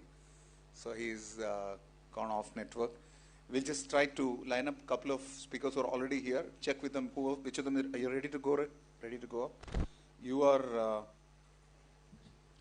Mother? Yeah. Yeah, this is Dr. Meenakshi Sethi, Sethi or Seti? Seti. From the Kamala Nehru College of Delhi University. Welcome. I don't have your introduction, unfortunately. But we do know that this topic is going to be of immense importance to all of you. And I request that you have something to say? Oh, you're here. But she's already come in, which is better. Maybe we can wait. Sorry. Please come on to the stage. Dr. S. Thanigevelan from Annamalai University, he is present with us. Dr. S. Thanigevelan, please do join us on the stage. And we have Dr. Meenakshi Sethi. Is Maitri Goswamiji here from the Vallabhacharya Vidyapeeth? Please do join us on stage. And Dr. Baisakhi Das from the Women's College, Kolkata. She's here. Dr. Baisakhi Das? No. Dr. Venkateshwaralu from the Government Degree College for Women, Hyderabad. Okay, it's not there. And Dr. Abhimanyu from the BHU, Banaras Hindu University. Is he available? Dr. Abhimanyu? Not here. So we'll start with the wonderful scholars on stage, Dr. S. Thanigevelan, Dr. Meenakshi Sethi, and Maitri Goswamiji from the Vallabhacharya Vidyapeeth, Gujarat. We'll start with everyone's permission, we'd like to start with Dr. S. Thanigevelan because that's his sequence, and since all of you are on stage. Would that be okay? With you, Mother? That's fine, okay. So I'll let Dr. Mishra share this session. Oh, sure, I just called for you. Thank you, Dr. Venkateshwaralu from the Government Degree College for Women, Hyderabad. Please do join us on stage. Over to you, Dr. Mishra. Stage is all yours. Thank you very much, and please do get up for a moment. Please get up. Please raise your hands. Say Hare Krishna, Hare Krishna, Krishna Krishna, Hare Hare, Hare Rama, Hare Rama, Rama Rama, Hare Hare. This has nothing to do with spirituality. It has to do with not allowing you to sleep in the afternoon session. Thank you very much. Hare Krishna.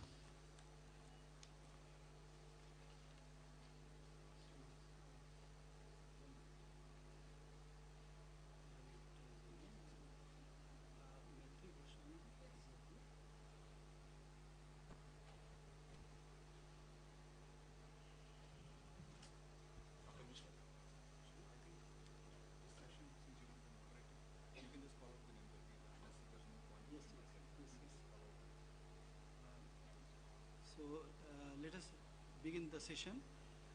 Our first speaker in this session is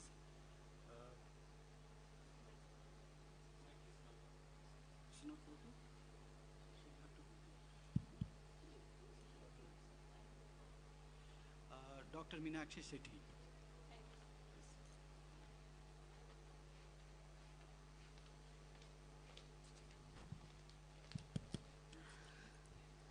Good afternoon to each and everyone present here, especially the persons present on the dais. Okay, thank you. Hare Krishna. Myself, Dr. Meenakshi Sethi. As an academician and especially in philosophy, I will not highlight Sri Chaitanya Mahaprabhu's historical background. I will like to tell about the philosophical. आपके लिए घोषणा है तो बगल वाले में भी जो लेक्चर हॉल है वहाँ भी लेक्चर इसी सेशन में ही चल रहे हैं। जो लोग इच्छुक हैं वहाँ भी जाके बैठ के उनको सुन सकते हैं। वहाँ भी जरूरत है श्रोताओं की। और सारे जो भी वक्तव्य दे रहे हैं सबके लिए 15 मिनट निर्धारित किया गया है, क्योंकि कुछ समय क्वेश्चन आंसर के लिए भी साथ में रखा जाएगा। धन्यवाद।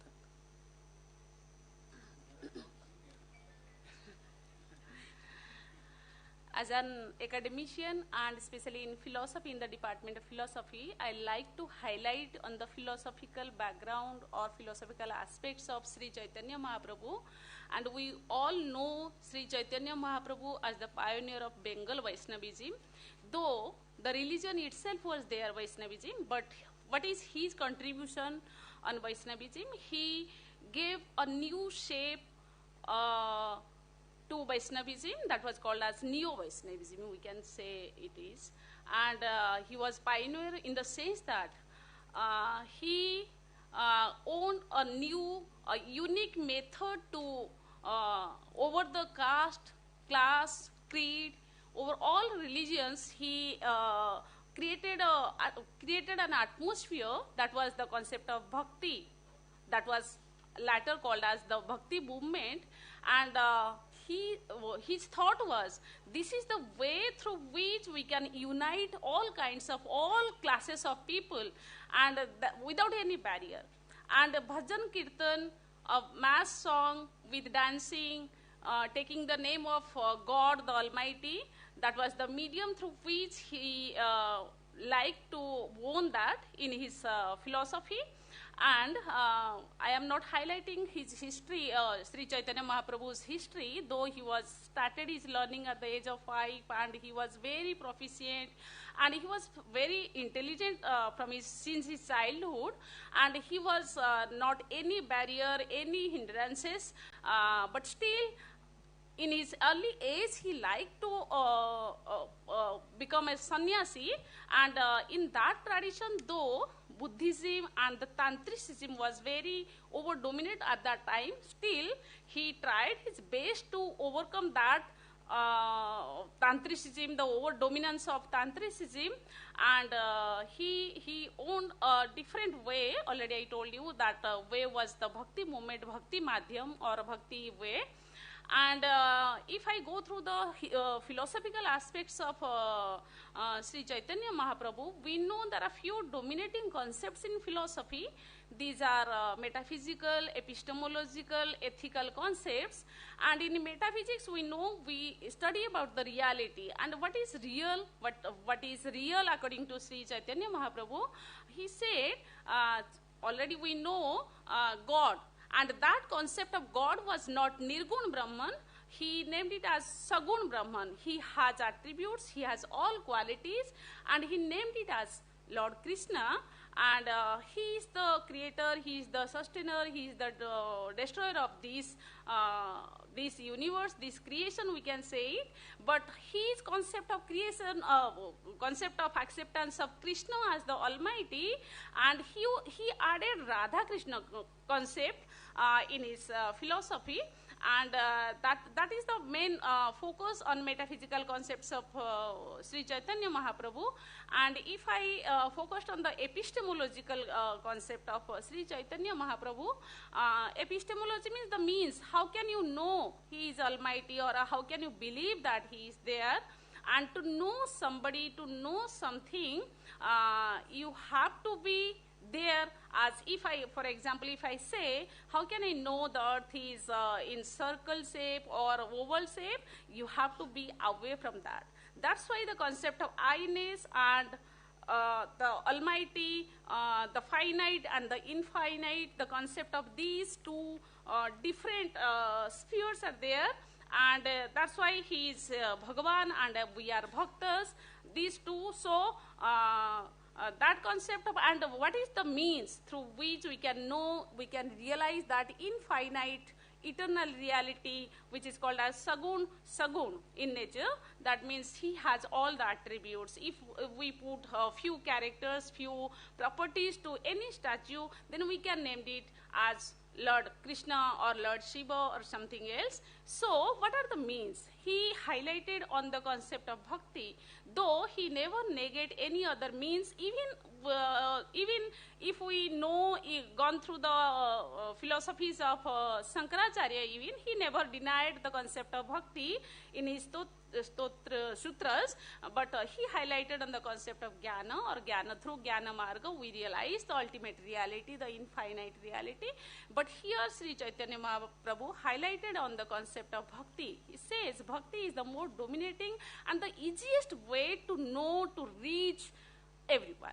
That's why, though apart from so many hindrances, so many obstacles, at the time when he spread out this religion,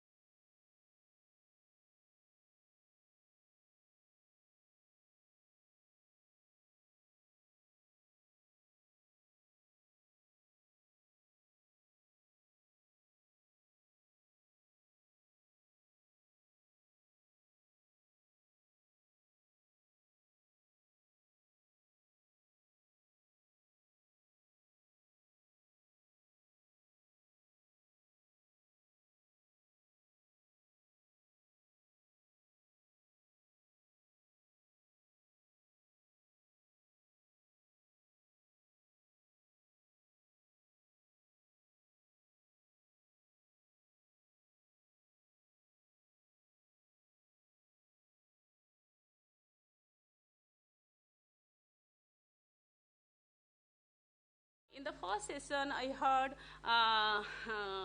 we all have some essence, we all have some qualities, basic qualities, and every human being have basic quality that is called as basic essential quality, that is called as Sanatan Dharma. Every religion have. But in Sri Chaitanya Mahaprabhu's philosophy, in Chaitanya Charitamrita, I gone through that. That was the essential quality of every jiva, every individual being is called as Jaiva Dharma. Jaiva Dharma, we have our own duty, we all have our own responsibility, and that is the essence of every existence. That is also mentioned in Western philosophies also. Existence precedes essence. That means every existence have essence, have some basic qualities, and that qualities we should not have overcome. And this is, I think, it's also, it was not that in 1486 Chaitanya spread out these movements and it is right now, or it does not have any relevance. Till then it has great impact as it was 600, 700 years back or more than that. So it is equally relevant, it is equally important, and it is also equally impactful in our life, in each and every sphere, in each and every personalities, in each and every stages of our life. And that was the main or basic philosophy we get it, or we borrowed from that movement, Bhakti movement. That's my...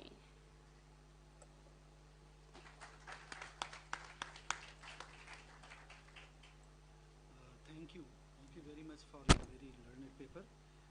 We'll take up questions Yes. later on. Later? After the papers are read out. The next speaker of this session will be Dr. S. Angaivalam from Annamalai University. Please. He is speaking on the contribution of Alvars in Vaishnavism.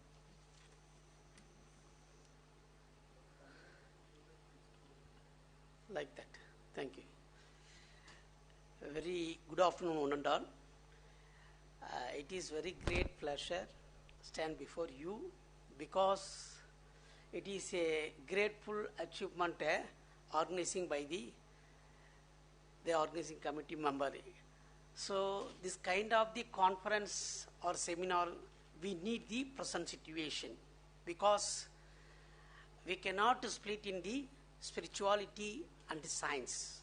So without spirituality, we cannot make any science because each and every spiritual movement we kept in the science. So therefore, in this regarding, first of all, I thanks to all the organizing committee member. I am also thanks to the resource person, the chairperson of the session.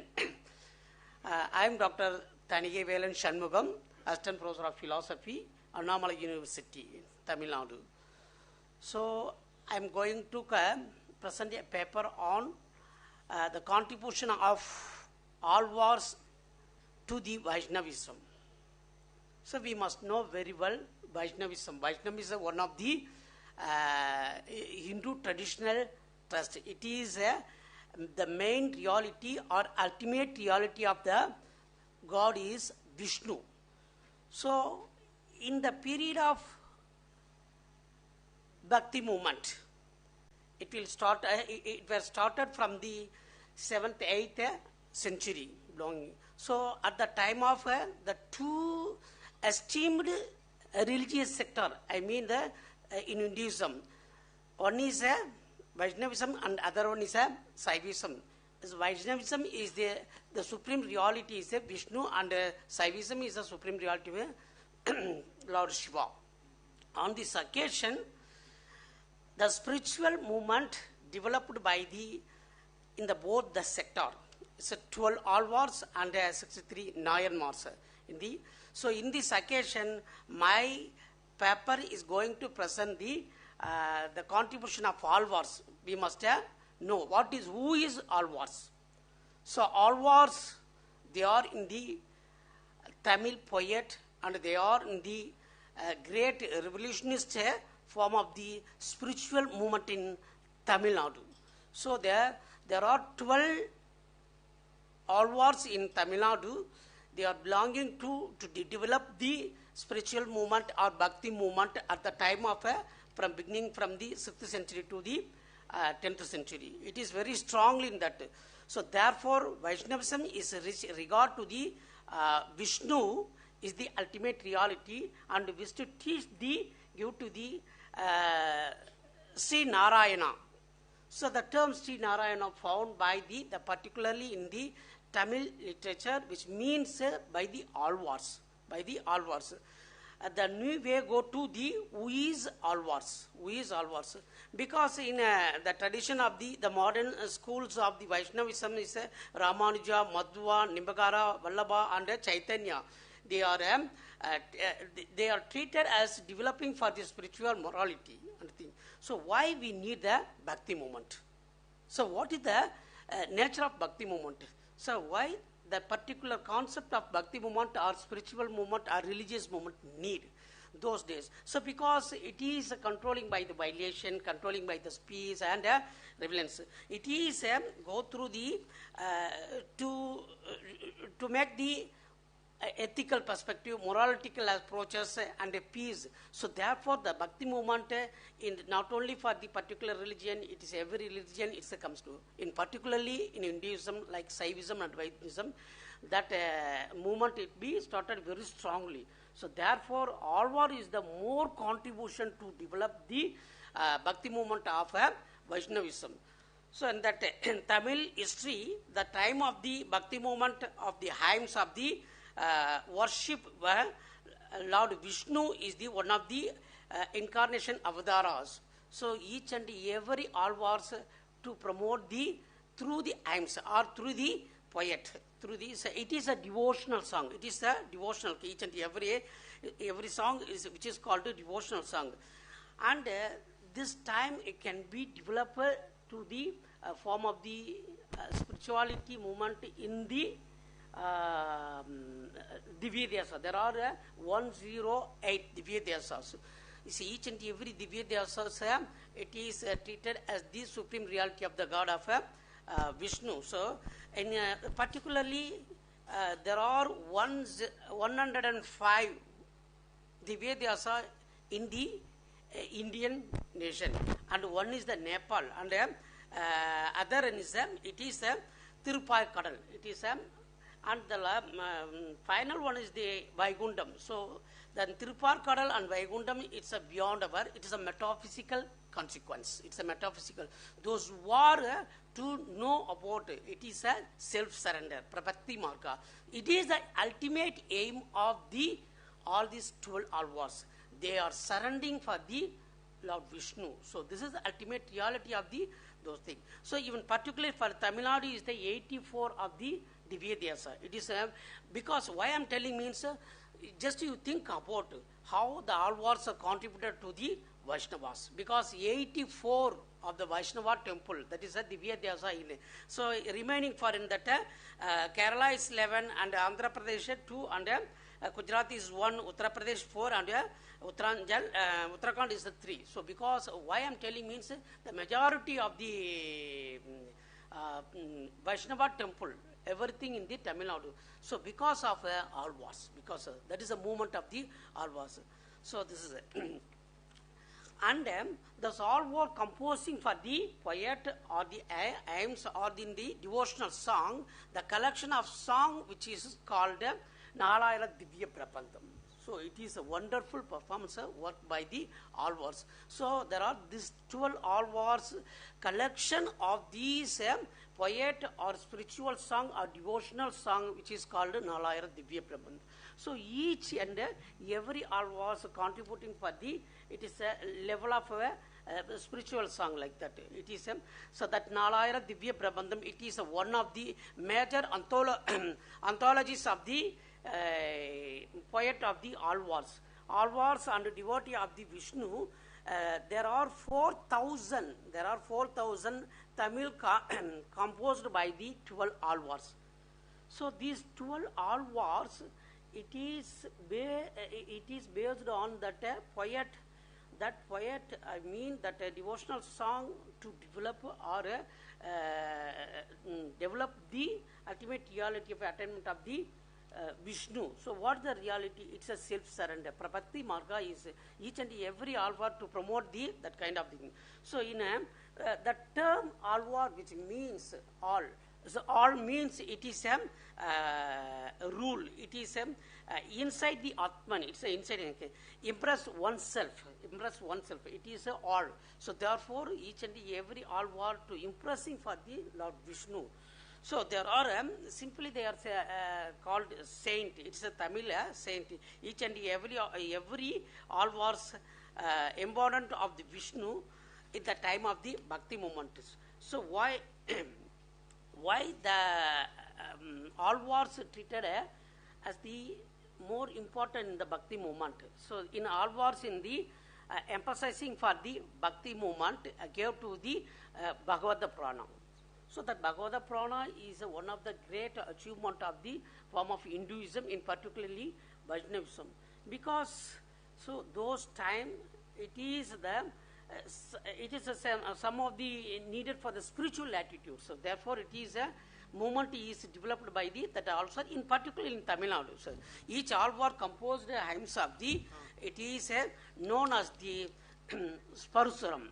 It's a Sparusuram. Each and every that collection of the poet or and that Nalayana Divya Prabandham which is called Parasuram. The complete Parasuram which is called Nalayana Divya Prabandham. It is a traditional of the Vedas. It's a Tamil Vedas of the alvars. It's a Tamil Vedas of the. So these there are the 12 Poigai alvars Bhoothathalvar, Peyalvar, திருமுறை Alvar, Madhurakavi Alvar, Nammalvar, Kulasekara Alvar, Periyazhwar, Andal, தொண்டிபட்டி Alvar, திருப்பன் Alvar, and Tirumangay Alvar. These are the 12 Alvars. This is Andal is the only one woman for the poet, and who married the Lord Vishnu also. It is a Lord Vishnu, because it is affection of the thing. So he wrote the thing. So now we go to the Poigai Alvar, Bodhatalvar, and Peyalvar. These are the Mudal. These three simply we called Mudal Alvars, because in that Poigai Alvar, it is a shell of the Panchaseva. In that he renowned, or he composing for the 100 version of the Lord Vishnu, and he is basically from the Kanchipuram. It's basically from the Kanchipuram. Tirumandira Alvar and Buddha Talvar. So he is also in that one of the saint and one of the Alvar in a Tamil tradition. Kaumodagai, it is something is a little bit understood for a very little bit understood, because Tamil text is there. Tamil text is and that Periyalvar. So Periyalvar, he is the one of the sword of the Nandakam means Nandakam. It is and the concept of Matwa Perumal Alaya. So who is there lived in the Matwa Perumal Alaya? It is nearby the Chennai Mailapur. So he is composing for the 1203. It is a very huge version he collected by the, and he is a Munparam Tiruvandi and Tandiram Nandaga. So this is the work of his collection. Tirumalisai Alvar. So it is a Tirumalisai Alvar. He is one of the very peculiar form of the Alvars, because he wrote the different two type of the versions collection by he created by the 96 and 120 version collected by the that's Tirusandira Viruddham and Tirumandira Viruddham. So there are the two collection, and these poet or these collection of the work to prohibited by the self-surrendering method, and it is teaching or self-surrendering means he is always mantras teaching to the nearby the Vishnu. So and Madhurakavi Alvar. So he is the work is the very Tirukoviyar. Tirukoviyar is one of the main thing, and he is the under the dynasty of the Pandya king in Tamil Nadu, Pandya king. So Vishnu and Lord Shiva is the temple found in the like Chera, Chola, Pandya. So all the kingdoms they are developing for the at the movement of the Bhakti movement.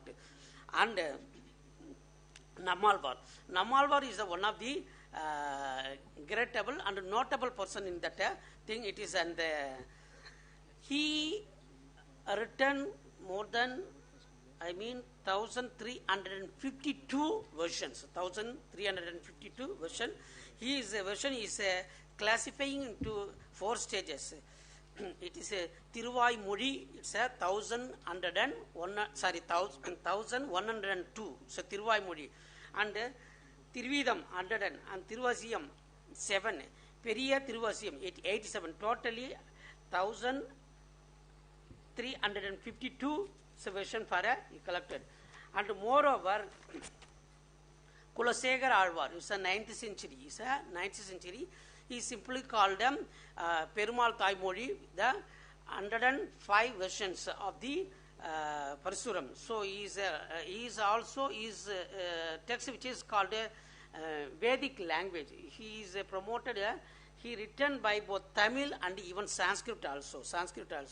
And Periyalvar. Periyalvar is the father of the Andal. So Periyalvar is the father of Andal. And at Stevilby, he written by the 473 versions. So all these was to making the poet form of the devotional song. It is treated as it will because of to attainment of the end stage. That is and Andal. Andal is the one of the very familiar, because is Tirupavai is the more important. So there are 173 Tirupavai, he devotional song. She is also not called Nachiyar, Kodai, or Goda Devi. He is only for female Alvar. So just you think about, so at the time of 9th century, so how the female are treated as the equivalents of the all the Alvars in there. It is we can approaching in the feminist view means he is one of the very peculiar character, because he is always chanting the mantra before the Lord Vishnu.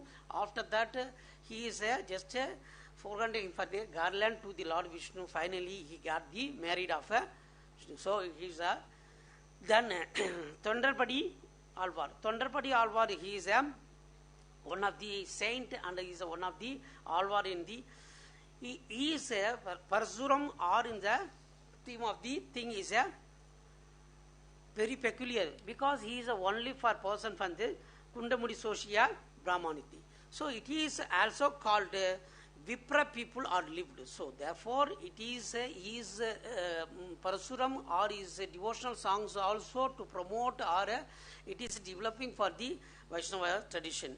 And Tirupana Alvar. Tirupana Alvar is explaining for the Parasuram about the saffron of the cloth of the eyes and everything. So he is also presenting the mantras to the Lord Vishnu. And the final one, Tirumangai Alvar. The Tirumangai Alvars, he is totally composing the song of 1084. These 1084 song chanting the mantra of the particular. These collection of the totally 4000. So it's collected by the Nadamuni. That collection which is called Nalayara Divya Bandir. Nalayara means 4000 collection of the songs. These 4000 collection of songs to promoting the Bhakti movement because of only Vaishnava. Thank you.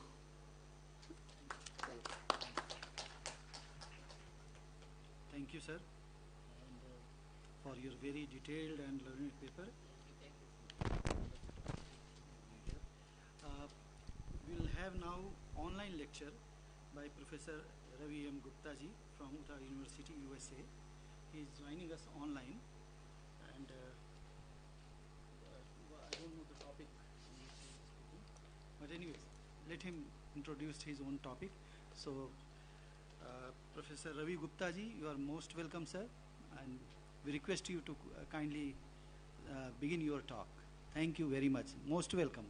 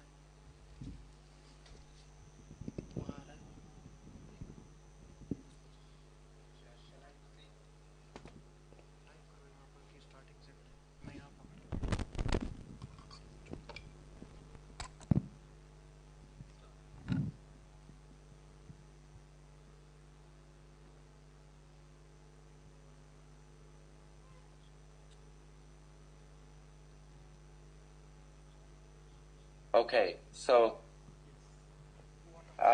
there is some echo. I think ISS Delhi should mute themselves, please.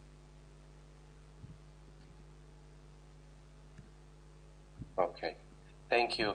If at any point you cannot hear me, please let me know and I will pause the presentation.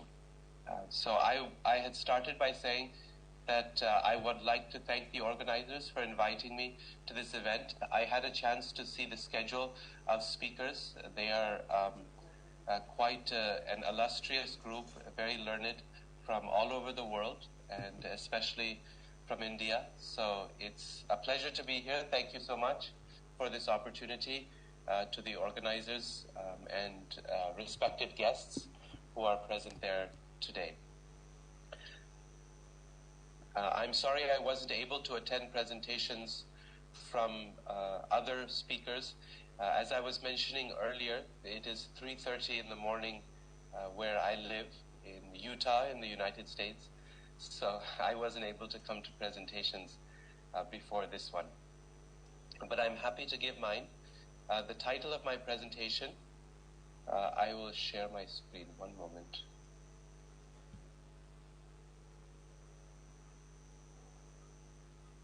The title of my presentation is called On Conceiving the Inconceivable, Jiva Goswami's presentation of Achintya Bheda Bheda. So hopefully you can see this on the screen in front of you.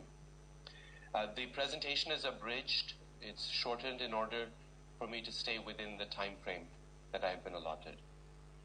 So just to introduce myself, my name is Professor Ravi M. Gupta. I'm head of the Department of History, Religious Studies, and Classics, 3 faculties at Utah State University in the state of Utah, in the city of Logan, here in the United States.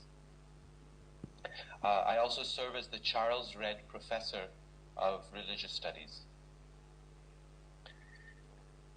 In the history of theistic Vedanta, one can observe 2 opposing forces constantly at play with each other: unification and separation of the Lord and His creation. Vedantic writers ensure that the world has no existence separate from the Lord, and then they take care to distance the two so as to not compromise His perfection. They emphasize the Lord's role as the efficient and substantive cause of the world, while insisting that its fluctuations and miseries have nothing to do with Him. On the basis of scripture, they establish that the world consists of Brahman and that the world proceeds out of Brahman. This constant struggle between unity and difference that characterizes the search into ultimate reality has been regarded by Chaitanya Vaishnavas as characteristic of the very nature of that reality. The Supreme Lord Bhagavan and His creation are closely related, like fire is to light, or the sun to its rays. The creation and its inhabitants are the energy, Shakti, of the Lord, and the relationship between Bhagavan and his energies is Bheda Bheda, simultaneous difference and non-difference. The simultaneous existence of both opposites is inconceivable to the human mind, and so the relation of Bheda Bheda is called Achintya, inconceivable. In this essay, we will examine the Chaitanya Vaishnava doctrine of Achintya Bheda Bheda as it is presented in the writings of the 16th century philosopher Jiva Goswami. We will pay special attention to the concept of Achintya, for it lies at the heart of Chaitanya Vaishnava Vedanta.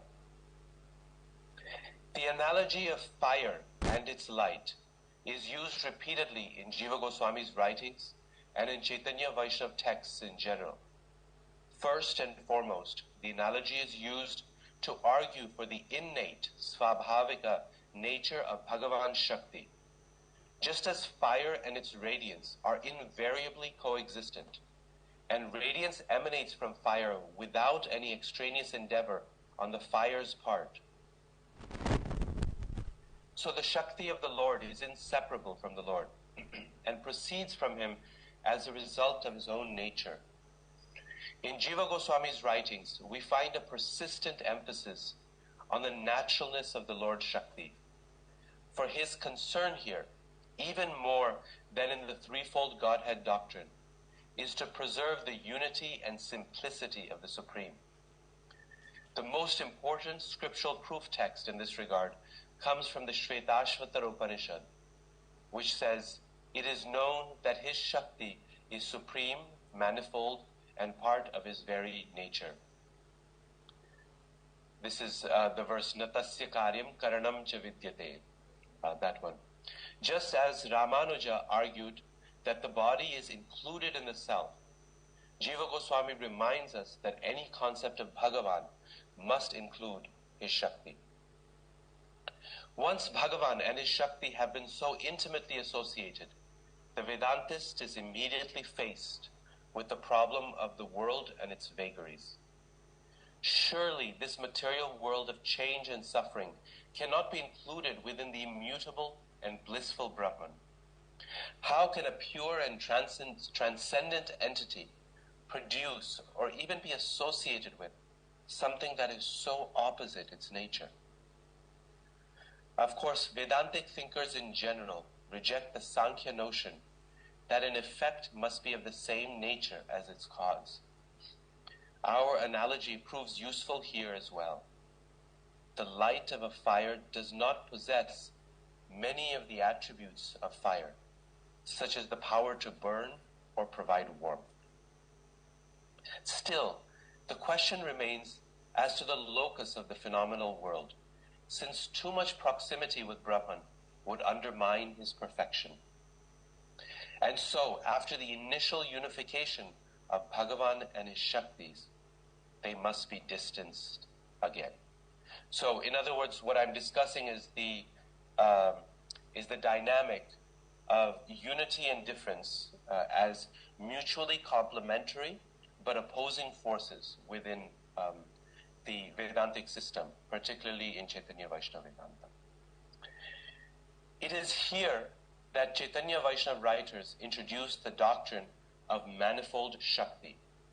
Although the unity of Shakti must still be upheld, distinctions need to be introduced depending on the distance of powers from Bhagavan's essential nature, Swarupa. Again, using the Vishnu Purana as their source text, Gaudiya theologians have divided Shakti into three parts: internal, antaranga, external, bahiranga, and marginal, tatastha, or on the verge.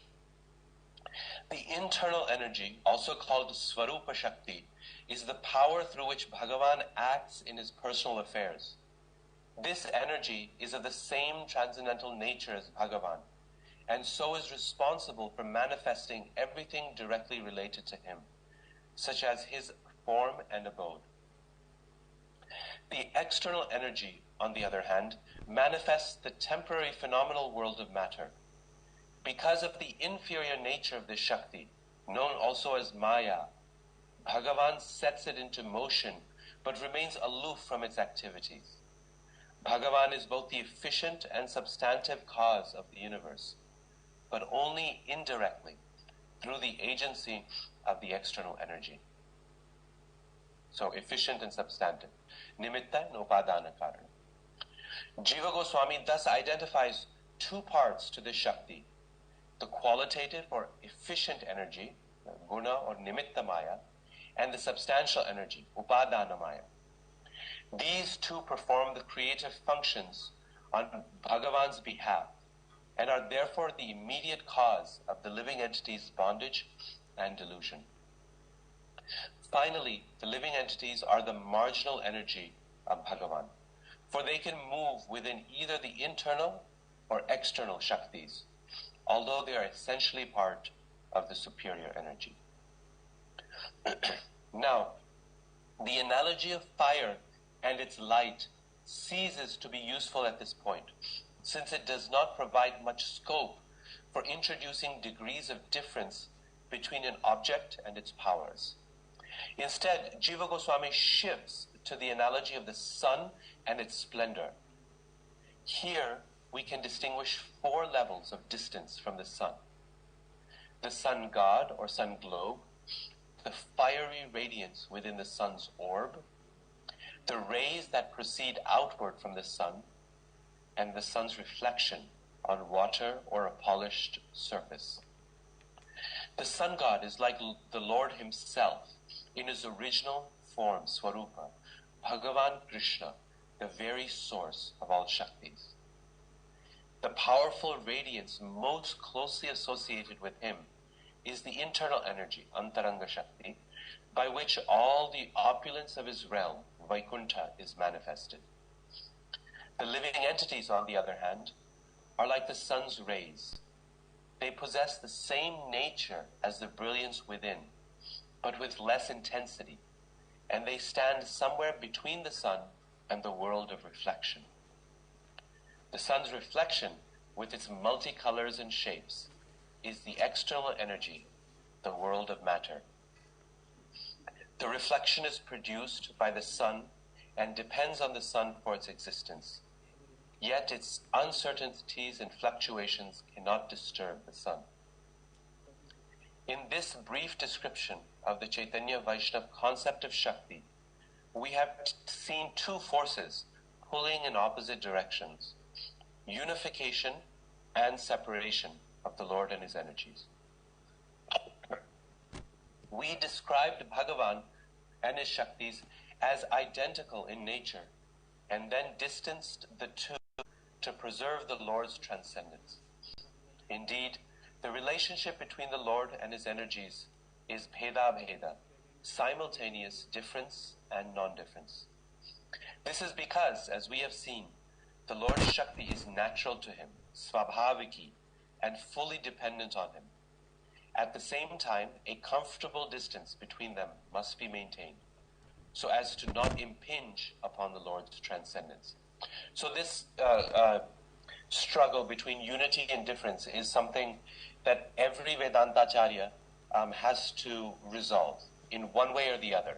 Sripad Ramanujacharya, Sripad Madhvacharya, Sripad Shankaracharya, all of them resolve the struggle between unity and difference in different ways in their theology. And in Chaitanya Vaishnavism, Jiva Goswami resolves this through his system of Bheda. But the question really is how these 2 operate together, unity and difference. And this is where the concept of achintya is important. Thus, both difference and non-difference are seen by Gaudiya writers as equally reasonable and necessary characteristics of the relationship between Bhagavan and his Shaktis. Both are equally supported by scripture and therefore must be held together and accepted as they are. This, of course, is inconceivable to the human mind, and so the relation of bheda is called achintya, or inconceivable. So at this point I discuss some technicalities about the idea of achintya itself and its relationship to the concept of anirvachaniya in Shankaracharya's system, how the 2 concepts are different. But in order to stay within my allotted time, I'm going to skip over those sections for now, and we will proceed further in discussing Jiva Goswami's idea. So the next section is called Where Does Achintya Apply? We should remember that the scope of Achintya extends far beyond the realm of the external energy to the relationship between the Lord and his Shakti everywhere. The relationship between Bhagavan and his internal energy, for example, is equally inconceivable, despite the fact that the internal energy has the same nature as the Lord. This is due to the fact that the function of a Shakti is irrelevant to its basic relationship with the Lord, although the distance of that relationship is affected. As we saw in the fire analogy, inconceivability arises simply from the fact that both difference and non-difference are in some way true. The clearest and most important example of this relation at work outside the phenomenal world for Gaudiya Vaishnavas is the relationship between Krishna and Sri Radha, who is the personification of the Lord's internal energy. Radha is non-different from Krishna's very nature, Svarupa, because she is his Svarupa Shakti. Krishna cannot exist without Radha, for Radha is the Lord's very power of existence. And Krishna cannot act without Radha, for as his energy of bliss, she provides the very impetus for his activity. Yet Sri Radha and Sri Krishna eternally separate themselves for the purpose of pastimes, lila. She is the energy and he is the possessor of energy, and thus they are different. At the beginning of Chaitanya Charitamrita, 16th century text, a biography of Sri Chaitanya, Krishnadas Kaviraj eloquently describes the play of unity and difference between Radha and Krishna. Radha is the transformation of Krishna's love, he says, and his energy of bliss. Therefore, although Radha and Krishna are one person, they have taken different bodies in the world from the beginning. Now the two have again united and appeared as Chaitanya. I bow down to that Chaitanya who is Krishna himself, adorned with the sentiment and luster of Sri Radha. Unquote. This verse epitomizes the mood and impetus behind Bheda Veda in Chaitanya Vaishnavism. How an eternal unity can exist as an eternal duality and then reunite again is truly inconceivable. Yet for the Gaudiyas, this is the view of scripture and a matter of personal experience in the person of Sri Chaitanya. It is the very nature of the Supreme. The mystery of simultaneous difference and non-difference is embedded in every aspect of divinity. At this point, I'll talk a little bit about how Achintya is, this relationship of Achintya Bheda Bheda may be present in the relationship of objects in general within this world, not just in relation to Bhagavan and his Shakti. It's a technical discussion that we will move ahead for now.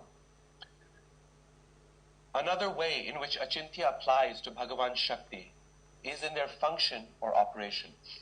The Lord's energies are inconceivable because they are inconceivable in their working. They produce wondrous creations, accomplish Herculean tasks, and display endless variety. This seems to be a usage of Achintya that is very different from what we have been exploring so far. Indeed, in Chaitanyite literature, Achintya is used much more often to describe the workings of Bhagavan Shakti than to describe the relation between them. A survey of the Chaitanya Charitamrita reveals that around 90% of references to inconceivable energy, Achintya Shakti or Achintya Prabhava, have to do with the Lord's ability to perform wonderful feats and display mutually contradictory qualities. These qualities and activities defy the rules of logic and the limits of human comprehension. A good illustration of this usage of Achintya is in relation to the person of Sri Chaitanya, who, as we noted above, is considered Sri Krishna himself, but in the mood of his devotee, Sri Radha. Krishnadas Kaviraj makes note of this paradox. I quote, "Thus the Lord himself accepts the sentiment of the cowherd maidens, gopis, and addresses Krishna, O Lord of my life. He, or Sri Chaitanya, is Krishna, but he is also a gopi. This is a great contradiction.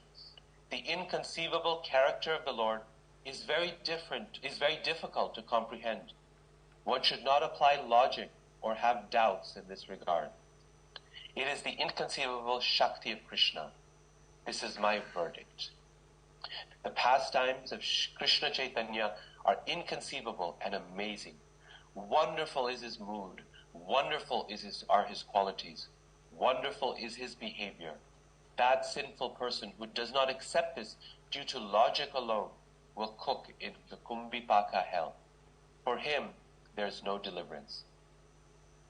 Krishnadas next quotes a verse from the Mahabharata that is used by both Rupa Goswami and Jiva Goswami to explain the concept of achintya. Quote, "Indeed, one should not apply logic to those things that are inconceivable. The characteristic of the inconceivable is that it is beyond the material elements. The transcendental, non-material nature of inconceivability makes it an attribute that can be properly applied only to Bhagavan."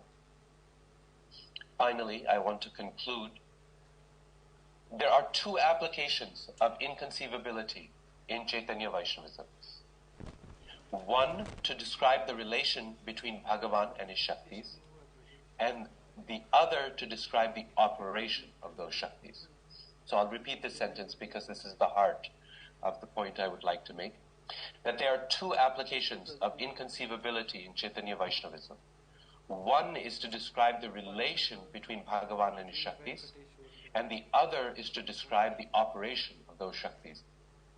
The two usages are quite different, for there is no entailment from one to the other. They work together, however, in pointing to the greatness of Bhagavan. Indeed, the definition of Bhagavan given by Jiva Goswami at the beginning of the Bhagavad Sandarbha comfortably holds together the different meanings of achintya. Quote, "Bhagavan possesses inconceivable, multifarious, and unlimited energies that are of his own nature, and he is the ocean of unlimited, mutually contradictory qualities, such that in him both the attribute and the possessor of attributes, the lack of differences and the varieties of difference, formlessness and form, pervasiveness and centrality, all are true. It is the very nature of the Supreme to bestow truth or reality on all that is related to him, since he is the single ultimate resting place of everything, and the varieties of existence are endless. We are sure to find endless, incompatible truths at rest in him. This diversity leads to the defeat of mental abilities, but also to the possibility of endless relationship between the soul and Bhagavan.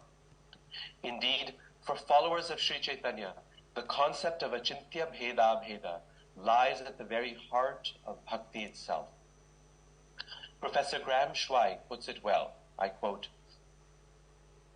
"The synthesis of unity and diversity in its most evolved and exalted form is indicated in the Sanskrit word bhakti. Bhakti derives from the verbal root bhaj, meaning to share and to divide. In the relationship between God and the soul, there is difference, bheda, by virtue of the individuality which each maintains eternally. Simultaneously, there is always a sharing or oneness, abheda, between the soul and God. Bhakti is based on the principle of sacred harmony, which simultaneous difference and oneness, individuality and union alone can achieve." So that is the heart of my presentation. I'd like to thank you again for this opportunity to be present here with you. I'm sorry I'm not there in the auditorium. It would be wonderful to connect with you individually. But if anyone has any questions or comments, I'm happy to communicate with them individually. They can write to me by visiting the website of my university, and my email address will be posted there. Thank you again to the organizers for inviting me and to all the distinguished guests who are present here. Namaste.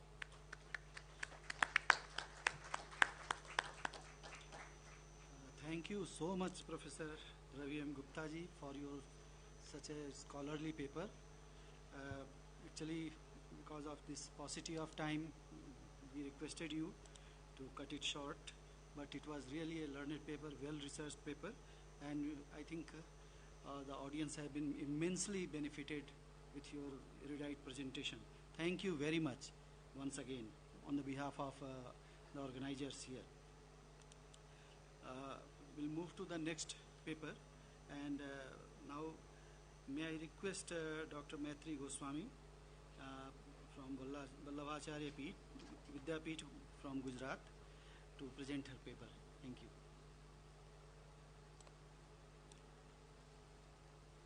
She is speaking on Sakara Brahmavad as per Vallabhacharya. Yeah.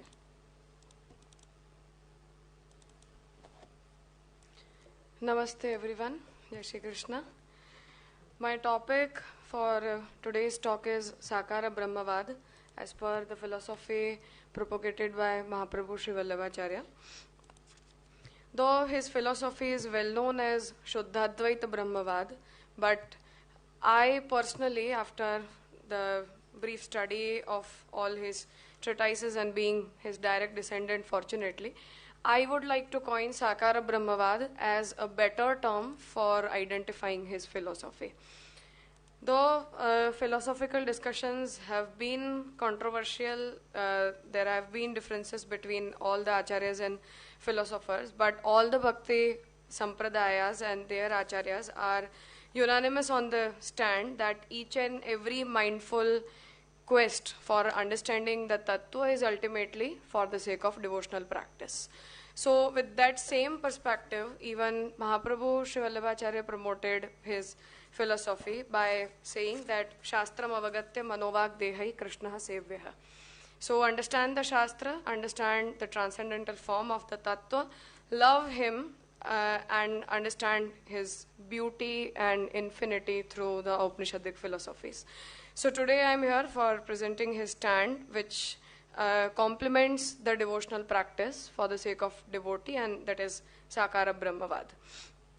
The term Sakara and Nirakar, they both stand as opposite terms though, because the Tattva or the Brahma has been defined in both the ways in the Shastras, and Mahaprabhu Sri Vallabhacharya has a different perspective for explaining his Sakarata. Though the most common interpretation of Sakarata is that Brahma is Krishna and Krishna is Brahma. And the way Sri Vasudeva Swami said that Brahma, Paramatma and Bhagavan, they are considered to be the three perspectives of the same tattva, the way it has been explained in Srimad Bhagavat, Brahmeti Bhagavaneti Paramatmeti Shabdyate.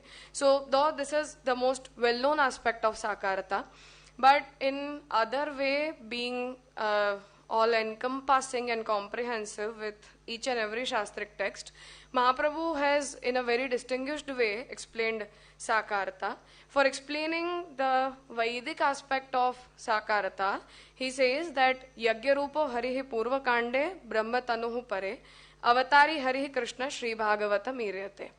So in the form of a yagya, he has been explained in the Purvakand of Ved.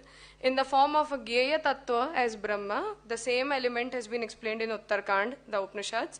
And in the form of Hari, Sri Krishna, who is Avatar and Avatari both, he has been explained in Srimad Bhagavat.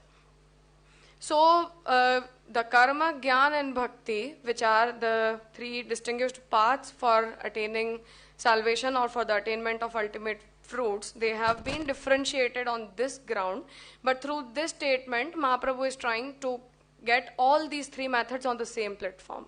That if a person is able to realize that through yagya he is being worshipped, through the form of Brahma he is being known, and in the form of Bhagavan Shri Krishna as explained in Srimad Bhagavat, he is being used as an object of devotion. So in that way, Sakarata can be understood with these three perspectives as well. Secondly, from the aspect of Puran and the Tantric methods of puja and worships, he says that Suryadi Rupadrak Brahma Kande Jnananga Miryate Puraneshwapi Sarveshu Tattadrupo Haristatha. So he says that the Pancha Devat Upasana, which is prevailing in Tantra Shastras. So in the form of Surya, in the form of Shiv, in the form of Shakti, Ganpati and Vishnu, all these five forms, he is being worshipped through his different Shaktis, through his different perspectives, and that same person is glorified in each and every Purana because Bhagavan himself manifests into each and every form, including all the Devatas, including all the mortal and immortal mortal and immortal forms and each and every Nama, Roop and Karma of this universe. Now, what is the ultimate usage of this sort of understanding, for that he says that bhajanam sarva rupeshu phalasiddhai tathapitu adi murtihi krishna eva sevyah sayujya kamya. So he says that though he can be worshipped, he can be perceived, he can be manifested in each and every form with his free will, with his unpurposeful desire, which is known as Leela, for which he coins the term that this universe is for the sake of Leela. It is a haituki nishprayojanika krida of Bhagavan. So in each and every form, he conceives his forms for the sake of different type of people who are eligible for different type of worships. But ultimately, if you want to attain Parabrahma, who is the transcendental form himself, in that case, Adi Murtihi Krishna should be worshipped. So what I wanted to say is that he is not negating any other path, any other method, and he is not even considering up and downs within the forms of Bhagavan, because a devotee is the person who could appreciate each and every manifestation, each and every act, each and every desire and form of Bhagavan.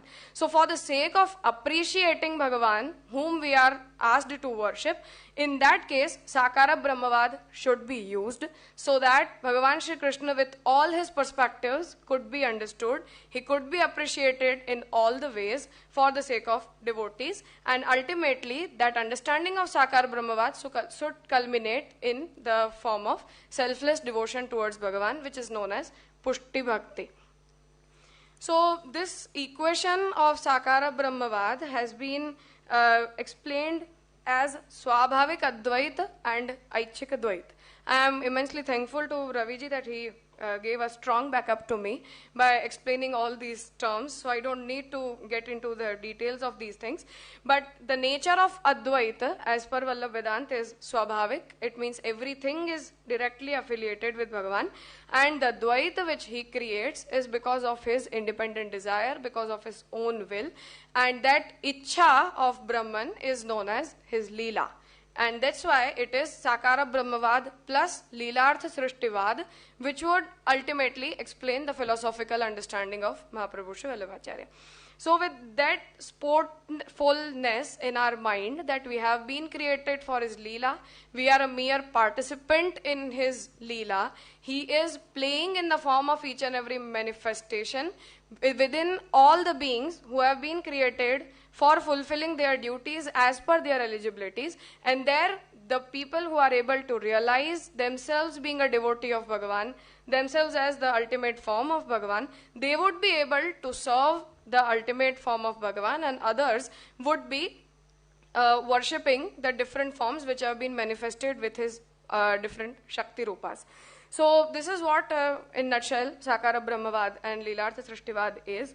And that's why Mahaprabhu says that the Pushti, the term Pushti stands for Poshanam Tadanugraha from Srimad Bhagavat. And the way Srimad Bhagavat is explaining the Poshana Leela, it stands in many different ways in which the most basic nature of Poshan is that in which Bhagavan is taking care of each and every creation, each and everything which has been created. Secondly, he is personally being involved with the people who are serving the Shastras, who are following the Shastric methods. And thirdly, he is most immensely affiliated with the beings who consider him to be the most superior form, being a Pushti devotee. So those who are able to realize their form as a Pushti devotee, those who are able to know themselves as the chosen beings who are meant for the sake of devotion, they don't indulge into other modes of worship or methods, and they try to worship the transcendental form of Bhagavan Shri Krishna as per his statement, Adi Murtihi Krishna eva sevyah sayujya kamya. So this is how he explains that Sakara Brahmavad should necessarily be affiliated with the devotional practice. If this understanding of Shastras don't ultimately conclude into the devotional practice, in that case he says that I would like to choose myself being a Mayavadi. I would like to explain any sort of Advait if that understanding doesn't culminate into Bhakti. So Bhakti and the understanding of Advait, the philosophy, they both are necessarily complementary to each other, and that's why not any sort of mindful quest should result into any other path, rather it should conclude into the path of devotion. Thank you very much. Wonderful people and very innovative as you preferred Sakara Brahmavad in the place of Shuddha Advaita. There is no contradiction as such, but of course this is a very new understanding of the things, and this is the kind of contribution we expect from the scholars. Thank you very much. And probably the last speaker, we don't have Vaisaki Das ji. Vaisaki Das, yes. Is he there? Okay. Yes, yes. Yeah. Yes. Okay. Please come. So the next speaker is Dr. K. Venkateshwaralu from Government Degree College for Women from Hyderabad. Yes, sir. You are requested to present your paper. Thank you.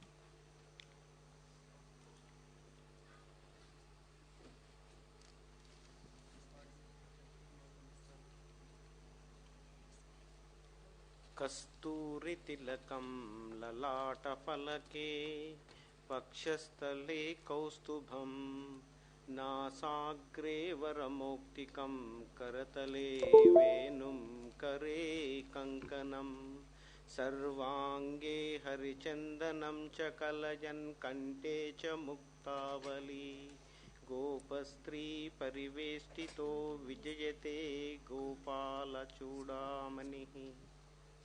Hari ओम नमस्कारः शुभ सायंत्रम्। अद्य अस्माकं छात्रसञ्चालकः अपि एतत् महद् अवकाशं दत्तवतेभ्यः एतत् विश्वविद्यालयस्य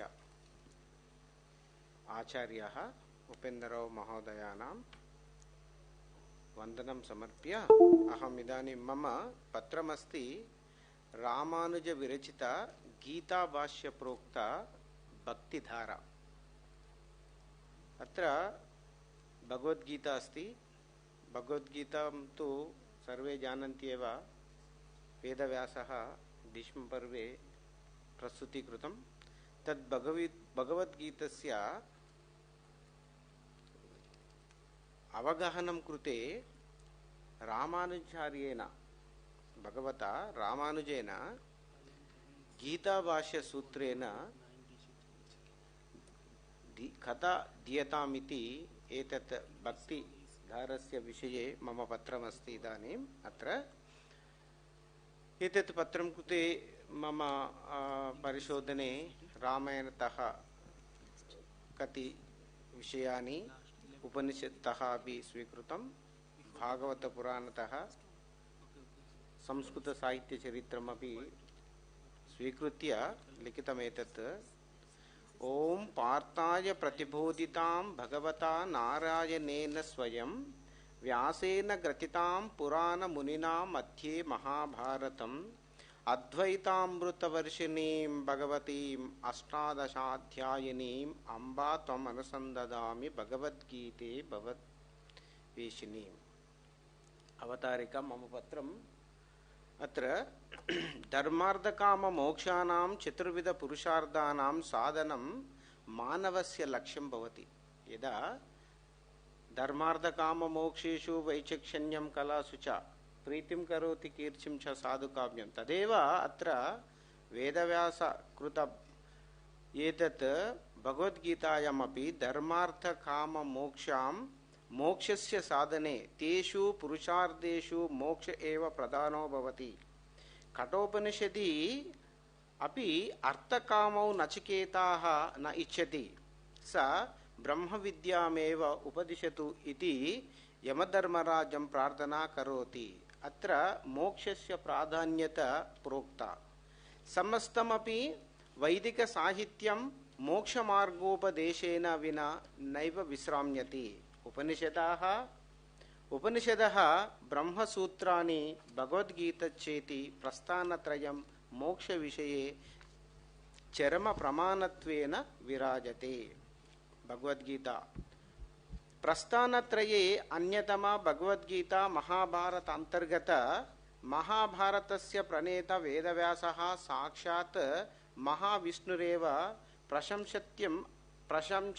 प्राशस्त्यम् उद्देश्य अधो निर्दिष्टं श्लोकं यदमस्ति सर्वे जानन्त्येव। व्यासाय विष्णुरूपाय व्यासरूपाय विष्णवे नमो वै ब्रह्मनिधये वासिष्ठाय नमो नमः। भगवद्गीतायाः प्राशस्त्यं सर्वं विदितमेव, तस्याः वैशिष्ट्यम् अधो निर्दिष्टं श्लोको व्यनक्ति। सर्वोपनिषदो गावो दोग्धो गोपालनन्दनः पार्थो वत्सः सुधीर्भोक्ता। सर्वोपनिषदो गावो दोग्ध गोपालनन्दनः पार्थो वत्सः सुधीर्भोक्ता दुग्धं गीतामृतं महत्।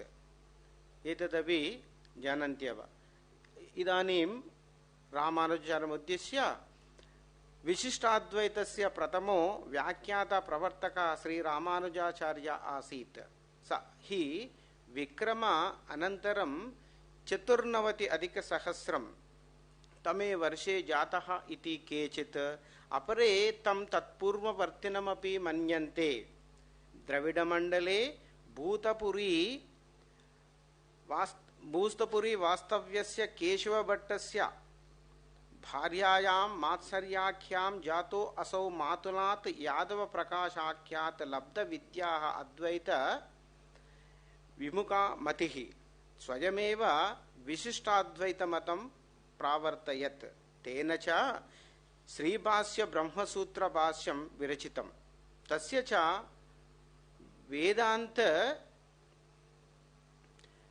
च वेदान्तदीप वेदान्तसारः वेदान्तदीपः वेदार्थसारः गद्यत्रय गीताभाष्य आदि ग्रन्थश्च प्रसिद्धाः। अनेन विरचितानि शरणागत वैकुंठ श्रीरंग गद्यानि भक्तिभावपूर्णानि भवन्ति। विशिष्टाद्वैत सिद्धान्तः इदानीम् ईश्वरस्य चित् अचित् विशिष्टत्वे विश्वस्तमिदं मतं भोक्तृभोग्य नियामकत्वेन व्यवस्थितान् त्रिविधान् पदार्थान् मन्यन्ते।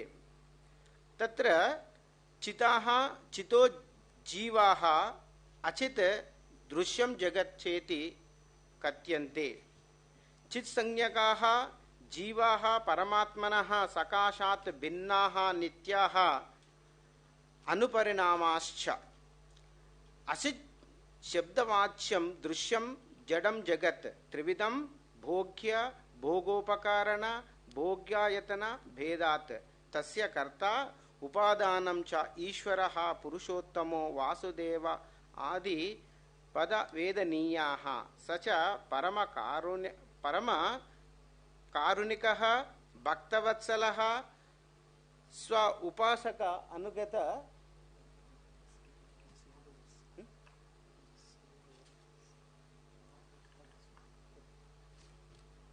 it is no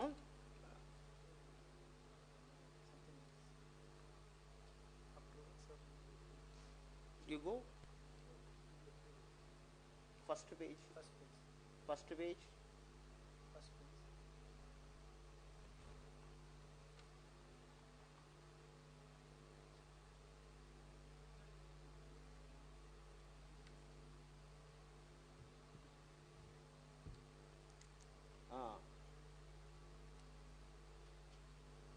again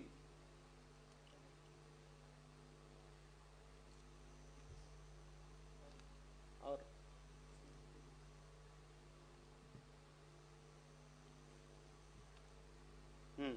ईश्वरस्य it is there here okay ईश्वरस्य चित् अचित् विशिष्टत्वेन विश्वस्तमिदं मतं भोक्तृभोग्य नियामकत्वेन व्यवस्थितान् त्रिविधान् पदार्थान् मन्यते। तत्र चितो जीवाः अचित् दृश्यं जगत् चेति कथ्यन्ते।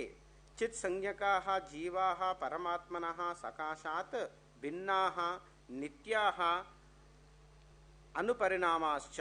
अचित् शब्दवाच्यं दृश्यं जडं जगत् त्रिविधं भोग्य भोगोपकारण भोगायतन भेदात्। तस्य कर्ता उपादानं च ईश्वरः पुरुषोत्तमो वासुदेव आदि उपवेदनीयाः। स च परम कारुणिकः भक्तवत्सलः स उपासक अनुगत उपासना अनुगुण तत् फलदाता प्रदानाय स्वलीलावशात् आर्च विभाव व्यूहः सूक्ष्मान्तर्यामिद भेदेन पंचदा अवशिष्टते. भक्तिः भक्तिमुद्देश्य तत्रापि निरतिशय भक्तिमुद्देश्य अत्र ओके निरतिशयानंद प्रिया अनन्य निरतिशयानंद प्रिया अनन्य प्रयोजनक सकलेतर वैतृष्ण सकलेतल वैतुष्यवान् ज्ञान विशेष एव भक्तिः. अत्र भक्तिमुद्देश्य निरातिशय अतिशय निरातिशय अपितु निरातिशय आनंद प्रिया निरातिशय आनंद प्रिया अनन्य प्रयोजनक सकलेन सकलेतर न इतर सकलेतर वैतृष्यवान् ज्ञान विशेष एव भक्तिः इति भक्तिमुद्देश्य दत्तवन्तः. मोक्ष साधन सामग्र्यायां भक्तिरेव गरीयसी इति आर्योक्तिः. भगवद्गीतायां श्रीकृष्णो अनन्य भक्तिं प्राकटयत्.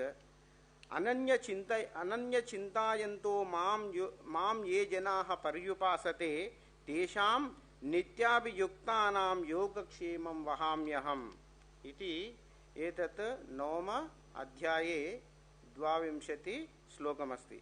सर्वधर्मान् परित्यज्य मामेकं शरणं व्रज अहं त्वां सर्वपापेभ्यो मोक्षयिष्यामि मा शुचः. एतदपि 16 अध्याये 660 श्लोकमस्ति. भक्तिरपि रसत्वेन परिगणितः रूपक गोस्वामिनः. भक्तिरस अमृत सिंधुरिति ग्रंथे रूप गोस्वामी भक्तिरसं प्रापंचिकं कृतवान्. अस्तु. भक्तिरसस्य प्रस्तुतिः अखिल जगन्मंगल प्रासंगस्य अग्नेनापि मायस्य क्रियते सुहृदां प्रमोदाय अनन्याभिलाषी शून्यम्. अस्तु. एतत् रूप गोस्वामी भक्तिरसः पंचधा भवति इति उवाच. मुख्यो भक्तिरसः पंचविधः शान्तादिरीति दीयते. अत्र श्रीरामानुज विरचित गीता भाष्य प्रोक्ता भक्तिधारा. इदानीं नेक्स्ट पेज.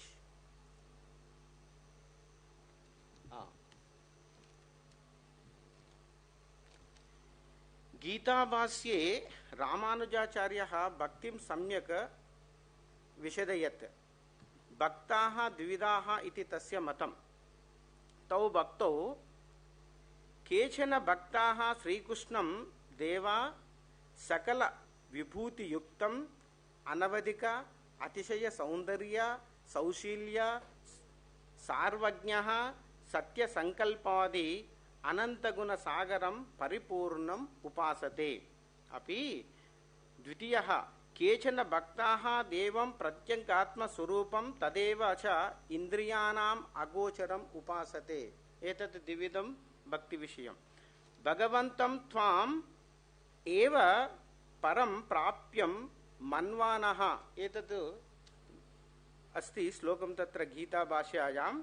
तस्य रामानुजाचार्येण यद् उक्तं पूर्वोक्त द्विविध भक्तयोः कः स्वसाध्यां प्रति शीघ्रगामी भवतीति विषयं रामानुजाचार्यः एवम् अवदत्. अत्यर्थम् अप्रियत्वेन नित्ययोगं काङ्क्षमानः प्राप्य विषयं मनः देवे आवेश्य ये देवम् उपासते ते सुखेन अचिरान् मां प्राप्नुवन्ति इति. अत्यर्थं प्रियत्वेन इति तस्यापि व्याख्यानं भवति चेत् सम्यक् भवति इति. अत्यर्थस्य सर्वदा मनः देवे एव निक्षिप्यते.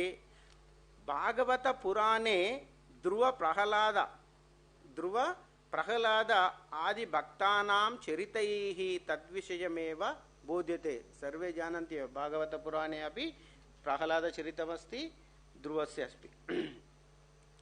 देवोपासते तानहं मृत्युभूतात् संसारसागरात् अचिरेणैव कालेन समुद्धरिष्यामि इति एतत् विषयस्य अत्यर्थम् इति प्रियत्वेन एतत् गीतस्य व्याख्यानं दद्मः। ये तु लौकिकानि एतदपि अन्यदस्ति। अतः अतिशयाति पुरुषार्थत्वात् सुलभत्वात् अचिर लभ्यत्वाच्च मयि एव मनः समाधानं कुरु। अहमेव परं प्राप्य इति अध्यवसायं कुरु। अहमेव परमं प्राप्य इति अध्यवसाय पूर्वकामनो निवेशय अनन्तरम् एव मयि निवसिष्यसि इति अर्थः। प्रायो मनुष्याः बाह्यविषयैः आकृष्टाः भवन्ति, मनः देवे निवेशयितुं न शक्नुवन्ति। कठोपनिषत् परां खानि व्यातृणोत् स्वयंभूः तस्मात् परां पश्यति न अनन्तरात्मा। कठोपनिषत् द्वितीयो अध्यायः प्रथमवल्ली प्रथमकारिकास्ति अत्र। अतो गीताभाष्ये रामानुजाचार्यः असमर्थानां मनुष्याणां मार्गान्तरम् उपदिशति। सहसा एव देवे स्थिरं चित्तं समादातुं न शक्नोषिः ततः समयम् ओके अस्तु। अत्र अत एव नेक्स्ट स्लाइड प्लीज। अत्र अत एव श्रीमद्भागवत पुराणे अपि नवविध भक्तिषु नाम कीर्तनमस्ति। नवविध भक्तयः अत्र दीयन्ते। सर्वे जानन्त्येव श्रवणं, कीर्तनं, स्मरणं, पादसेवनम्, अर्चनं, वन्दनं, दास्यं, सख्यं, आत्मनिवेदनं। श्रवण कीर्तनं विष्णोः स्मरणं पादसेवनम् अर्चनं वन्दनं दास्यं प्रख्यात्मनिवेदनम् इति सख्यमात्मनिवेदनम्। केचन देवसम्बन्धि कर्माणि कर्तुमपि न शक्नुवन्ति, तर्हि ते कथं देवं प्राप्नुवन्ति इति सन्देहस्य निवृत्तये रामानुजाचार्य एवं वदति। मत् कर्मपरो भवितुम् असमर्थो भवसि चेत् अक्षरयोगम् आत्मस्वरूपभावानुरूपं परभक्तिजननं पूर्षट् कथितम् आश्रित्य तदुपासतया सर्वकर्मफलत्यागं कुरु। अनेन मयि पराभक्तिः स्वयमेव उत्पद्यते। एतत् दीयते। अत्र सर्वमपि रामानुजाचार्येण सामान्यजनानां कृते कथं भगवद्गीतायाः अवगाहन कथं भवति इति तत् क्लिष्टपदानाम् अर्थः अत्र दीयन्ते इति मम पत्रस्य भावमस्ति। अपि तु अत्र उपसंहारः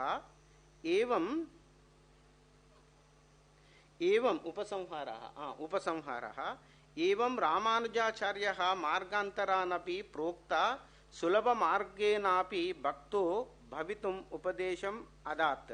गीताभाष्ये रामानुजाचार्य विश्चिते ये विषयाः प्रोक्तास्ते विषयाः सामान्यानपि सुलभतया आचरणयोग्याः भवन्ति। तथा हि सममैत्री करुणा समचित्ताः इत्यादय विषयानां व्याख्यानं सर्वेषां प्रयोजनकरं भवति।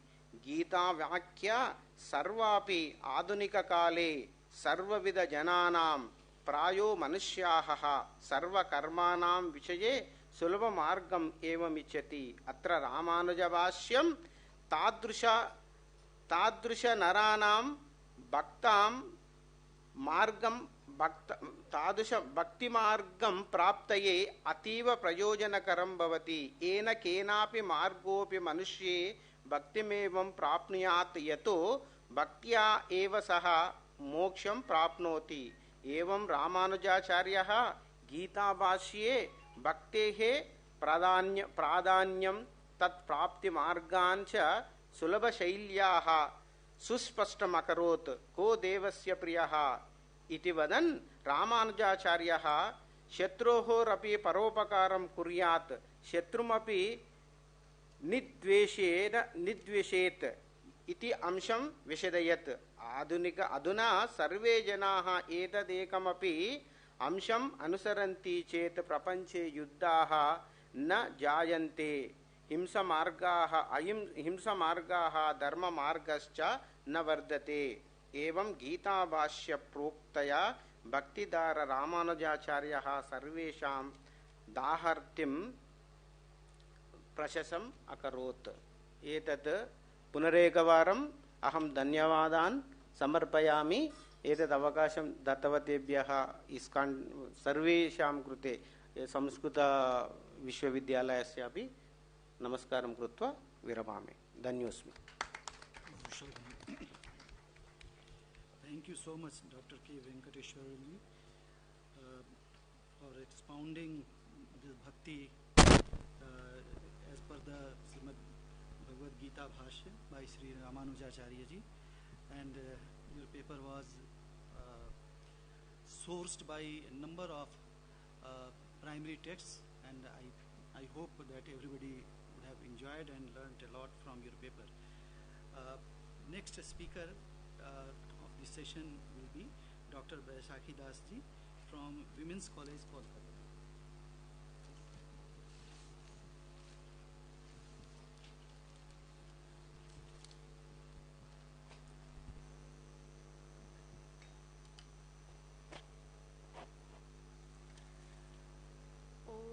Shri Krishnaya Govindaya Vasudevaya Nama. Namaskar to all. It is my privilege that the Institute of Science and Spirituality and JNU and Central Sanskrit University have given me the opportunity to stand here and express my views on philosophical aspects of my papers. For this, I want to express my sincere gratitude, respect, and bow to all the respected members of these institutions and to my chairperson also. My paper is Premo Bhakti as Shadho and Shadhon, end and means. Of course, of four Purushartho, Dharma, Artho, Kamo are the most important to the common man, but the appeal of moksha to the philosopher is best. According to Vedanta philosophy, the discussion of Purushartho is not a fancy, but the idea of moksha of Advaita Vada in this regard points to a particular aspect of Indian philosophy, but the theoretical features of Gaudiya Vaishnavism enable it to regard Purushartho in a unique way. In discussing the issue of Purushartho, the Achinta Vedavedi has initiated a special aspect on Indian philosophy. According to Vedanta, self-realization is the ultimate pursuit of life. The self-realization means the realization of the oneness of Paramatma with living soul. That has been called moksha in Vedanta philosophy. The intensive depth of love of being and Brahma is understood in the Gaudiya Vaishnavism. Emancipation without love for Bhagavan, without devotional service to God, is not the desire of the Gaudiya Vaishnavism. Loveless Shebbo Shevak relationship with God, Gaudiya people does not admit. They only say Shamipya liberation, nearness to God, is the best state of liberation. According to Gaudiya Vaishnavism, the cessation of sorrow is not the ultimate goal of life. Gaudiya Vaishnavas have called Premo, love, most efficacious means above the four broad ways to the attaining perfect goal. Vaishnavism is Bhagavad-centric, Sri Krishna is God, love is the greatest form of devotion, and love is the best means, sadhon, of realizing Sri Krishna. The word bhakti originates from the root bhajo dhatu. Root means to serve. What will be my happiness? It is not. What will make Sri Krishna happy? There will be mine that brings attention only, always. That is devotion. Vaishnavism preached by Sri Chaitanya Mahaprabhu seems to be the culmination of devotion.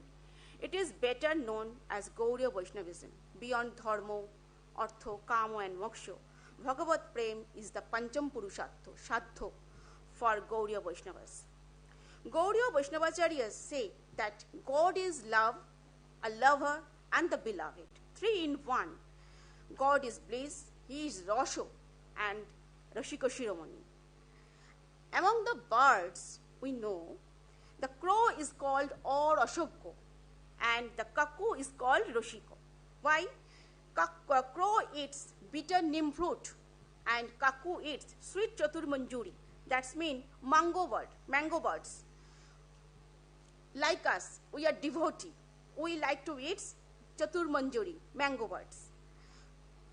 Gauriya Vaishnavas says that the path of devotional love, is the best way of attainment than knowledge and action. There are 2 wonderful sayings of Sri Chaitanya Bhagavat, Sarva Buddhi Hari Leko, Eko Nindapa, Anindugo Hoi Shabe, Bolo Krishna Nam. So the goal of devotee is to be a Trinadapi Shunichana Taro Rivo Shahishnuna. It is said by Sri Krishnadas Kaviraj Goswami in his written work, Sri Chaitanya Charitamrita. It is said by Sri Chaitanya Mahaprabhu in his Ashtashlok. The Achinta Veda Vedo is philosophically different from the Madhya sect of Vaishnavism. According to Gauriya Vaishnavism, Brahma simultaneously both the distinction and the oneness of life. Jiva and Jagat are manifestation of the power of Brahma. The right relationship between the Shaktiman and his power is called inconceivable discrimination. Here, by the word Brahma, they have noticed a unique God with unimaginable power. According to Gauriya Vaishnavism, the cessation of sorrow is not the ultimate goal of life. They have called love above the 4 world ways to the goal of perfection. Bhakti is the name given to a part of the Ladini Shakti, which includes the Chit or Sharupa Shakti of Brahma or God. The Lord always throws his Ladini Shakti into the heart of the devotee, and when the mind is purified, the Rasho, aesthetic experience of Ladini Shakti, is realized, and the desire to love and serve Bhagavat awakens in the heart of the devotee. The turning point of this devotion is love. Sneho, Man, Pranay are the most complete expression of love. The ultimate state of love is called Mahabhava, and this Mahabhava is able to enchant God as well. The devotee does not think of his own well-being at the dawn of love. Although the devotee attains ecstasy or celestial bliss due to Sri Krishna's service, and it is superior to the realization of Brahma in the eternal quality and the fulfillment of the eternal happiness of the living being. He who enjoys the service of Sri Krishna has no other attainment. Receiving this service does not mean giving up all kinds of deed forever, because the one who is fortunate enough to serve God, his desire for that service and his desire for complete surrender at the feet of God grows every moment and attains extraordinary, outstanding, indescribable ecstasy of grace of God. Anuraga. We are looking for sunrise every day. It never becomes old, boring. Such bliss does not put an end to the personality, but rather keeps the individuality intact as a servant of Sri Krishna, which is always full of new absolute taste of Rasha. That is why Gauriya Vaishnavas has accepted Krishna Prema as the Pancham and the greatest Purushartha pursuit of life. The Vaishnavas hold different views on moksha. According to Ramanujacharya, even though the living being is a part of Brahma, he does not have the same nature like God. The living entity is small and appeared as small of energy and having the eternal separation from Brahma. But the living entity is subject to Brahma or God. That is, the bondage, Dashubhav, of the living entity of God is eternal, which is fully developed in liberation. So there is no day in which a living being can be identified with God as identical but enjoy celestial bliss with God. Madhacharya is a dualistic philosopher. According to him, Jiva and Brahma are different from each other, but their distinction is not superficial. It is normal. As long as the living being does not feel this difference, according to Madhacharya, the living being is not achieving emancipation. By the grace of God, the living being perceives and realizes him and gains knowledge of the virtues of eternal welfare and the expression of unconditional love or absolute devotion to God is greatly increased. Madhacharya calls the creature a non-existent reflection of Brahma. Madhacharya did not say that mukti is Brahmalaya, nor did he say the unity with Brahma or enjoyment of his lila. Devotee is said to be the consortium of Brahma as a servant. And here, the living being is predominant in the form of servant, but in this state, the living being has a awe or fear of God. Nimbarko acknowledged the natural distinction and oneness between Jiva and Brahma. According to him, liberation does not destroy the life of the living being, it brings full development. According to this, the goal of the living being is to meet Brahma, to attain Brahma Shajujjo and Atto Sharupo. At the time of liberation, the living entity realizes both types of nature. The peculiarity of Nimbarko's opinion, however, is that in Mukti he did not speak of Aishwarya devotion that mixed with fear or reverence like Ramanuja or Madhacharya, but the mix with Madhurja Rasho, sweetness, devotion of love or friendship. According to Vallabhacharya, Jiva is not the complete expression of Brahma. Still, liberation is the name of Krishna Shajujjo, of the living being. It is not the unity of the living being with Sri Krishna, but the devotion to Sri Krishna, which is called Prema Bhakti, can be attained only by the unconditional selfless service of Sri Krishna. Vallabhacharya speaks of three paths or margo, such as Prabaho, Marjada and Pushti, leading to the grace of God. Pushti considered as the best among of these.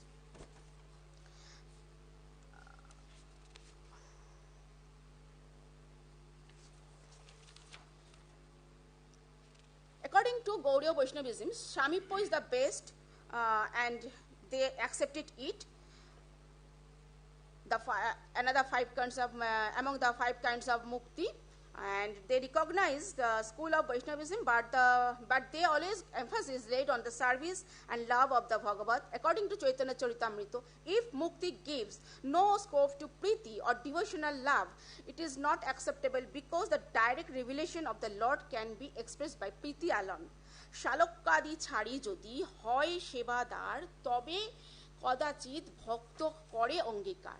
Madhyalila 6th Parichet, written by Krishnadas Kaviraj in his Sri Chaitanya Charitamrita. Priti is higher than all form of mukti, and without any kind of priti towards Bhagavat, devotee cannot attain true emancipation. Priti is associated with no desire for anything, not even mukti. If it is so not associated with loving deceit, tar moddhe mokkho bancha koitava pradhan. Koitab means which can be accepted as leftover. Koitava pradhan, jar hoite Krishna bhakti hoy antardhan. Adi Lila, 1st Parichet, Sri Chaitanya Charitamrita, written by Krishnadas Kaviraj. So that, now we are coming to the last point. Where there is love, there is affection, because they are each other's constant companions. In the case of Sri Krishna, the deeper and intense affectionate love of devotee is transformed into deepest level of love. Then the Oishwarya Gyan, knowledge of majesty of Sri Krishna, no longer resides in the heart of the lover devotee, and instead of worshipping Sri Krishna as God, the devotee worships Sri Krishna with his personal emotional feeling of devotional love. So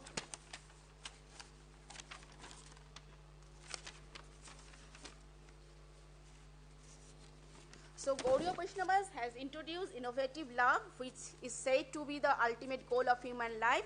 There is no conflict of sorrow, happiness, or self-realization with this love. According to Gaudiya Vaishnavas, love is called the ultimate goal because it combines sorrow, happiness, and self-realization. And according to Gaudiya Vaishnavism, Krishna Priti is called the Pancham Purushatva because the best happiness and the accompanying sorrows are relieved only when Bhagavat is made by love. Now we must practice this kind of unconditional love, prema, to our day-to-day life for the holistic development of the mankind. Thank you.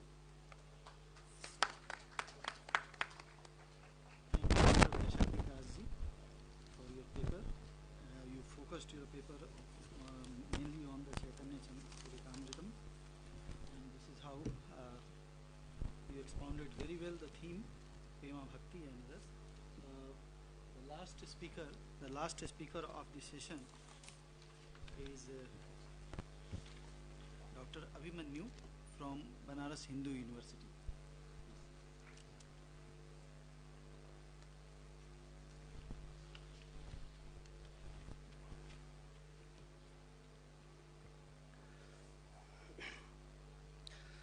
ओम नमः सभाभ्यः सभापतिभ्यः।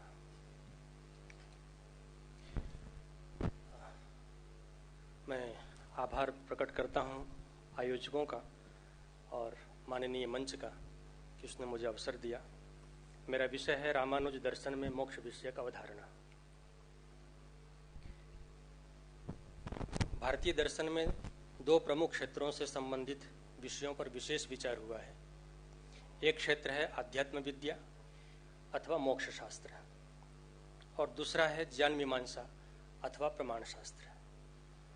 चूँकि आप आज सुबह से ही पूरे आध्यात्म विद्या का ये जो रसपूर्ण जो आनंद है उसका ले रहे हैं और इस मुझ अंतिम वक्ता के साथ इससे मोक्ष प्राप्त हो जाएगा, मुक्ति भी मिल जाएगी इस श्रवण से, तो मैं उस विषय का उपस्थापन करते हुए प्रतिपादन करता हूं संक्षेप से।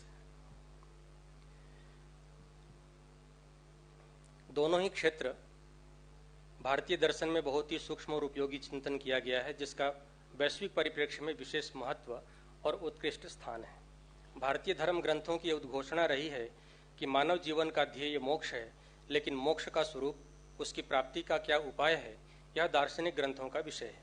इतना ही नहीं, प्रत्येक दर्शन मोक्ष तत्व की भिन्न भिन्न व्याख्या करता है, किंतु यह ध्यातव्य है कि यद्यपि भारतीय दर्शनों में मोक्ष विषयक अवधारणा पृथक पृथक है, तथापि मोक्ष की साधना अर्थात मोक्ष की ओर बढ़ने वाले मार्ग लगभग एक जैसे हैं। लगभग इसलिए कि भारतीय दर्शन मोक्ष प्राप्ति के लिए ज्ञान मार्ग, कर्म मार्ग, ज्ञान कर्म समुच्चय मार्ग, भक्ति मार्ग आदि अनेक मार्गों का निर्देश करता है।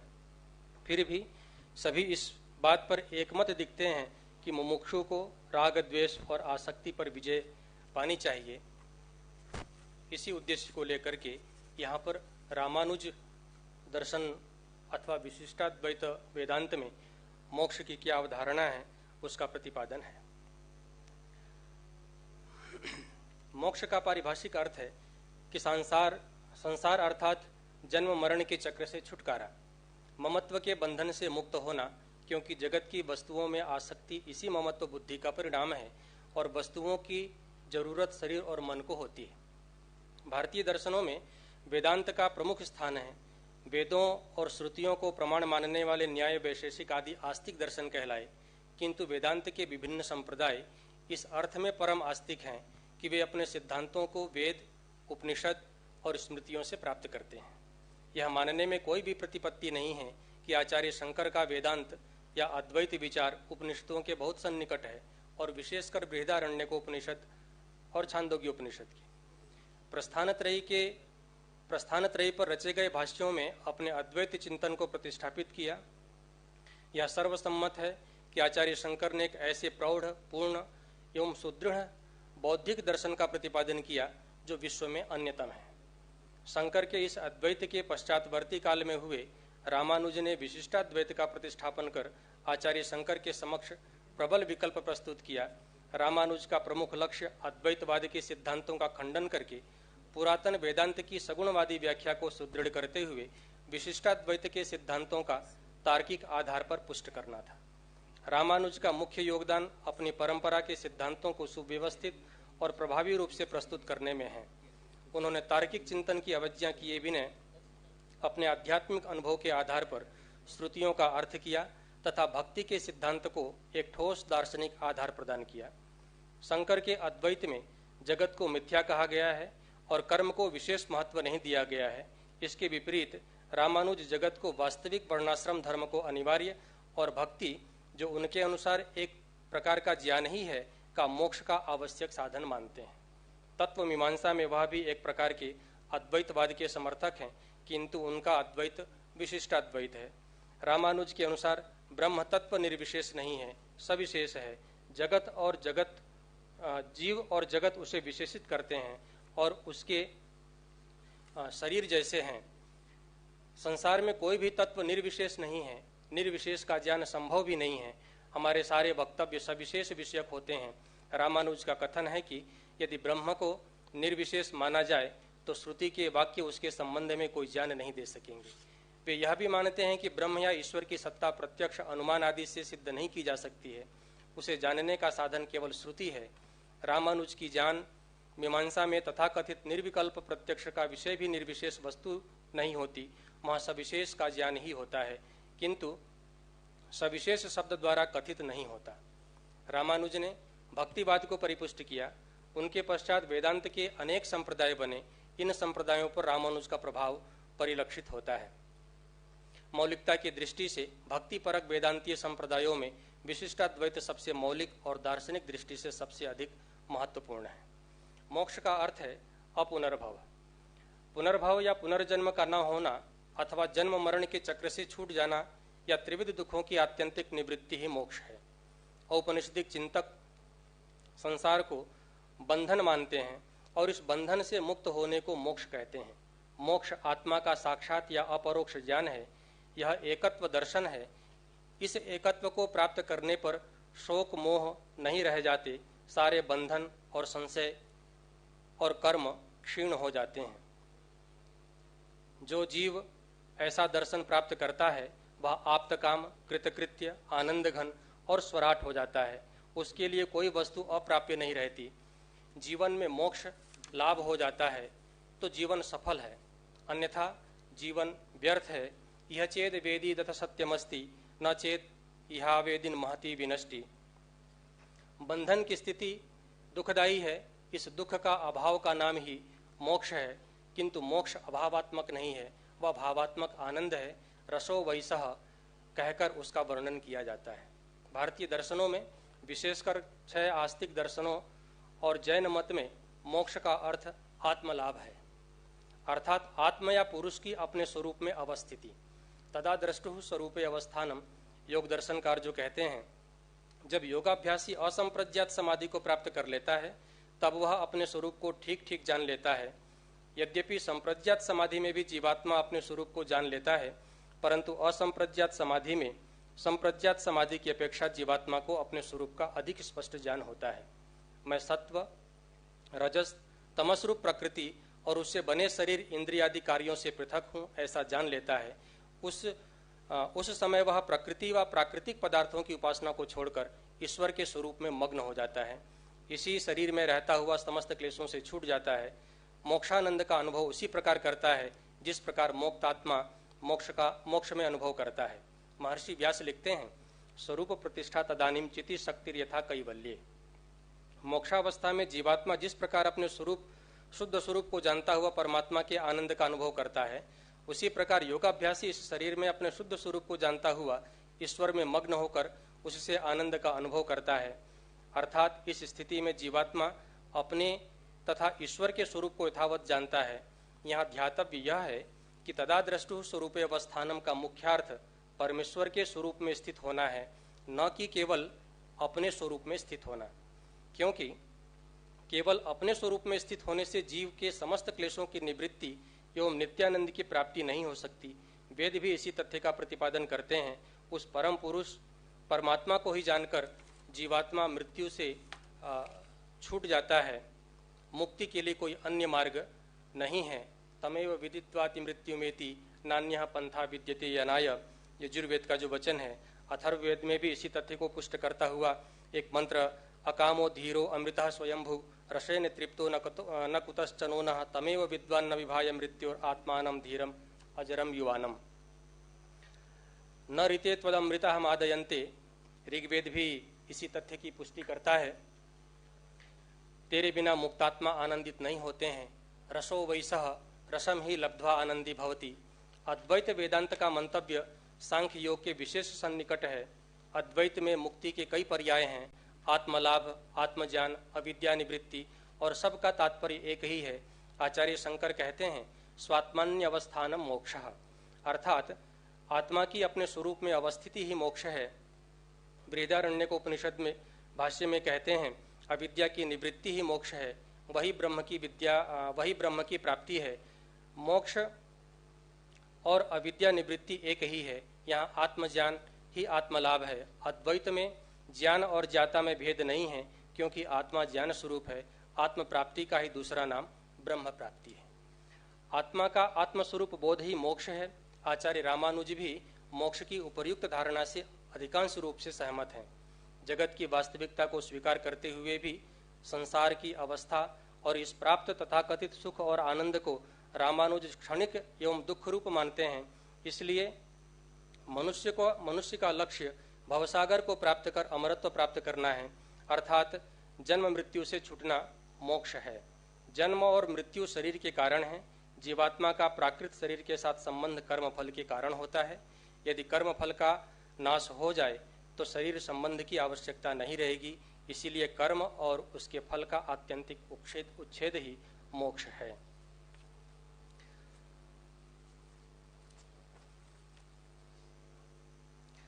अपनी बात को उन्होंने भिन्न भिन्न ग्रंथों के आश्रय लेकर के इस तथ्य को प्रकट किया है। मुक्त जीव ब्रह्म के स्वरूप को प्राप्त करके उसके साथ अभेदी हो जाता है। जीव से ब्रह्म का भेद उसके अज्ञान का कारण होता है। रामानुज के अनुसार अभेदी का तात्पर्य भेद रहित से है, तादात्म्य से नहीं। श्री भाष्यकार का अभिप्राय शांकर भाष्य के सुप्रसिद्ध व्याख्याकार आचार्य वाचस्पति मिश्र से सर्वथा मेल खाता है, जिन्होंने स्वयं अभेद का तात्पर्य भेद के अभाव से किया है। मुक्त आत्मा ब्रह्म के अपहत पापमत्वाद इत्यादि 8 गुणों से संपन्न होता है। ये गुण आत्मा के स्वाभाविक गुण हैं।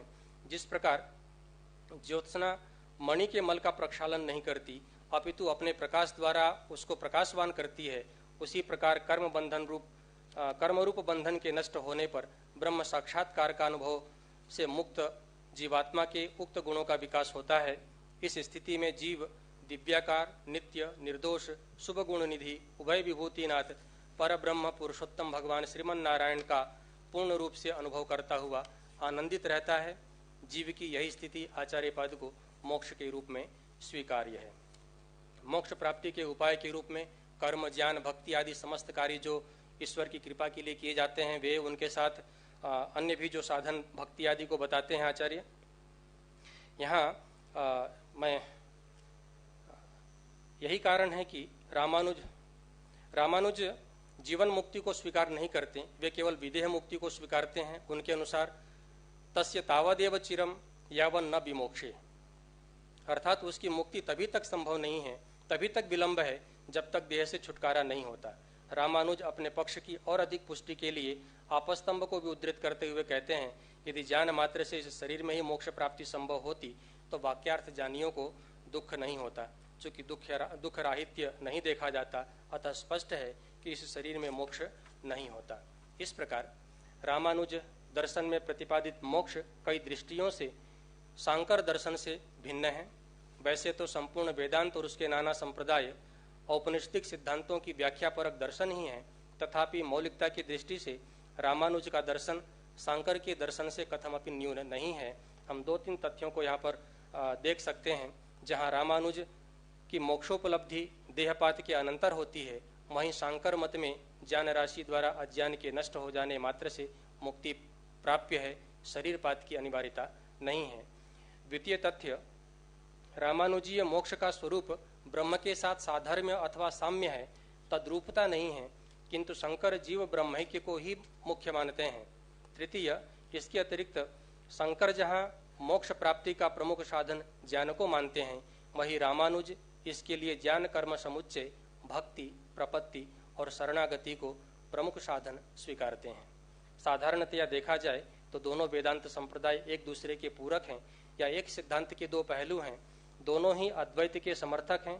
शंकर निर्विशेष ब्रह्मात्मैक्य के पोषक हैं और रामानुज सविशेष ब्रह्म और तदायत्त जीव जगत के बीच शरीरात्म भाव संबंध द्वारा एकेश्वरवाद के। रामानुज ने भक्ति परक वेदांत को परिपोषित किया और विकसित किया है। इंदु भूषण के शब्दों में, जिन्होंने रामानुज दर्शन पर विशेष रूप से शोध कार्य किया है, शंकर द्वारा किए गए वेदांत का प्रति एक पक्षीय न्याय से असंतुष्ट होकर रामानुज ने वेदांत की व्याख्या इस प्रेरणा से की कि उसके शुद्ध दार्शनिक महत्व को धार्मिक गरिमा के साथ प्रदर्शित किया जा सके, ताकि व्यवहार परमार्थ का भेद मिटे तथा ज्ञान भक्ति का योग भी बने। उन्हें इस उद्देश्य में काफी सफलता मिली, ऐसा निसंकोच कहा जा सकता है। ओम सम धन्यवाद।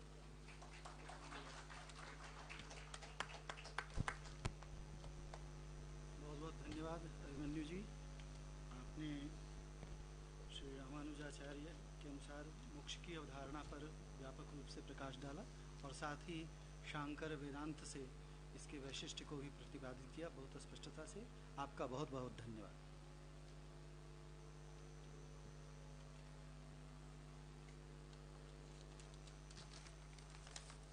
So thank you very much. That was a wonderful array of speakers and wonderfully managed by Dr. Mishra. So we had Dr. Tanigevelan speaking about the Alvas, Dr. Meenakshi Sethi speaking about Lord Chaitanya, the way he looked at Bhakti, and Maitri Goswami ji spoke about Vallabhacharya's wonderful contributions and how the Pushya Marga is so eminently acceptable. And Professor Ravi Gupta spoke about the Achintya Veda philosophy. Dr. Besagita spoke from Achintya Veda itself, but from Chaitanya Charitamrita and Krishna's Kaviraj Path's contributions. Dr. Venkateshwarlu again spoke wonderfully from Ramanujacharya Path's contribution, and there were so many other. It is wonderful that Sripad Ramanujacharya still occupies such a wonderful position in our. Srila Prabhupada, our founder Acharya, starts introduction to Bhagavad Gita itself in the beginning few pages about how Sripad Ramanujacharya defines Sanatana Dharma. Sanatana meaning that which has no beginning and no end. So it starts with that, and that is why the very simple fact is Yo Nityam Achyuta Padambuddha Yugma Rugma Vyamohadastati Itarani Trinaya Mene. Other than attaining the lotus feet of the Supreme Lord is considered, everything is considered menial and worthless by Ramanuja, and that is something that all the speakers have brought out. I wanted to thank all of you, and how Srila Prabhupada will be very pleased that all the Sampradaya Acharyas are being presented so wonderfully, because the conclusions of all these Sampradaya Acharyas is same, Krishnastu Bhagavan Swayam. And we'll have a short break now of about 20 minutes. I wanted to thank Dr. Mishra for chairing this session, and we'll have some small certificates and mementos in the form of certificates from the organizers to be handed out to each one of them. We'll start with Dr. S. Tanigevelan of Annamalai University. So Dr. Mishra would kindly please hand over the certificate. Thank you very much, Dr. Tanigevelan.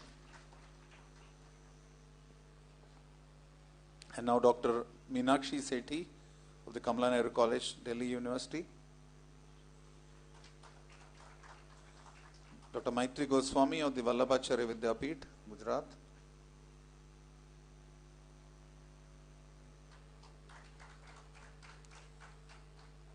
Dr. Baisakhi Das from the Women's College, Kolkata.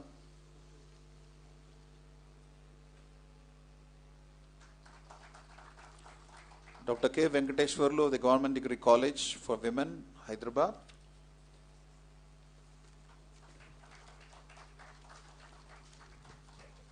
And the concluding speaker for this session, Dr. Abhimanyu from the Banaras Hindu University.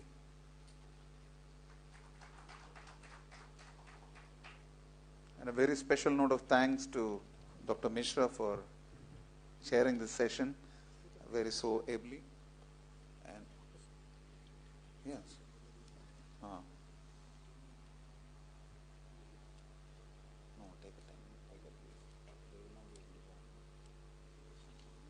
Okay, so there is a, so this will be the concluding part of the session. Thank you very much, Dr. Mishra, and thank you very much all the wonderful speakers. So you could be seated because we have some wonderful 2 sessions coming up by Professor Ricardo Silvestre from the Federal University of Rio de Janeiro, Brazil, and Professor Guy Beck. It's 8:30 a.m. for one and 7 a.m. for another. They already joined in Tulane University, New Orleans, Louisiana, USA. So yeah, we'll break for tea after this. So it'll be nice if you could just remain seated or choose the chairs as you desire. But we'll be happy if you are in this session. It'll be some wonderful, enlightening, erudite contributions from them. So I'd like to introduce the speakers first. And yeah, you can be seated. But I'm happy if you're here also, there also. It's the same. Achintya Bheda Veda. You are in the chair, whether you're here or there. So, thank you.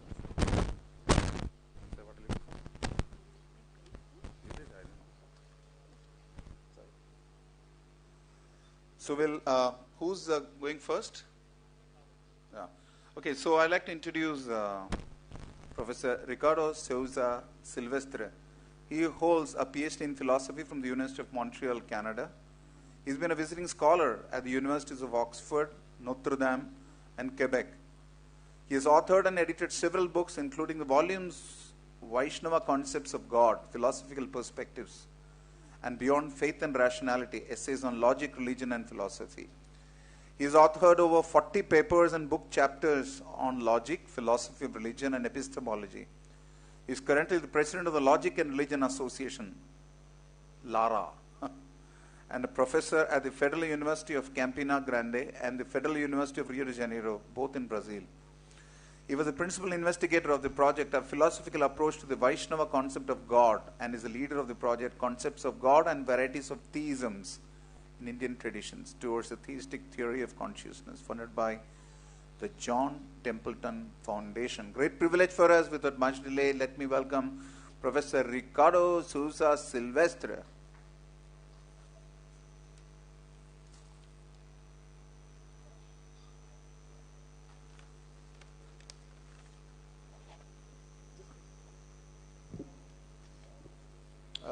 Could just hold for 10 seconds.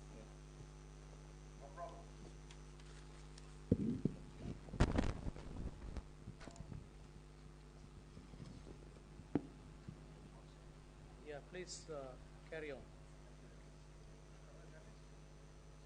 Okay, go.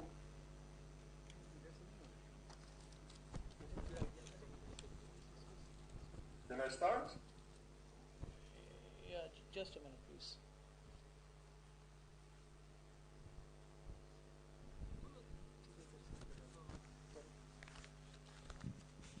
Yeah, please.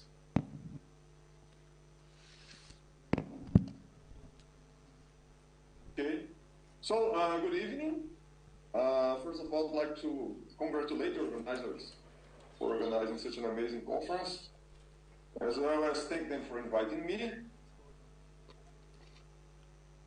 So, my goal today would be somewhat modest. Instead of talking about some of the few works I have written on Vaishnavism, I'd like to talk a little about a volume that will be published in December of this year by Routledge. It is called Vaishnava Concepts of God, Philosophical Perspectives. It is co-edited by myself, Alan Herbert, and Benedict Gog. Distinguished scholars such as Edwin Bryan, Gavin Flood, Angelica Malina, Ananda Vanya, and Frederick Smith contribute to the volume. My colleague Alan Herbert and I are co-authors of 2 chapters in the volume, one on panentheism in the Bhagavad Gita, and the other on the concept of God in Jiva Goswami, the 16th century seminal thinker in the Gaudiya Vaishnava tradition. I pasted the link of the book, the description, in the Routledge website, in the chat. So if you want to take a look at it, the book is right now available for pre-order. It's also that the book is one of the outcomes of the project, a philosophical approach to the Vaishnava concept of God, led by me and funded by the John Templeton Foundation through the Global Philosophy of Religion project, hosted by the University of Birmingham. I have also pasted the link to the project website in the chat, in case you want to take a look at it. But more than talking about the book itself, I want here to talk about the motivation behind it and what we consider to be its unique contribution to the scholarship on Vaishnavism. That has to do with the philosophical debate about the concept of God. Indian theologians in general and Vaishnava thinkers in particular have provided many powerful philosophical insights about God and the ultimate reality. On the other hand, Western philosophy of religion has developed many useful philosophical tools for evaluating conceptions of God. So there's no reason why these two fields cannot benefit from each other. On the contrary, the need for what many people call cross-cultural or global philosophy of religion seems to be stronger than ever. So in a way, my aim here is to draw your attention to the need to look at Vaishnavism in general and the Vaishnava concept of God in particular in a way that takes into account the tools and issues that Western philosophers of religion have been concerned with. In a nutshell, I would say that my main goal here is to draw your attention to some of the questions we should pose if we want to philosophically analyze Vaishnavism within such a cross-cultural framework. But although these debates, that's an important point, the debates concerning concepts of God, they have regained considerable momentum in Western philosophy of religion since the 60s, they mainly focus on concepts of God growing out of the Abrahamic religions and philosophical traditions informed by Western theology. The modus operandi of these debates is best described as being firmly based on the analysis of divine attributes. On this approach, a concept of God is evaluated in relation to a variety of exegetically discovered or philosophically justified attributes apparently worth of the divine, such as perfection, omniscience, omnipotence, eternity, and so on and so forth. Hence, the question of what God is like is equivalent to asking, what attributes does God possess? A further, equally important question naturally follows. For a divine attribute X, what does it mean to say that God possesses X? Different answers to either or both of these questions give rise to different concepts of God. Western philosophers who have followed this strategy have typically been guided by the idea that God is a maximally great, excellent, or perfect being. Augustine, 4th century, and Anselm, 11th century, remain the paradigmatic examples of this approach. While Augustine saw God as that being than which nothing more excellent or exalted exists, Anselm saw God as that being than which nothing greater can be taught. Some contemporary philosophers of religion as the greatest possible being.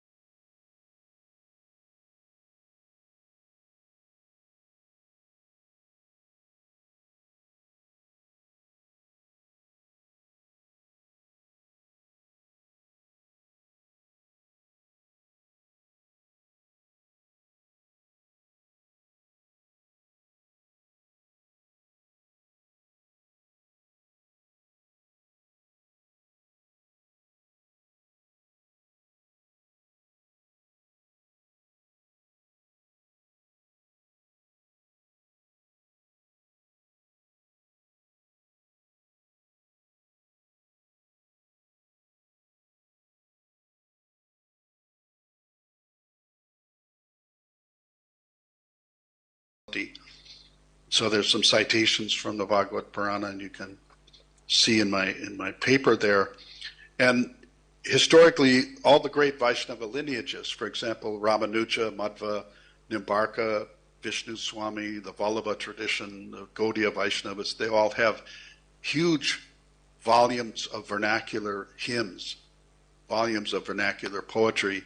The Alvars, for example, in South India, and then you've got, all the Ashtachap poems of the Vallabha tradition. Nimbarka, there are many vernacular poems of the Nimbarka saints. So one could go on and establish the strong mainstay of vernacular singing in all the Vaishnava sampradayas. That leads us to Drupad and then ultimately to Khyal.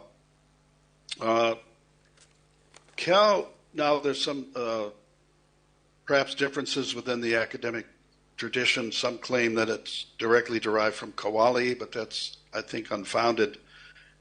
As someone who's learned both Drupad and Khyal, one can find much more similitude between the manner of Khyal rendition and the idea of Drupad. They're both linked to the Tal. They're both complicated genres. They both deal with extensive complexities of raga formation. So there's a very strong sort of identity between Drupad and Khyal that one could argue, which I won't argue here, but I think that's according to my experience. Now, so we've established the importance of the vernacular and also the idea of chanting. And so I want to look at the four categories of Khyal songs. I'll make sure I don't run over time here because I've got these four categories of Khyal songs. Khyal song is known as a bandish. It's carefully constructed musical composition in which note, beat, and word are, in a sense, bound together. It's not complete, say, well, it's simply a tune. It's not simply a nice, raga or some kind of instrumental song, which are there, but the actual idea of a bandish is the binding together of word, beat, and note to a creation which is greater than the sum of its parts. So the lyrics are thus highly important, equal to the musical aspects, but often they don't get the attention they deserve. Many musicians and listeners have lost sight of the essential origin and deeper meaning of the Khyal songs. To the savvy listener, the lyrics function in several ways: to instruct in Vedanta philosophy, to improve one's understanding of the unity of God, to advise on the worship of God, and to urge the chanting of divine names like Hari, Ram, or Krishna. Many of the lyrics describe attributes of the divine. Many of them bring into the Vedanta philosophy a little bit. In Bhagavad Gita, in chapter 8, it says that one's state of mind at the time of death determines the condition of the next birth. And so this is a kind of motivating force behind the sort of memorization of songs having to do with the deity. There's sufficient motive for Vaishnavas to engage in singing or hearing songs, that is, to sustain the mental presence of Vishnu or Krishna in the case of unexpected death. When names and images take the form of a composed lyric combining with a raga and a tala, that is a rhythm and a melodic formula, a, quote, what I call a verbal icon is created. So one does not need to, let's say, be in the temple to think of God. One can simply imagine or remember the song, and then in the song the lyrics contain description of the deity, the names of the deity, so that one is remembering them as much as possible, and that's sufficient, for moksha. Consequently, and then I've gone through the Khyal lyrics contain many different epithets and names of Krishna, for example, Mohan, Bangshidhar, Radharaman, but also Kanaya, Giridhar, Savariya, Banwari, Murari, etc., Nandalal. These are very common names you find in the Khyal songs, all to kind of bring us back to the central focus. Now, some of the songs that I've collected, they're from the main songbooks. There's a repertoire of Bhatkande, which has the Kramik Pustak Malika, which is a large 6 or 7 volume collection of Khyal songs. Then you've got the Rag Vigyan of Patwardhan, which is another 7-volume collection, and then a few other smaller books that contain, one can say, the orthodox canon of the Khyal repertoire. So from those I'm selecting, from these volumes I've selected songs. The first is from Rag Bihag, Bangsi Kesi Baji Nandalal, which is, O Lord Krishna, the sound of your flute by the side of the Jamuna River has captured my mind and made me lose all sense of comportment. You are the upholder of the universe and the shelter of devotees, yet you took birth in Braj and pleased the wives of the Nagas while defeating the Kaliya demon. Now, what a beautiful poem to kind of lodge into the mind and to reflect on. And the raga helps to keep that image in the mind because it's a beautiful tune. Bangsi Kesi Baji Dandalala. Like this, my singing is not up to par at this time, but it has in the beautiful Bihag melody there, helps to install the image in the mind. That's the first, one of the first examples I've given. The next one teaches us that Indian philosophy, drawn from the Upanishads, the Gita, and the Brahma Sutras, tells us that life is suffering under Maya, and that we need to recognize the futility of material possessions and family attachments. Earnestly try to cross over to the other side and, wake up, as it were. And so here's a composition in Rag Malkosh, famous raga. Sunare mana muraka agyani, bhai bandhu saba kutama kabila, sanga chalata ko nahi mohajala me bilama raho hai. So that gives you a sense that, listen, O foolish and ignorant mind, brothers, friends, family, relatives, none of them will accompany you at the time of death. You are mired in the false illusion of affection, and no one is there for you. Will you be ready when the Lord calls on you? So this is a kind of wake-up call in the Rag Malkosh. It has a beautiful melody in that raga. The next kind of category is a lyric that affirms the unity of God, and this comports very well with the Vedanta Vaishnava tradition, that God is one for all, and so God is approached as Prabhu, Lord, Data, benefactor, Satar, divine truth, Kartar, creator. These epithets are very common in many of the Khyal songs. Prabhu Data Re, Bhajare Mana, Jivana Gari Balachina. The Supreme Lord is the giver of everything, therefore worship Him every moment of your life. This is in Rag Bhairav for early morning meditation. There's several others in Rag Bhairav. And then we go to Rag Kafi. Prabhu Teri Daya He Apar, Tu Agama Agochara, Avikala Chara Achara Sakalaka. O Lord, your mercy has no limits. Though you are inaccessible and unknowable, you uplift the fallen and are foundation of everything, moving and non-moving. I surrender to you, according to the poet. The next category talks about the principles of bhakti, how one should engage in worship, devotion. And here's a beautiful song in Rag Tilak Kamod from the Bhatkande collection. Hari ko bhajana nita utta mori manakara, Hari ko bhajana, sabake tarana hari patita pavanakara. O mind, always worship Lord Hari, because He is the Savior of all the fallen souls. If you know the truth of this, you will avoid future rebirths, etc. So, are you okay with time? Yes. In Rag Purvi, it talks about different ways of making offerings on the altar to Krishna. Arya Menko Sabha Sukatino, Duda Puta, Ora Anadana Lachami, etc. The last category, and we're just winding up here, is the idea of chanting. So I've collected a number of songs that talk about remembering the name of Ram, chanting the name of Ram, Jaba Rama Nama Kavi Gavaiga.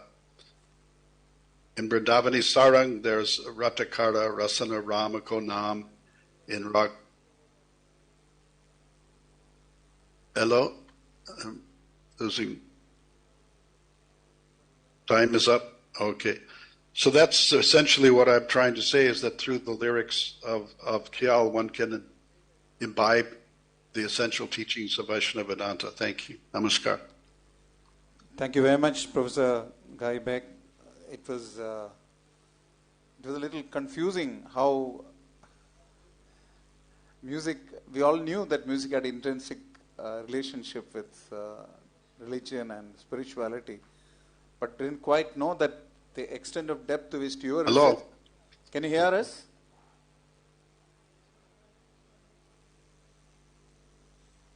He can't hear us, yeah? Can you hear us, Professor Beck? Professor Beck? Professor Beck? Yes, I can hear you. Yes, I can hear you. I can hear you. I can hear you. I can hear you. I can hear you. I can hear you. Go on. It was. Thank you very much. It was probably, as your whole presentation was as enrapturing as the Khyal and the various ragas that you were reeling out. It was just amazing. It was almost like a whole series of taranas going on, and that was wonderful for many of us. I didn't quite know that this is the extent to which Vaishnavism is intrinsically linked to music, and your research expertise in the musicology of religions has been truly revealing. We have one question from one of the audience. Yeah, please. Question? Yeah.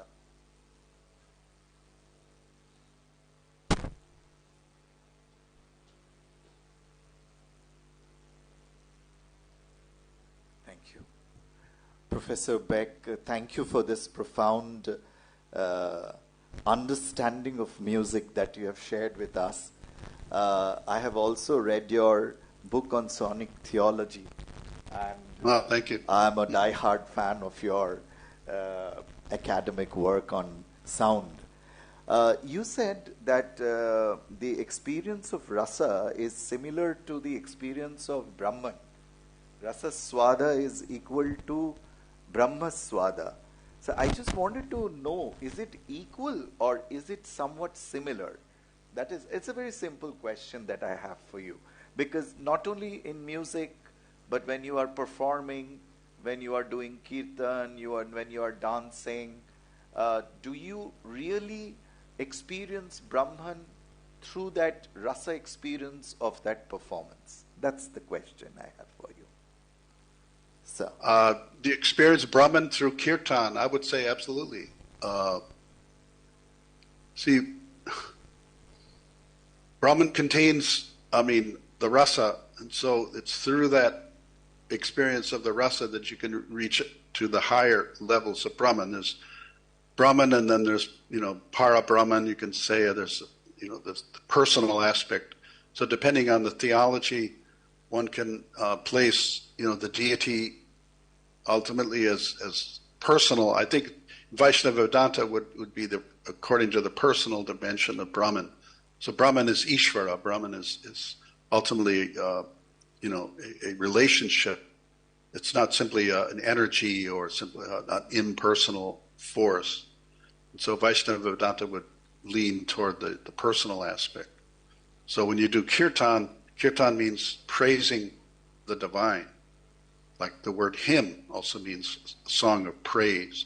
So when you're praising the divine, that you're reaching out, you're developing a relationship. Now, in higher aesthetical understanding, I've studied the Radha Vallabha Sampradaya, especially in Vrindavan, and in their theology, it's not that you even want to develop love of God, but through music you gain access to the divine love of Radha Krishna. It's not just for me, I want to feel love of God. That's fine. But in the Radha Vallabha sect tradition, it's the music elevates one so that you have a window into the Leela of Radha Krishna and you experience their love. And that's sufficient. That's all you need to do. You don't have to worry about that I love God or something. But through the music you gain access to that divine love. And I think that's something that's a hidden wisdom, you might say, of Vedanta, of Vaishnava Vedanta, that you find particularly in these traditions of Radha Vallabha Sampradaya and the Vallabha Pushti Marg to some extent, and Gaudiya Vaishnava too. And these are hidden traditions. I mean, these concepts, which you have to dig through the texts and find the subtle references. It's not always sort of in the public discourse necessarily. Thank you. And that makes it all the more intriguing, exciting, interesting. Thank you, Professor Beck. And because I was also working on whether this kirtan, when you actually do kirtan, do you actually elevate yourself to that Brahman realization or not? Which I have shared in academia, and I saw that you have also read that paper. I'm Dr. Janardhan Ghosh. You have read that paper. I've seen it from academia. Yes. Okay. Thank you, Professor Beck. Okay. Thank you. So it's a great privilege for us, Professor Beck, to thank you on behalf of the Institute for Science and Spirituality of ISKCON, Delhi, and the Jawaharlal Nehru University and the Central Sanskrit University for the kind time that you have spent with us. It's been a wonderful privilege to hear from you. We do hope that we get to hear from you more often. Thank you very much, Professor Beck, and I want to thank all of you for your patient listening throughout the day's proceedings. We'll be connecting tomorrow again at 10 o'clock for the full plenary. Before that, there will be 3 online sessions, and we'll be starting tomorrow again at 10 o'clock. So let's meet tomorrow then.